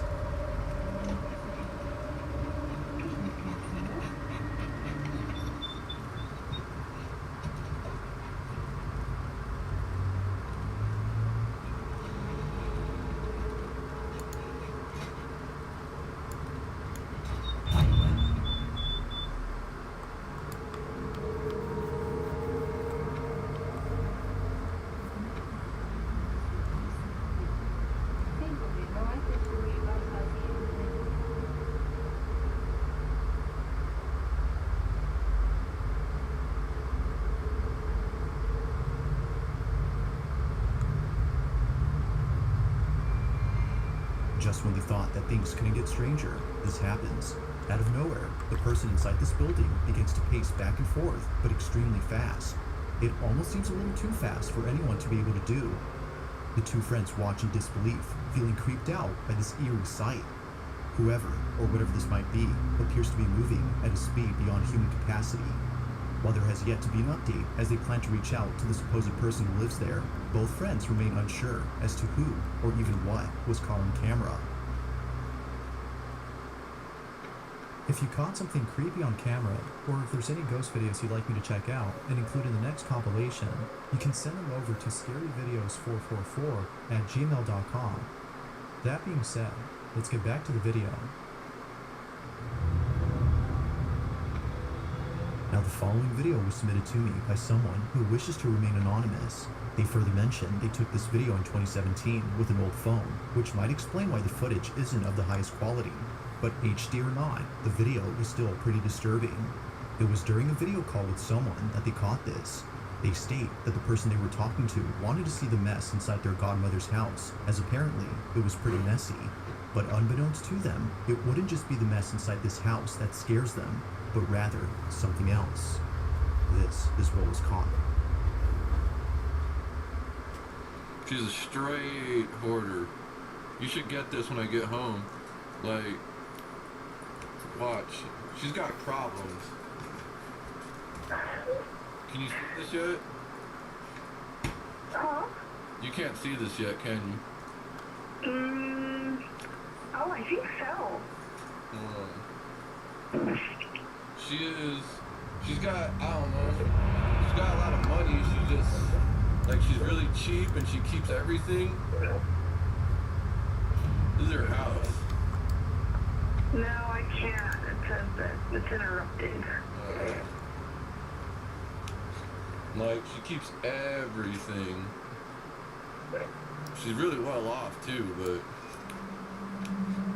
It happens quickly, but in case you missed it, here it is again. She's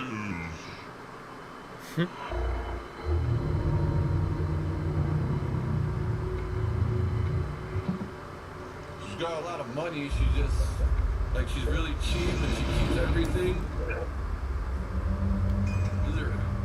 Like something out of a horror movie, a pale-like face is seen floating in pitch darkness before disappearing.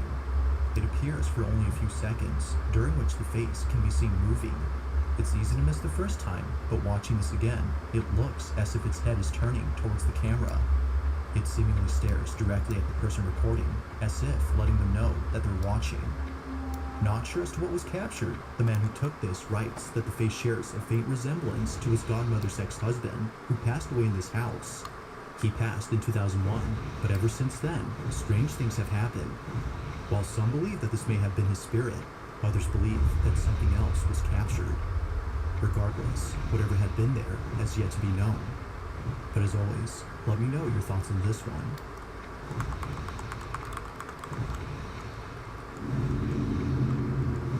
In the following clip, a man is in his basement after having heard a strange noise.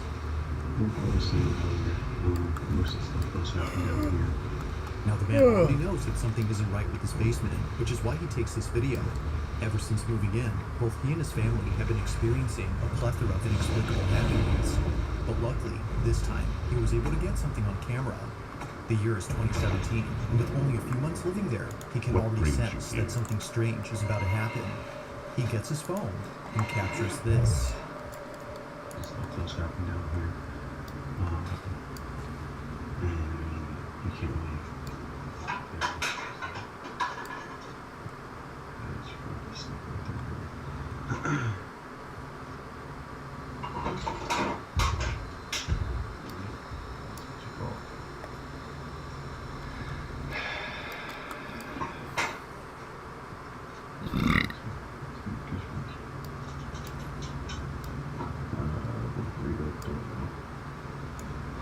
Oh.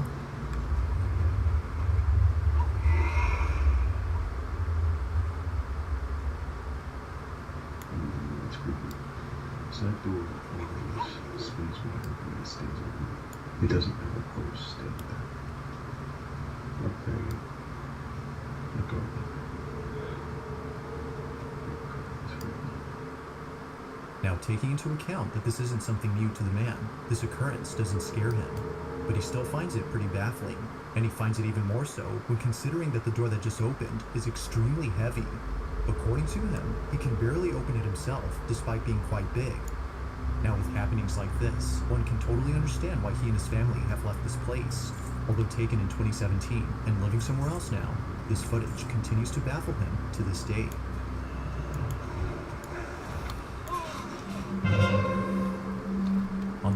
March 5th of 2024, a young girl is wide awake at a time when she should be asleep. Despite being past her bedtime, this doesn't stop her from playing with her toys. Throughout the night, she remains awake while keeping herself engaged in imaginary play. But little does she know, something unexpected would interrupt playtime. According to the child's mother, the family has been on edge ever since watching the footage recorded on their daughter's security camera. It's around 11 at night when this is captured.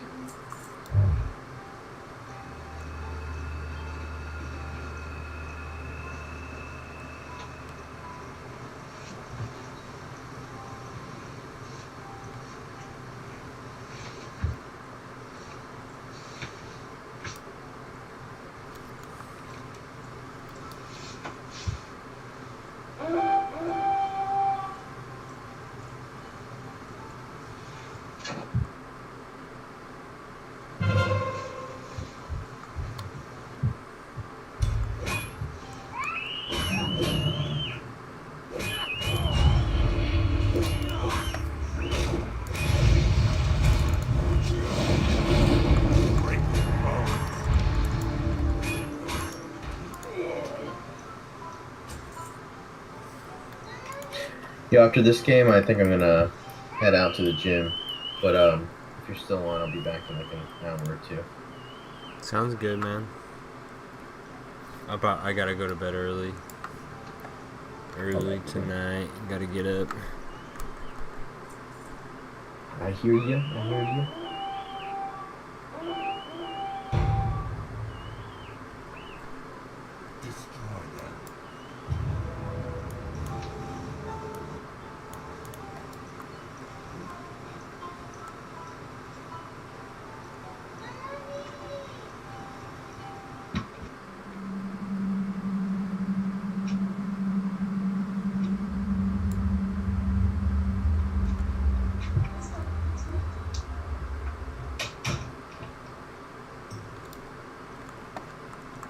Oops.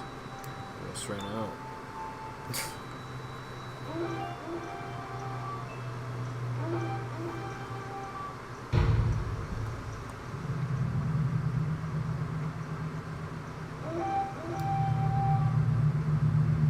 It's no wonder that the mother has kept her daughter away from this room. From a toy lighting up on its own, and strangely playing the same song the child hums, to seeing her getting dragged under the bed in a seamless motion, the family is extremely concerned for the safety of their children. They believe that something had lured her using a toy. Although it isn't certain if the mother had asked what her daughter had seen, she's made sure to lock the room after seeing this. But only a few days later, she does this. I have no more questions. You're doing nice for me. You can go in the room. You guys have done for bed. No, we haven't. We've been in the last 2 days. We've been a little scared.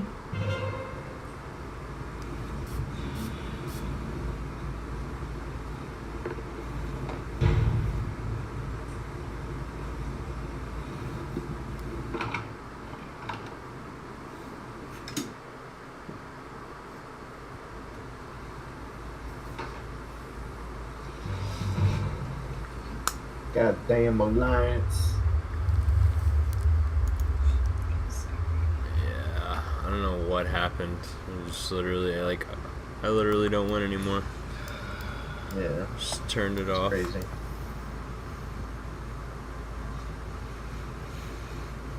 Everyone hit rank 14.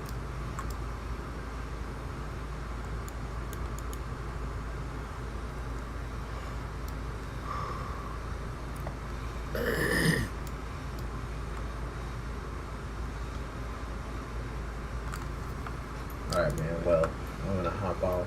God, GG's, man. GG's. We had a lot of good PvP today.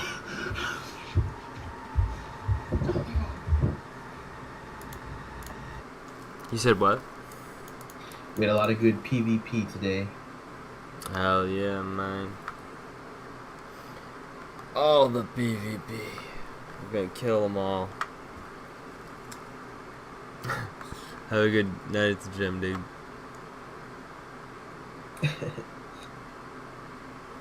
Alright, I'll see you later. Yeah, man. Drive safe.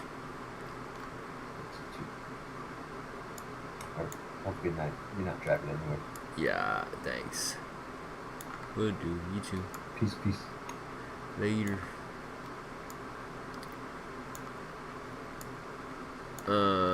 What's up, Mountain Dew? Hello. Just watching spooky videos. You know what to do.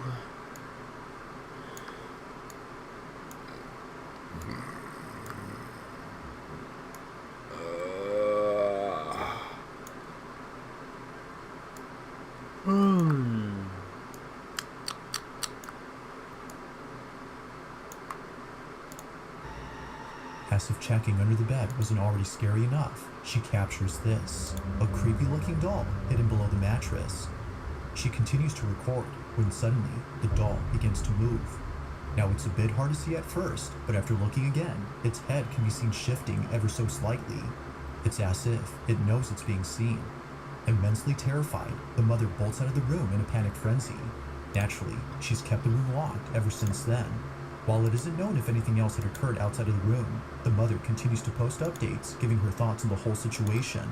But currently, the question on the parents' mind remains unanswered. Just what exactly had dragged their child under the bed?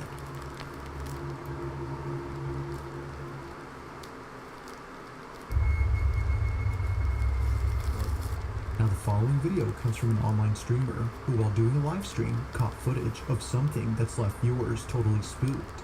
It was more than a few years ago when this happened, but even to this day, this clip remains baffling. Now the clip itself comes from a live stream in which Ari, the online streamer, was getting groceries for the week. Live streaming out in public is something that she occasionally does before ending her streams at home. However, it was inside her house where this occurrence took place. Only a couple hours before ending her live stream, Ari chats with her audience while cutting up some fruit from her grocery haul. While chatting with the viewer, she's told that someone is right behind her. Thinking that perhaps they were trying to scare her, she shrugs it off. But as the stream continues, something happens that scares the living daylights out of her audience.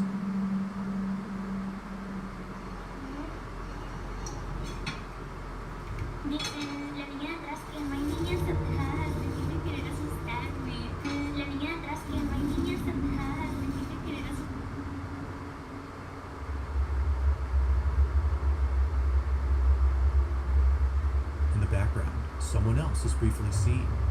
This was strange, considering that Ari lives alone. Yet, it appears that someone else had been there. According to viewers, this supposed person looks like a child. Looking closely, it appears as if a little girl had popped into view before quickly hiding away. Again, Ari had no idea as to who it was that they saw. She had thought they were trying to scare her, but after looking at this clip, it became clear that they weren't playing around with her. Someone or something was in fact right behind her.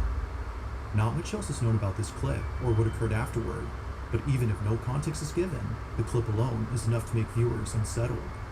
So then, just who or even what was caught on camera?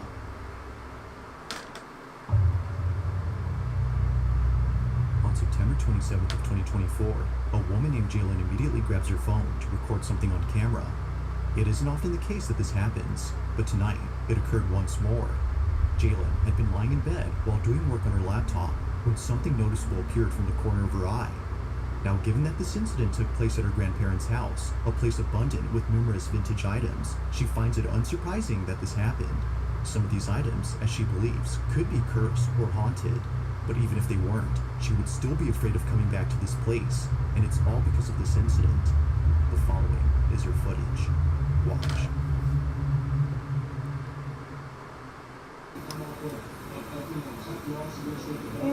Fuck that. What the fuck? What the hell? Already, bro, I already wouldn't have gone. Even if nothing would have fucking happened. Bro, what is this? Some fucking weird ass doll and then this creepy ass fucking...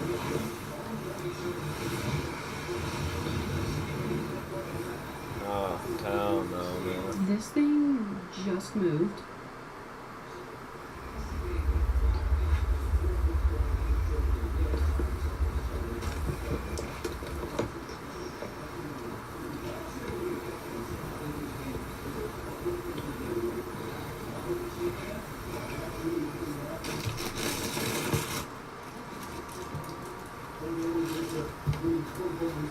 Hell no. Oh, hell no.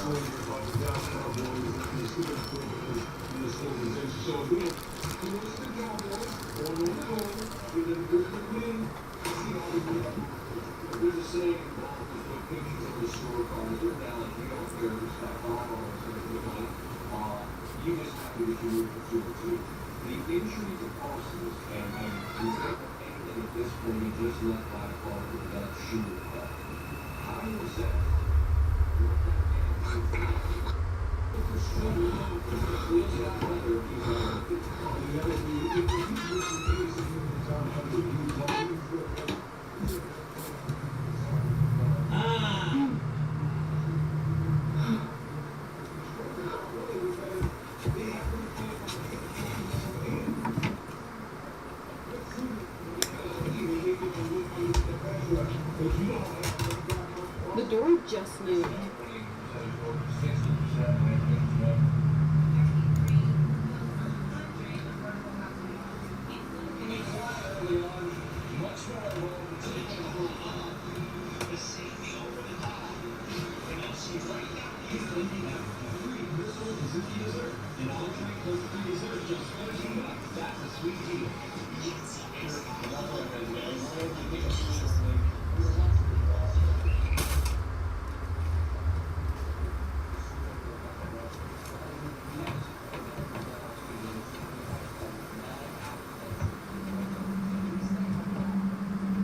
Bro, fuck that fucking doll. Why would you put that there, bro? Just... You can do it again.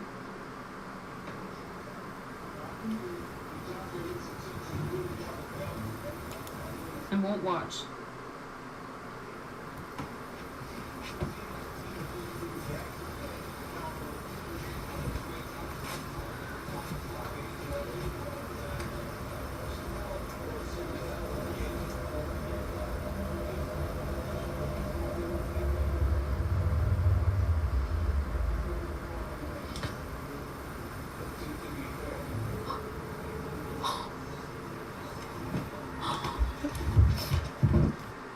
It was at this point that Jaylen knew that what she had seen earlier wasn't just in her head, but rather something real. Somehow, the mannequin begins to move. Only moving ever so slightly, the mannequin seemingly comes alive. But strangely, it's only when Jaylen isn't looking directly at the doll. It's as if it's trying its best not to get caught by being very subtle. However, seeing that her mirror was catching its reflection, she tricks it into showing itself move. Now there is something else about this video that viewers have noticed. Whether a coincidence or not, viewers can't help but think that the balloon and the door closing on its own played a role in diverting Jaylen's attention, almost as if they were meant to prevent her from seeing the doll. It is strange how both objects intervened whenever she tried seeing it, but despite their efforts in obstructing her view, she finally catches it. So then, the question is begged, just how exactly did the doll move on its own, and was it merely a coincidence that things were trying to block her view? Like most videos, there has yet to be a definitive answer to this question.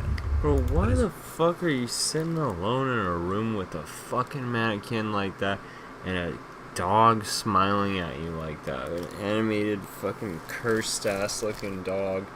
Bro, of course you're gonna get fucking haunted. Always. Let me know Throw that shit away. Step 1. Problem solved. Down below.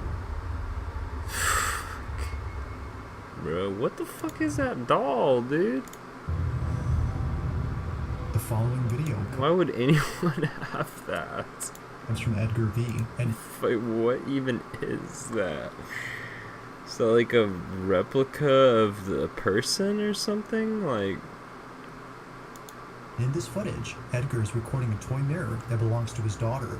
She's been playing with this toy ever since Edgar's neighbor had given it to his family. They've had this toy for quite some time, but as of recent, they now think it's best to get rid of it. Edgar says that just a few nights ago, he was passing by his daughter's room when he heard her talking to the mirror. It sounded like she was having a full-blown conversation with someone else. Now, it should be noted that this mirror does actually talk. It would say pre-recorded things like, hello, or hi, I'm the magical mirror. But this time, it was saying things that didn't seem pre-recorded. From odd responses to creepy questions, the toy seemed almost alive. In the short clip, Edgar and his wife interact with the mirror.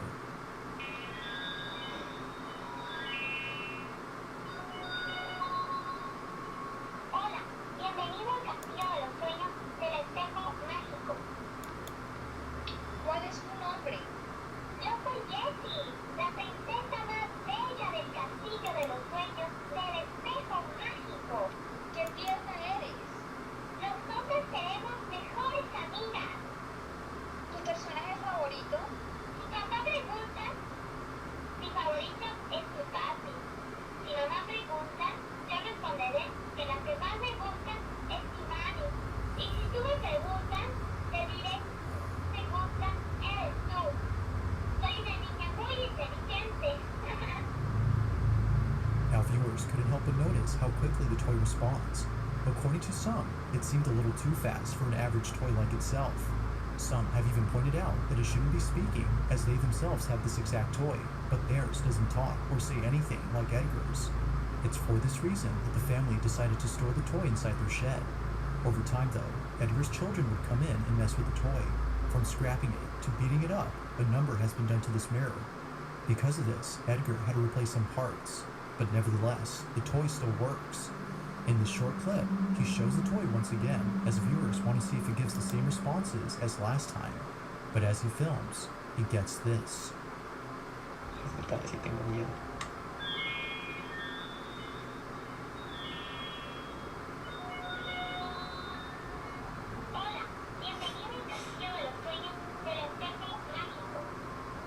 Hola. Gracias, amigo. Me gusta. Eres muy divertido. ¿Tienes una fiesta? No tengo fiesta. ¿Tú tienes? No sé. Cuando me levanté, te vi así. Ay, chinga tu madre. Just like before, the toy talks back at the right time, as though responding like a real person. The fact that it also says responses different from before has convinced the family that it's unlike any other toy. They think that it might be cursed or haunted. Whatever the case might be, they don't want to mess with it and think it's best if they keep it away from their home. To this day, the family has yet to know what exactly is going on with this toy.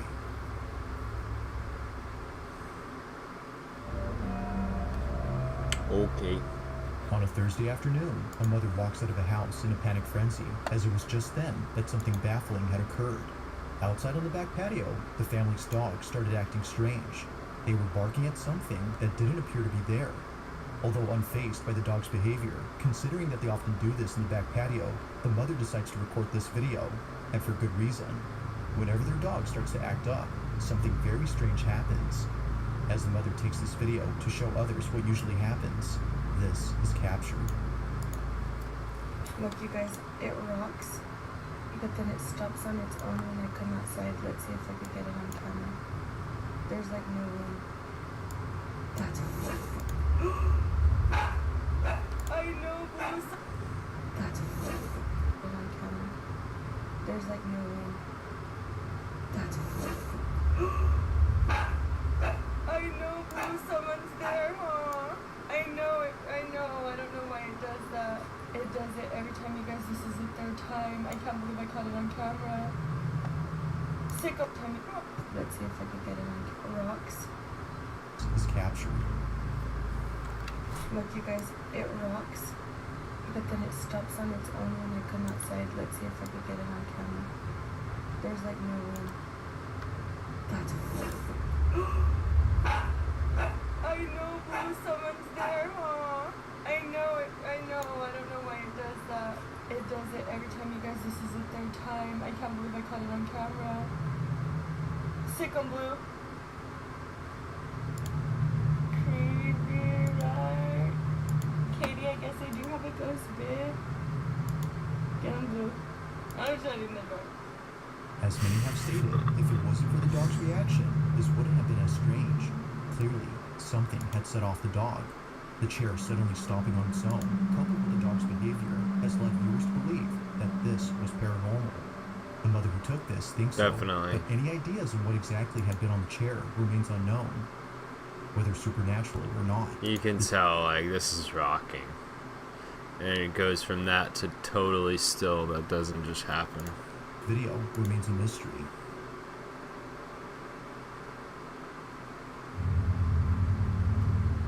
It's nighttime in the following footage, when a baby monitor inside a child's crib captures something that its parents have been worried about. It was all caught on the night of October 23rd of 2023. Suffice to say, their concerns have intensified after seeing what was captured. Okay, I gotta go to Even bed worse is that after this this. incident, their oldest child, who's only After a year this. older, did this. Now, before showing the clip, it's worth noting that they were being babysat by a relative who recorded the whole incident. Take a look.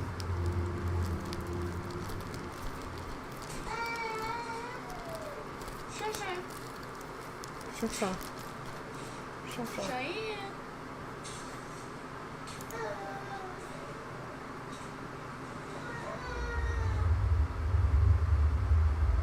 Cheyenne.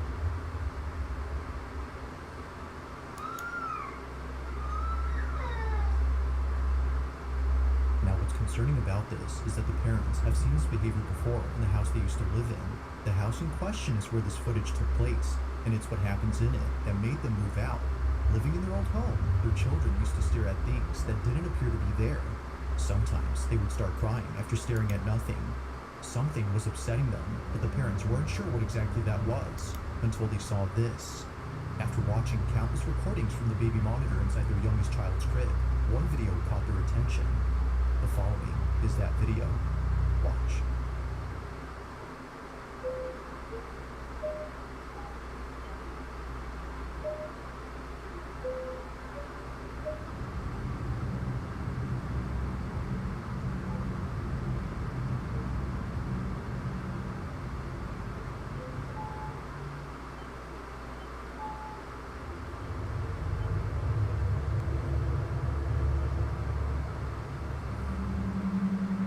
For this reason, among others, that the family has moved out of this house.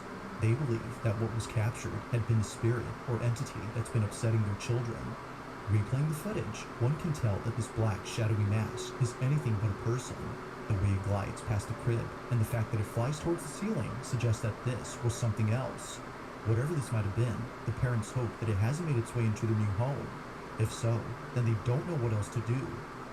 For now, the family continues to share videos of paranormal happenings from their past home in the hopes that someone could explain what's happening and see if anything must be done to keep them safe.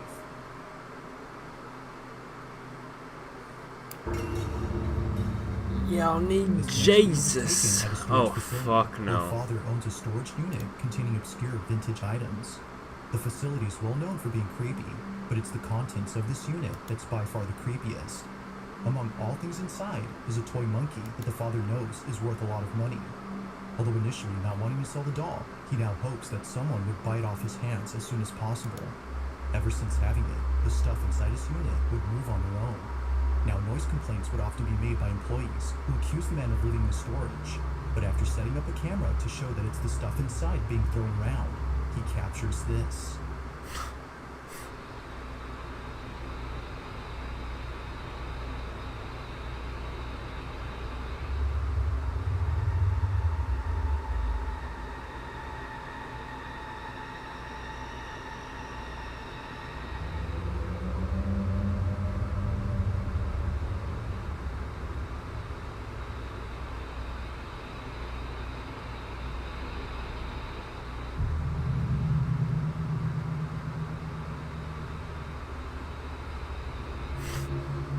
Like something straight out of a horror movie, the toy doll moves on its own.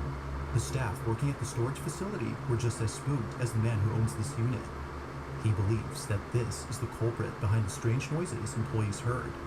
While there has yet to be a prospective buyer for this doll, the man continues to document the monkey on the off chance that something else is caught on camera. But currently, nothing else has happened. As always, let me know your thoughts on this one.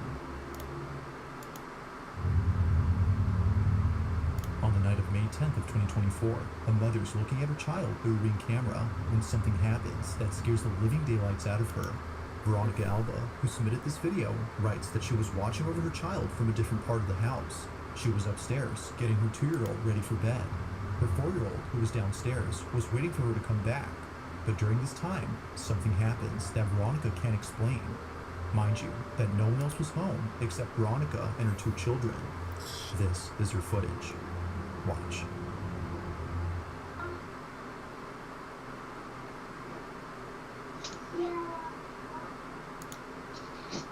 Be careful.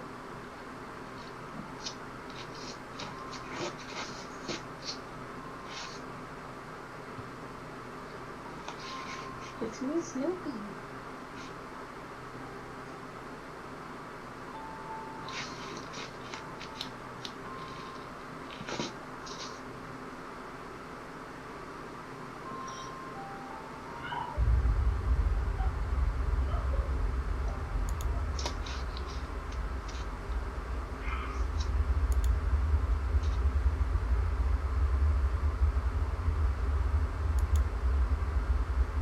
Be careful, don't fall.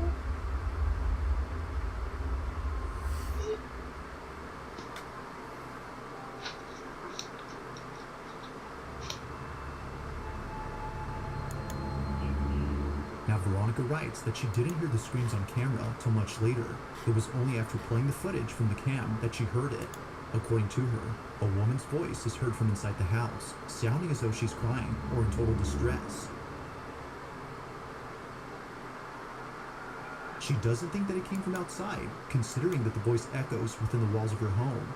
How she didn't hear this when it happened baffles her, but the fact that it came from downstairs where her child was alone makes her feel very unsettled. Without knowing where the voice came from, she continues to be on edge, hoping that it doesn't happen again.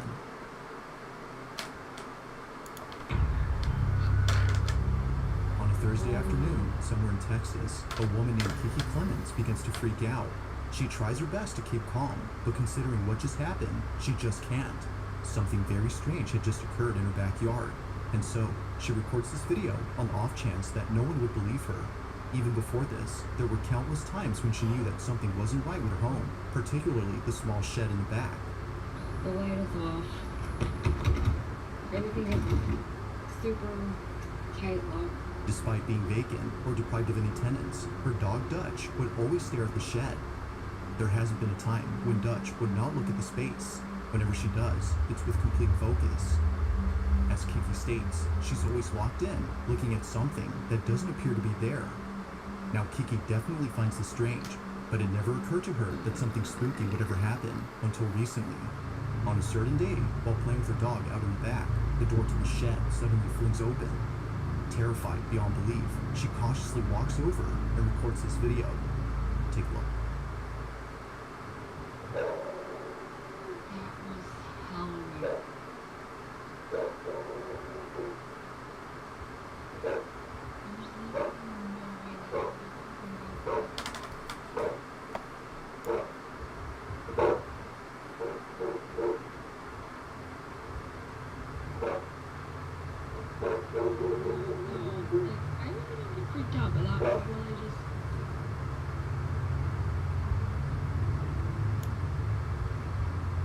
The door has a keypad lock on it.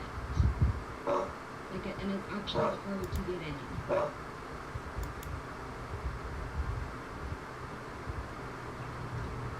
Dutch, where are you going? Don't leave me.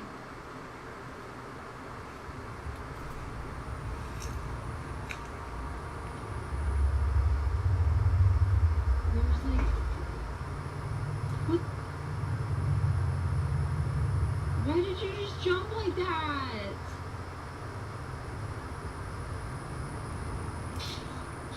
Why did... Baby!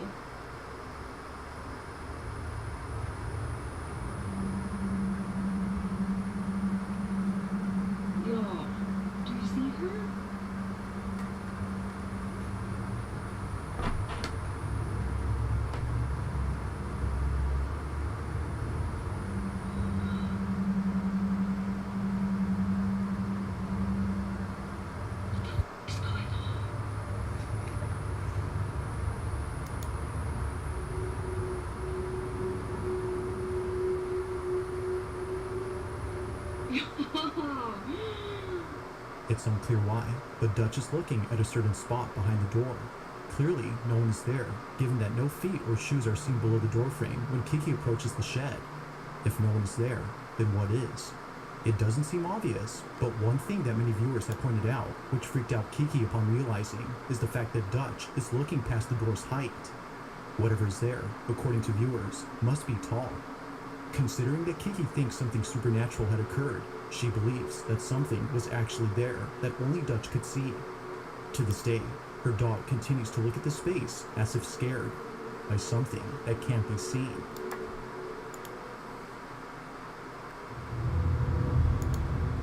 On June 4th of 2024, a video was taken inside a public restroom where something pretty creepy took place. The man who recorded this is known as Axel Loza, and based on his voice alone, you can tell that he's deeply troubled by something. Axel states that no one else is in the restroom except him. Now this is odd, considering that he just heard noises coming from one of the stalls, but each one is empty. So, as an attempt to get this on camera, he begins to record and captures this. Estoy ahorita en el baño de la universidad. ¿Me lo permites que acabo de terminar de hacer el baño? Y pues estaba todo normal. Pero ahorita están ruidos raros. Y se está tocando en la puerta, pero quiero que vean que pues no hay nada. Vean, ahí está mi reflejo, pero vean de este lado, pues aquí no hay nada. ¿Ah? Tampoco, vean. Aquí tampoco hay nada. Y aquí pues tampoco hay. Y acá el lugar es bastante pequeño, está mi reflejo. Pero vean, uy. ¿Escucharon?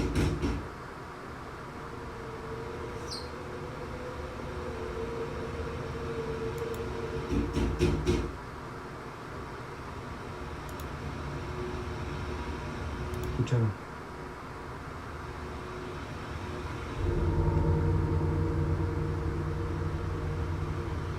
Y no hay nada.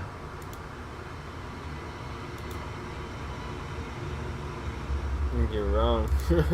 There is something. As if it wasn't already startling to hear the banging that was noises, freaky. we see this. A face suddenly appearing in a stall that was clearly empty. It happens quickly, but not so fast that we miss it.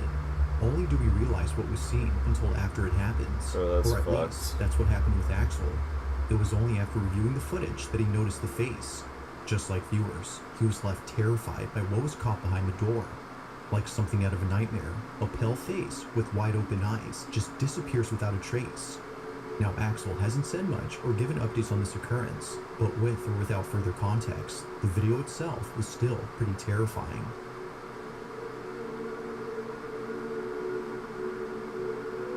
Thanks for watching, and I hope you enjoyed. Yeah. Also, if you haven't already done so, No fucking more. No more of that.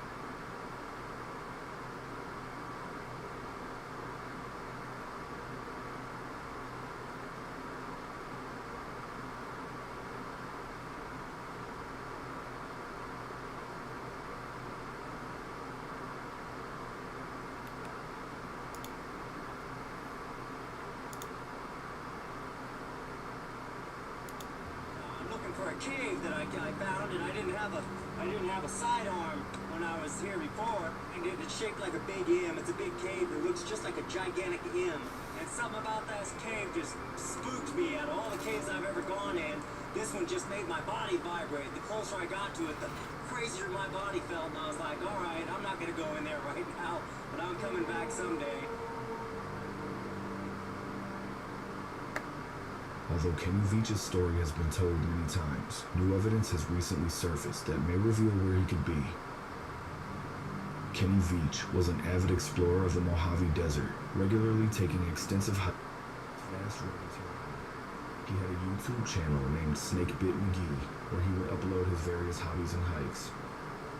He lived in Las Vegas, and often hiked the desert not far from Area 51. During his hikes, he would traverse miles into the desert's harsh landscape, encountering numerous caves. There's lots of little caves, but they're not the kind of cave I'm looking for. And there's caves like that. Don't go up there.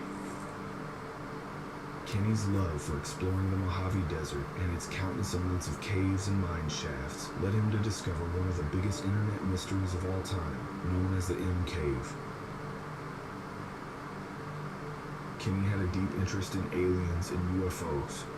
He would regularly watch YouTube videos about extraterrestrial life and other mysteries.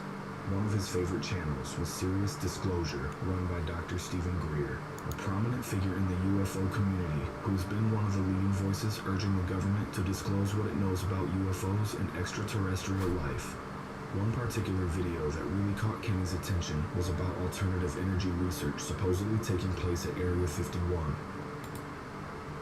Project that he had worked on when they had tested a device that was supposed to be a new type of energy source. It had organic components and organic, almost like it had consciousness. And it had it literally blown up when he tried to activate it, tried to turn it on. Kenny immediately went to the comments section after watching the video to share his strange and scary incident he had experienced while hiking through the desert near Nellis Air Force Base, not far from Area 51. This ain't nothing. I'm a long-distance hiker, and one time during one of my hikes out by Nellis Air Force Base, I found a hidden cave. The entrance to the cave was shaped like a perfect capital M. I always enter every cave I find, but as I began to enter this particular cave, my whole body began to vibrate. The closer I got to the cave entrance, the worse the vibrating became. Suddenly, I became very scared and hightailed it out of there. That was one of the strangest things that ever happened to me. Many people in the comment section quickly responded to Kenny, questioning the authenticity of his story. Some suggested he was simply dehydrated and hallucinating, while others asked him if the cave is real, why he didn't record or take photographs of the cave.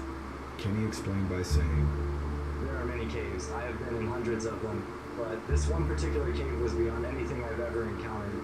Someday I'll go back and I'll bring my camera and a weapon with me. All I had at the time was a knife and a wrist rocket." Sticking true to his word, Kenny set out once again, this time equipped with a gun and a camera, determined to rediscover the mysterious M Cave. I'm looking for a cave that I found, and I didn't have a sidearm when I was here before. And something about that cave just spooked me. Out of all the caves I've ever gone in, this one just made my body vibrate. The closer I got to it, the crazier my body felt. And I was like, all right, I'm not going to go in there right now, but I'm coming back someday. And I talked to some people on YouTube, and I told them, hey, I'm coming out here, because they kind of called my hand on it. At the beginning of Kenny's search for the M Cave, he seemed confident that he could locate it once again. Big giant creek broke there right now, and I had to come to the area where the cave is. So it's along here somewhere. The kind of cave I'm looking for. It's deep and it's dark and it's shaped like it's shaped just like the letter M. So lots of little caves and stuff along here, and it's about level with the ground, like in an area like this. So I'm really gonna keep my eyes peeled because I don't want to pass it. However, after hours of hiking, Kenny lost confidence in his ability to find it. Well, I did not find the cave. That is so weird. I mean, I thought for sure I was just gonna be able to find it. I remember it being fairly easy. Who knows? Kenny was disappointed that he didn't find the cave, but as promised, he uploaded the video to his channel for those eagerly awaiting an update. People in the comments were quick to express their belief in his story about the cave, which prompted Kenny to reply saying, I'm going again this weekend. I will be hiking solo for 3 days. I plan on covering about 40 miles. I will cross through the same canyon where I found the cave. If I don't find it again, I will just continue hiking over mountain after mountain to the north of the canyon. Immediately after he posted this, he received a strange, ominous comment that stated, "No, do not go back there.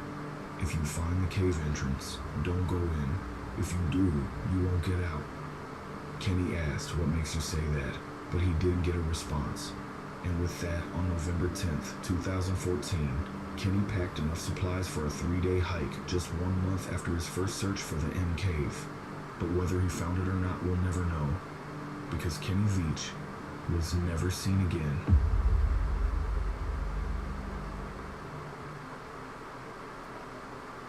When Kenny Veach failed to come back from his 3-day hike in the Mojave Desert, his ex-girlfriend Sharon Pilgrim reported him missing on November 17th.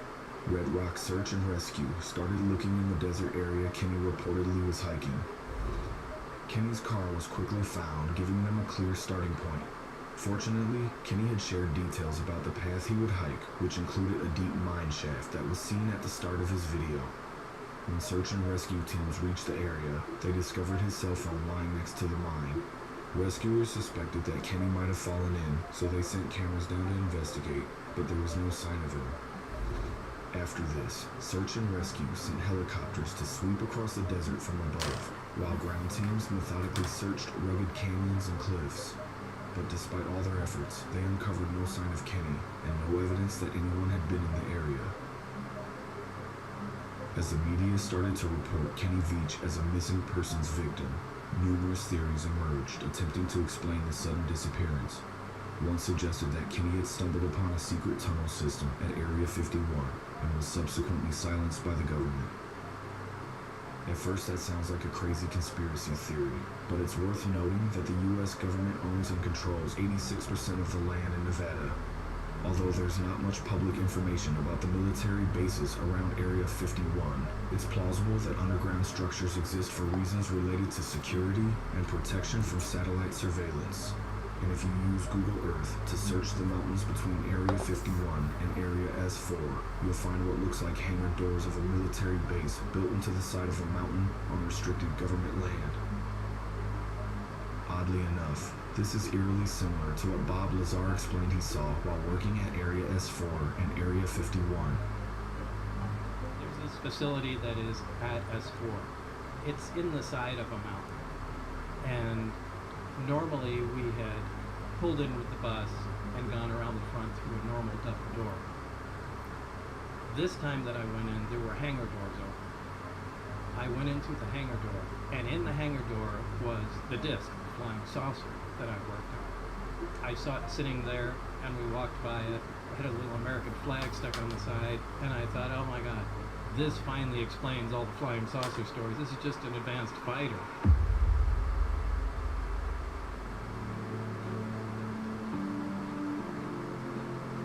Kenny Veach was hiking approximately 64 miles away from those hangar doors, making it nearly impossible for him to reach that part of the desert, let alone getting anywhere near the military base. The government doesn't just guard Area 51, they secure all the surrounding land as well. If you even try to get close, you'll quickly notice black helicopters circling overhead and white unmarked pickup trucks patrolling the perimeter. Military security keeps a close watch, and the moment you get too close to a restricted area, they'll intercept and hold you at gunpoint. That makes it highly unlikely that Kenny would have made it that far into restricted government land. Despite this, many YouTubers took it upon themselves to search for both Kenny and the elusive M Cave. One channel named Exploring Abandoned Mines in Unusual Places claimed to have located the M Cave based on information provided by a friend in the military. When the YouTuber ventured inside, he discovered an old bottle, some wooden planks, and a few white scratch marks on the cave walls, indicating someone had been there at some point. But none of this seemed too unusual at first. That was until he found an old sign that read, Okay, Area 51, restricted area, no trespassing, use of deadly force authorized. Well, I think it's time to get out of here. At first, this might seem like compelling evidence, but it's important to note that none of the actual signs around the base have Area 51 written on them. Instead, they all simply say, restricted area, no trespassing. And also, the exact sign the YouTuber found can be purchased online as a novelty prop, making it pretty obvious this isn't the M Cave. Another YouTuber, Sean Horlacher, also set out in search of the M Cave. As he followed the same trail Kenny had taken, he came across a peculiar rock formation resembling an M-shaped cave entrance, but it appeared to have been intentionally sealed with rocks. Pointing his camera at a small opening, you can see there's definitely space back there. What made it even stranger was the distinct color of the rocks. They stood out from the surrounding landscape, making it seem like they had been deliberately placed there to block the entrance. Sean also noticed a seam running along the bottom, giving the whole thing a man-made appearance. We have this seam that's running. It's almost like this is like a foundation almost. And then this is all like a straight line, and it's got this white stuff in here. What makes this even stranger is what Kenny says when he was in this area in his MK video. It's about level with the ground, like in an area like this. This is the same place Sean is at, and Kenny's saying the M Cave was about level with the ground. Like an area like this makes it seem like this could have been the M Cave before someone covered it up with rocks. As the mystery of the M Cave and Kenny's disappearance continued to grow, it left people with more questions than answers. That was until Kenny's ex-girlfriend Sharon left a comment on his M Cave video, offering new insight. Sharon revealed that she believes Kenny took his own life. She explained that he had struggled with depression for many years, but refused to take medication or seek help from a doctor. About a year before his disappearance, he quit his job to follow his passion for becoming an inventor. I am an artist, I'm an adventurer, and I am an inventor. And I take all those three talents, and I combine them, and I just create. Hello everyone at Quirky, my name is Kenny Beach, and I invented the new improved toilet paper roll holder for the household. Works great. And then if it runs out, you just pull that, put the other one in, and let go. In an effort to gain attention for his inventions, he made a pitch video for the TV show Shark Tank. Hello people of Shark Tank, my name is Kenny Beach, and get ready because I'm going to show you a few things about myself, and I'm going to let you know just what I do, what I am, and how much I enjoy life, and how I go about doing that. That's the polar bear. I designed the can and put all the stuff on it. Now there was a glow-in-the-dark polar bear in there that I sewed myself, and he is so cool. Oh, here's something I invented. This is a bull roarer. I got this as a gift, but I made this because the string broke and the little stick broke that came with it. And this used to be a letter D. Now watch this.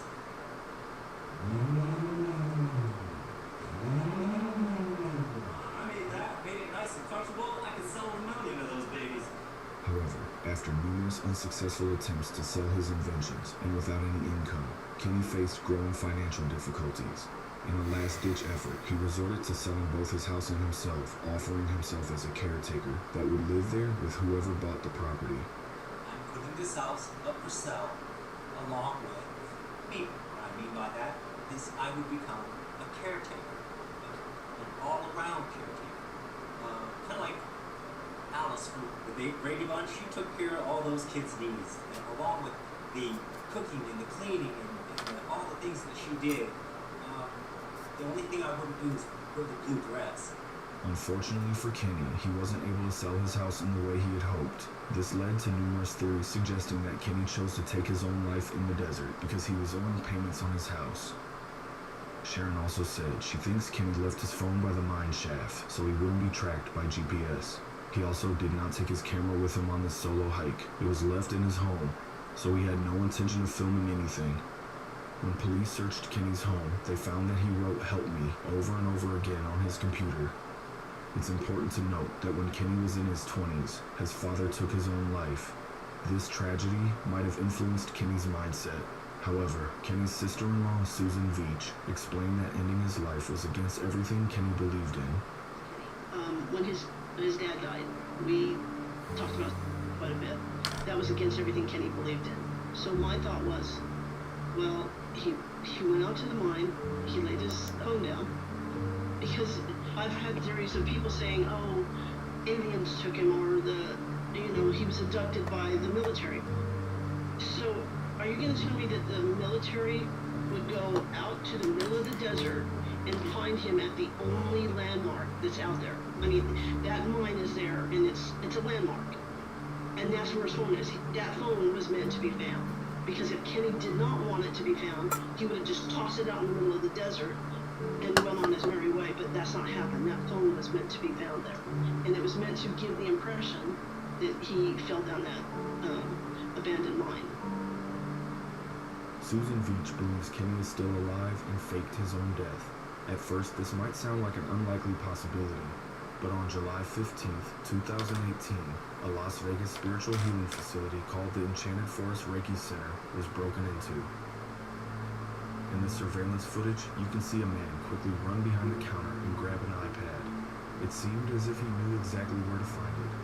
Susan Veach says that this is Kenny, and when you compare this individual to a photo of him, there's a noticeable resemblance.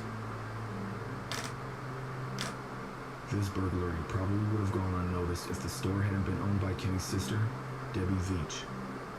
What makes this footage even more compelling is that Kenny suffered a severe knee injury while hiking in the mountain and needed to be rescued by helicopter. And in the security footage, you can see the man grabbing his knee in pain and even falling on the ground before getting up and running out the window. Here's what Susan had to say about the footage. I've known Kenny since he was 18. It absolutely is Kenny. There's no doubt in my mind. But for people to say, oh, I was emotional or delusional, no. But and let me tell you, nobody I know wants that to be Kenny. Nobody. It would be so much easier to think that he was doing what he loved, he got hurt, and he died. I know that sounds awful, but it's easier to think that than to think that he deliberately did this, and he's put his family and his daughter through we're going on, 9 years now, 10 years of torment. That's cruel. I mean, it's easier to think he's dead. They've all backpedaled because nobody wants to go to the cops and say that's him. He told them he was going to disappear. He must have had a plan.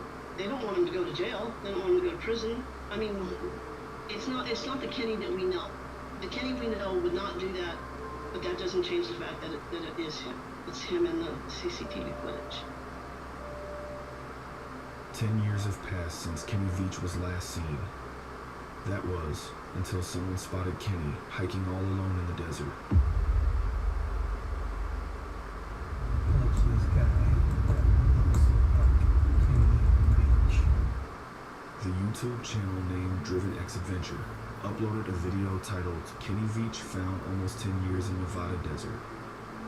He spotted him hiking in the White River Narrows, roughly 86 miles from where Kenny was hiking by the mine shaft. In the video, the YouTuber encounters a man hiking alone in the desert who had a striking resemblance to Kenny Veach. He immediately was intrigued, so he stopped his car to ask if the man needed any assistance. Sure you don't need nothing? Are you sure? Okay, I just want to make sure. Okay, you're good with water and food? Okay, man. Okay. All right, bud. Take care. Be careful. During their conversation, he noticed that the man's voice sounded basically identical to Kenny's. Listen to this comparison and tell me what you think. You know, I can spend about 20 minutes just walking around and collecting these, and I'll put them all in my bag. When I get home, I'll have a nice treat.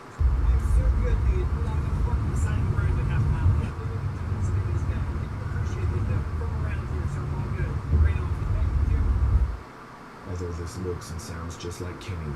Susan Veach left a comment in the video stating, "Sorry, it's not him." His voice is very similar, but he's not built like Kenny and doesn't walk like Kenny.